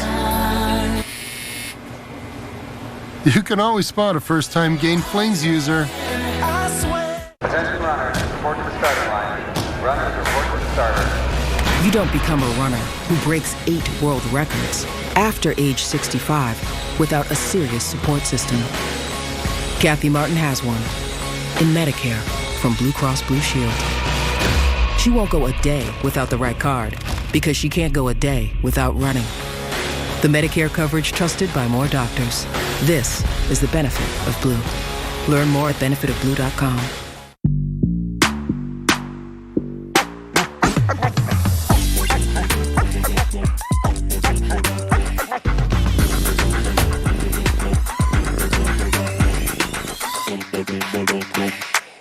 Life's kinda unpredictable. Like when your groceries arrive the moment you remember everything you forgot.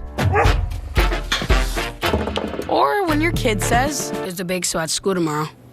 tomorrow? Or when you discover art couture is a thing you have to try, like now. Or when you could go to the store, but you also need to walk the dog, pack the lunches, and, oh yeah, take the kids to school. You have children! For anything today brings, fresh groceries and more, free same-day delivery. Walmart Plus. Kleenex Ultra Soft Tissues.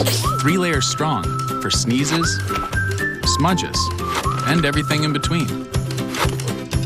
Kleenex, for all the moments. A portion of every purchase is donated to students in need. Wendy's only serves one kind of breakfast, a better one. So chuck your old soggy egg witch and pick up 2 of these freshly made sandwiches at Wendy's for just $4. Choose wisely. Choose Wendy's 2 for $4. Get more out of summer with savings on appliances for every function, style, and finish during the Home Depot's 4th of July savings. Save on appliances like this LG washer and dryer. The Home Depot, how doers get more done.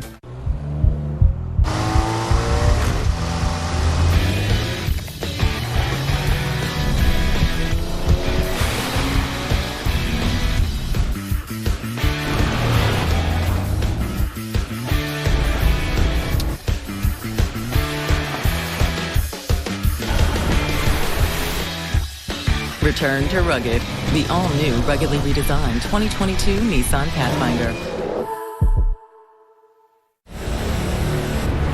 Oh my God! Evacuate immediately!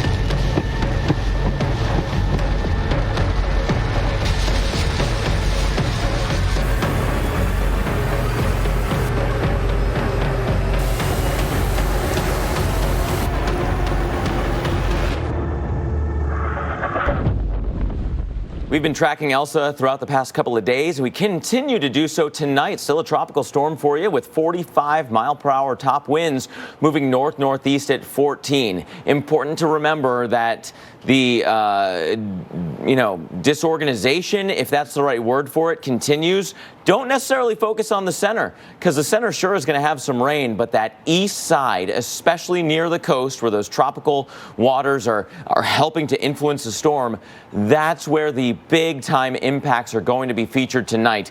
Coastal Georgia, coastal South Carolina, talking about extremely heavy rain and an ongoing flood threat, maybe an isolated tornado threat as well. Here's what else we're following. Some of the latest coming in from Tropical Storm Elsa. The first Elsa U.S. fatality has been reported in the Jacksonville area. 1 person was killed when a tree fell on their car. The Kings Bay Naval Submarine Base in far southeast Georgia says a suspected tornado touched down there today about just before 6 o'clock, right near 5:50 p.m. Multiple reports of injuries as well as structural damage. Georgia Governor Brian Kemp declared a state of emergency in 92 southeast Georgia counties. Carl, we're still following this storm as it makes its way up the coast, but gosh, it is really coming down for the coastline right now.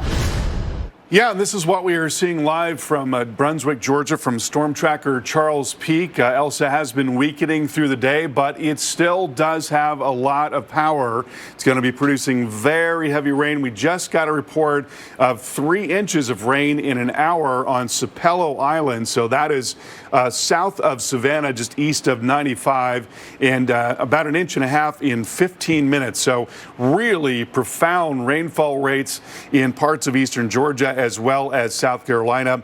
There is the latest radar picture, and you notice this one really prolific band right in there. That is the one that we're most concerned about right now. That coming right up into Savannah, and so those heavier rainfall rates of 1 to 2 to maybe 3 inches per hour are going to be coming into Savannah in very short order. Certainly could be some flash flooding along with those. And then farther to the south, some really well-developed thunderstorms here in interesting little structures showers showing up in these thunderstorms. And you look, you see a little curlicues showing up, and there is some rotation in those thunderstorms, which is not a surprise. There's a lot of wind shear in the atmosphere right now, so there is an ongoing tornado threat and a tornado watch going until 5 o'clock in the morning. There you see a big cluster of lightning. That is now coming up into Tybee Island along with that very heavy rain. That'll be moving into Hilton Head probably within 30 minutes or so.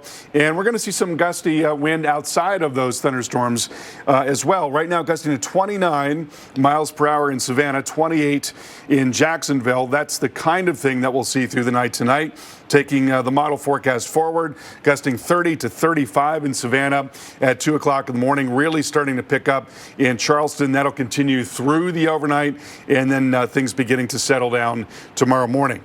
Up into the Carolinas we go, and there's that strong wind coming into Charleston. Tomorrow morning, 9 a.m., winds 35 to 40 miles per hour in Myrtle Beach, and then that strong wind moving into Raleigh, into Wilmington through the afternoon, and into the Sounds and the Tidewater area by tomorrow evening. Mark, over to you. And I want to focus in a little bit more about that on that rainfall across the southeast in particular, because we know that right now that is the most pressing impact from the storm.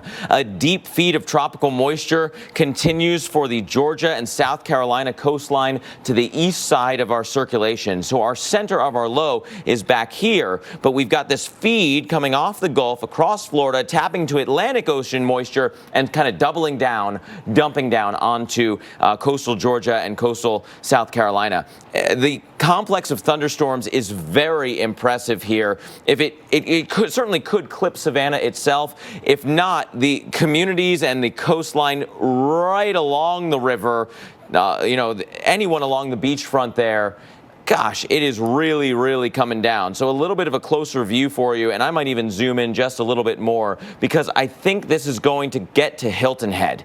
Even if it doesn't come to downtown Savannah and right along the river here, if you're down 80, it certainly is going to. And then Hilton Head is next in line. There's Hilton Head Island. We're going to have a hard time avoiding Hilton Head with all this lightning. These are cloud-to-ground strikes. There could certainly be lightning strike issues. Be prepared now. If you're charging up laptops, maybe unplug them so just in case you don't have anything extra plugged in. That is a highly electrified storm coming in right now. And so then we go up the coastline. Here's a look at the forecast track over the next couple of days. Riders, wanderers on the road of life. The journey is why they ride. When the road is all you need, there is no destination. I'm actually just going to get a nice coffee. Well, she may have a destination this one time, but I usually have a destination. Yeah, but most of the time her destination is... Nope, just the coffee shop. No matter why you ride, Progressive has you covered with protection starting at $79 a year. Because she's a biker. Please don't follow me in. No matter where we live, we all have our local spot with our favorite table. Go back to your local restaurant and Stella Artois will help cover your first chalice. Visit StellaArtois.com/first chalice back to learn more. We were gonna stuff Reese's cups with feathers, and then we were like, wait a minute, pretzels. Yeah, pretzels would be way better. Reese's, now stuffed with pretzels. Experience the world's largest compatible cordless system. Makita's LXT batteries take you from power tools to outdoor power equipment. The blower delivers power comparable to a 24cc gas model. From the job site to your home, reach speeds of 116 miles per hour. Use Makita's cordless products anytime, anywhere. One system, endless possibilities. Now get 2 extra free batteries.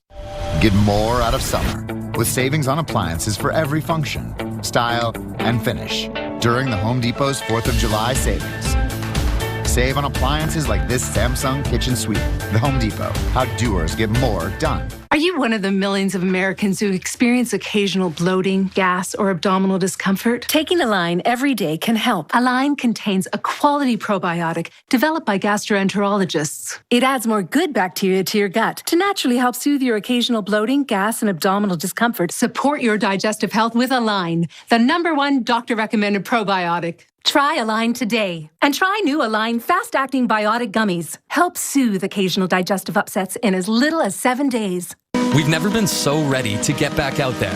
And with Copper Tone Sport, we can reclaim the boulders, the backwoods, and the breakers. Copper Tone Sport. Find your sun. Rush Hour will never feel the same. Experience thrilling performance from our entire line of vehicles at the Lexus Golden Opportunity Sales Event. Experience amazing at your Lexus dealer.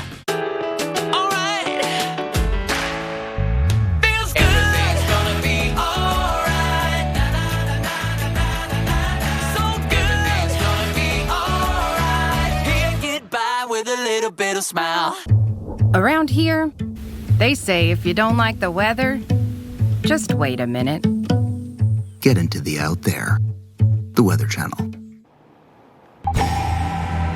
We are following the very heavy rain moving along the Georgia coast to the South Carolina coast. That corridor from Savannah to Hilton Head is going to be absolutely slammed. Maybe more so Hilton Head soon than Savannah now. Savannah, you might be, which is weird to say, maybe just far enough inland to avoid some of the worst of the lightning. You're just far enough west to avoid some of the worst of the lightning up the river here. But if you're along the coastline, constant lightning on the way, not to mention the heavy rain. You're certainly seeing the heavy rain right now live in Savannah. Here's a look at what Tropical Storm Elsa is still providing. 45-mile-per-hour winds, movement north-northeast at 14, and a tropical conveyor belt of very heavy rain in that corridor of the northern Georgia coast, right near Savannah, and about to cross over into South Carolina. Gosh, that rain is really coming down. I think that's going to be the biggest impact tonight. The rain, the lightning, some wind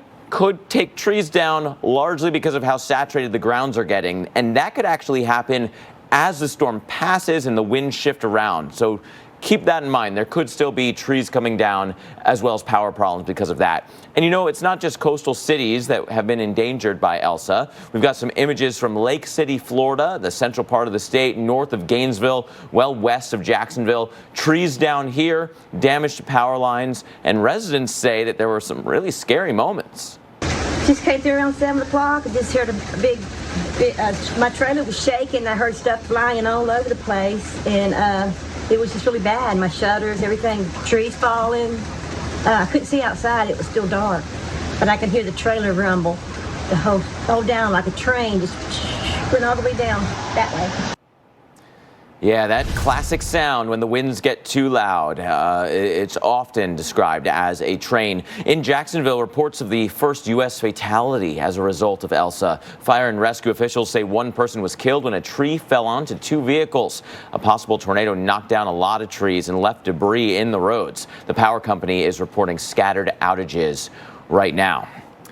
And, you know, we continue to follow a severe weather setup, and we haven't had any warnings recently. I hope I'm not jinxing everybody, because we know that this is still possible. Tornado watch continues all the way until 5 a.m., so this is through the night. Here's a look at the wind profile. The surface winds rotating around that counterclockwise fashion, going back towards the inland areas near the center of our low.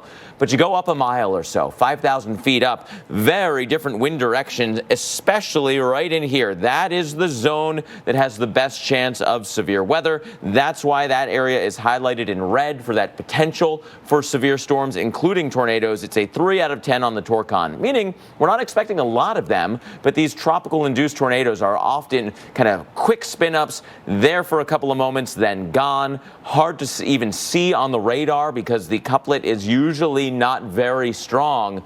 But you can get strong tornadoes from the tropics, especially from a tropical storm. You can make that argument that you see more of it with these kind of stretched out storms where there's land interaction with a band coming off the water. And that's exactly what we have right in here. where we have some very, very heavy rains. It's the same band that pushed up from Jacksonville. And again, we had that report of a tornado in Columbia, report of a tornado near Jacksonville, and some damage there to property, and unfortunately that loss of life with trees coming down. And the Dungeness area also, that is being analyzed again by the National Weather Service, but confirmed tornado there near the RV park. And so the survey teams will be out there to get the exact strength. The surveys are not done by any stretch. Look at all this rain coming up towards Savannah and Hilton Head. Those are indeed thunderstorms, big time rains there. So Carl, this is not the end of the story. We watched this go from Jacksonville to Savannah to Hilton Head tonight. Next couple of days, this goes all the way through New England. Yeah, that's right. And it's going to continue to bring rain and wind to a lot of areas of the Mid-Atlantic region and the Northeast. There you see a live look at the nation's capital on the left and New York City on the right. In both of these areas, we're going to be in for wet weather and some gusty wind as the storm is accelerating and moving out to the Northeast. So here is the forecast track and intensities from the Hurricane Center. A low-end tropical storm most likely coming up across the Delmarva, moving past the Jersey Shore, Long Island, and then into the Northeast. And by Friday afternoon, it's going to be racing out to the Northeast. Will basically be gone by late Friday night, moving out into the Canadian Maritimes. Here's a model forecast, and you see the storm moving up past South Carolina into tomorrow afternoon into North Carolina. Then beyond that, there's the low pressure coming towards Tidewater, Virginia, and still some very heavy rain being driven in. Out ahead of that along the coast, some gusty wind as well, just ahead of that area of low pressure. So that is late tomorrow. Then overnight comes through the D.C. metro, comes across Delaware and the Delmarva, moving towards the Jersey Shore by Friday morning, coming into Long Island, and then southern New England during the day on Friday, should be past Boston by 5 p.m. and then continuing out towards the Northeast and towards Maine as well. So there are now flash flood watches in effect from central parts of North Carolina up into the major metros of the Northeast. And of course, you know, you add a lot of concrete and a lot of asphalt to the equation there in D.C. and Baltimore and Philly and New York, and that certainly increases the flood threat. May not be a terrific amount of rain, but it can be enough to cause flash flooding just because you've got so much pavement up there.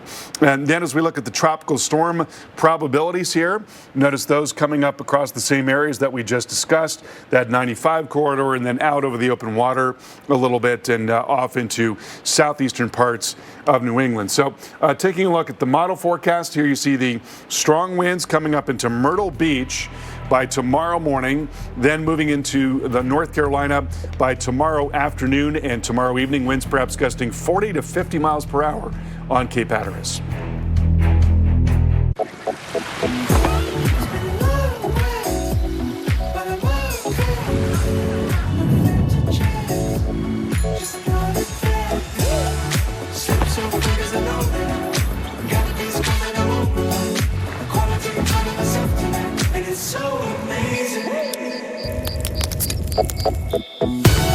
Summer is a state of mind you can visit anytime.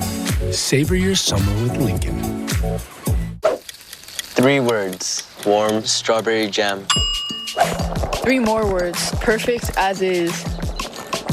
Frozen bites taste like ice cream. It's science. When Grandma suggested cookies, Kyle wasn't expecting the new Nestle Toll House Chocolate Chip Cookie Blizzard. Soft-baked chocolate chip cookies and world-famous DQ saucer, all in one treat. The good times roll when these two get together, just like G-Ma and her G-Son. Get it delivered at DQ.com. The Edge from Pizza Hut. It comes loaded with toppings all the way to the edge. For the crust, let's keep it real, thin, and crispy. Every bite is a masterpiece. I really gotta get going, man. The Edge is back. Get it before it's gone. No one outbeats the Hut. Did you know diarrhea is often caused by bad bacteria in food? Try Pepto Diarrhea. Its concentrated formula coats and kills bacteria to relieve diarrhea. See, Pepto Diarrhea gets to the source, killing the bad bacteria. So make sure to have Pepto Diarrhea on hand. Not everybody wants the same thing. That's why I go with Liberty Mutual. They customize my car insurance so I only pay for what I need. Because I do things a bit differently. What, teddy bears? What, teddy bears, Hick? Only pay for what you need. Liberty, liberty, liberty, liberty. Kleenex Ultra Soft Tissues. 3 layers strong for sneezes, smudges, and everything in between. Kleenex, for all the moments. A portion of every purchase is donated to students in need. Welcome to the new tomorrow, where it's not enough to do it alone, and working together means going all in. To move forward takes a different kind of technology partner, one who's always in your corner, and who understands that shared goals are the only ones that matter. And providing that kind of partnership is what we're built to do. Spectrum Enterprise. Ritz Cheese Crispers, where the crispiness of Ritz meets the bold taste of cheese. I need a bite. Try cheesy, crispy Ritz Cheese Crispers. Only from Ritz. You push your body hard in the name of fitness. Sure, it's for a good cause. But a good cause shouldn't mean sacrificing a good time. I got an alert on my phone, and then all hell broke loose. It was complete chaos. Go, go! Mother Nature gives you a warning sign. Get ready for something big. You just hang on for dear life and hope for the best.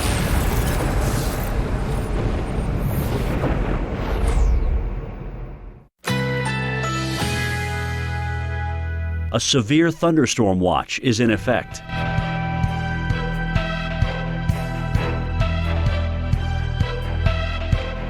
Currently in our area, 83 degrees under partly cloudy skies.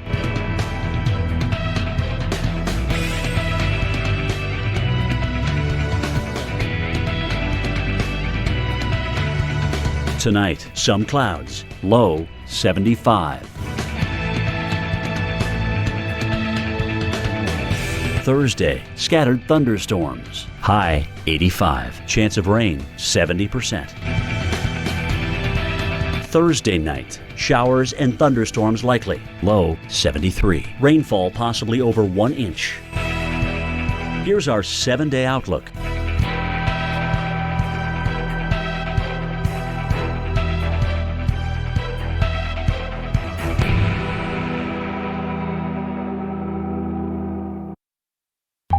It's early in hurricane season. You know, we're in July. We're already on the 5th named storm of the year. It looks like we're going to have a very active season again. So again, use this maybe as a dry run, if you will. Did you have the things that you needed? If you didn't have the things that you needed, make sure that you add those things to your supply kit, your supply list, so that if you have to evacuate later into the season, when we get into peak season in August, September, October, you're ready to respond when you need to. Yeah, we've got a long way to go as we go through the season. We usually don't hit the peak until the 2nd week of September, and already we have had a hurricane in the Atlantic. Right now we're looking at a 45-mile-per-hour tropical storm moving towards the northeast at 14. Very heavy rain coming down in eastern parts of Georgia and South Carolina tonight. Just about ready to slam Savannah, and that will come up into Edisto and Beaufort and move into Charleston overnight tonight. Mark, over to you. Meanwhile, we're also watching the Northeast Corridor. People in the Northeast are cleaning up after a strong line of severe storms came through. Now, this is unrelated to Elsa, but they caused a lot of damage. 58-mile-per-hour wind gusts, heavy rain toppled large trees like the one here in Glen Rock, New Jersey. There are tens of thousands of people without power across the Northeast, and crews really have to work fast to clean up and restore power, because much of this same area will then see wind and rain coming up from the south from Elsa. That's right, the storm path goes over many of these same areas. The storm is expected to head up the Atlantic coast in the coming days. You're looking live right now towards Atlantic City and towards Boston. Both areas could see significant impacts from Elsa, plus more storminess out ahead of Elsa because of an old front. So let's start out with what we're seeing with regards to the storms that came through already, and that is this corridor of power outages. From Michigan to New Jersey, we've got a lot of outages. Now, Florida is the exception here because of the tornado potential. A couple of different tornadoes, both in the Panhandle and near the Jacksonville area, so some outages there. But otherwise, it's all about the Northeast, and that is where we still have a chance for severe weather because of an old front. This is a stalled out boundary, just kind of hanging out. Plenty of instability to work with along and just south of that boundary, and this will then repeat again for tomorrow. So we have a severe thunderstorm watch that's in place through the evening hours. That includes New York City, also up through Binghamton and the Capital District area, Albany, Hartford to Boston. Chance for severe storms. And within here, we're seeing some big storms right now. We could zoom in on one of these for you. This is a big complex of storms that's moving out of Pennsylvania and towards Binghamton, New York, kind of bending northeast, let's call it. So a couple more Pennsylvania counties in the way also, but then many of the New York counties from the Finger Lake area near Ithaca down through Binghamton and then continuing onward. This is a big time storm. Gusty winds, probably the biggest threat, 60-mile-per-hour winds or more. That's not the end of the story, because we're going to see several more rounds of this. So let's time it out for you. Here comes one complex of storms kind of interacting with that boundary. So even tonight, overnight, I think there's just enough kind of rain-cooled air that this is going to pool its own rain-cooled air and surge forward during the beginning of our nighttime hours, coming into western Mass, maybe northern Connecticut overnight, still holding its own, could get all the way to the Boston area.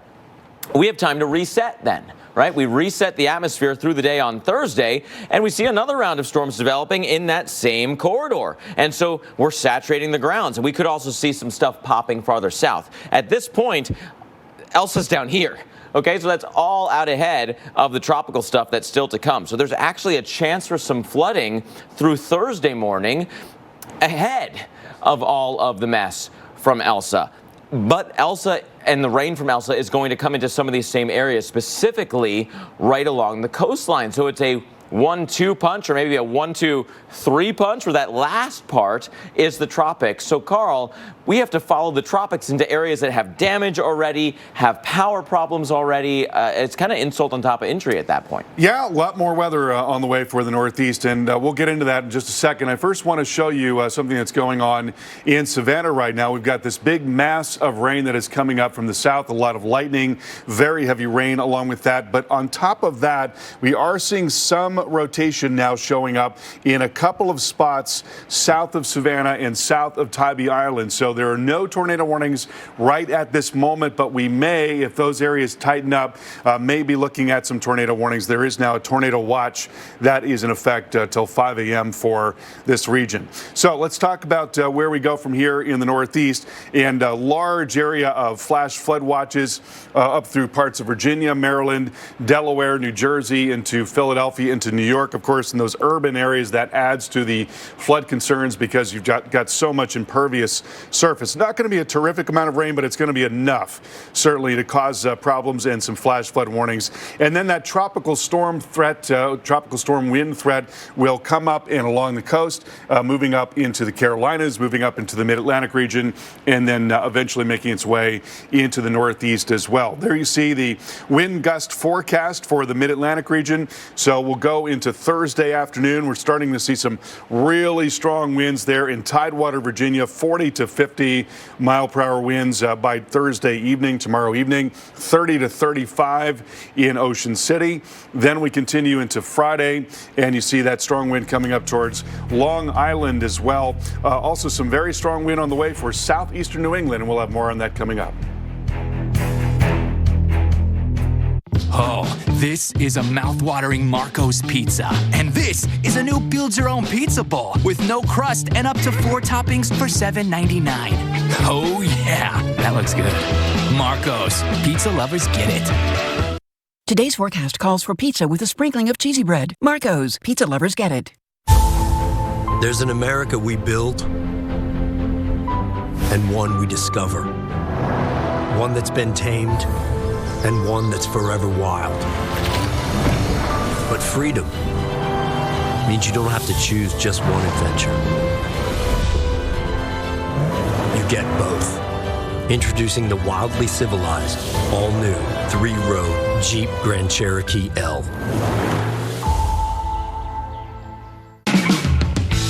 At Napa, we keep things moving. If it has wheels and an engine, we help keep it on the road. And if it's on the road, we have parts for it. And if you need a part, you can get it fast. At Napa, When we're not thinking about cars, we're thinking about the people who drive them.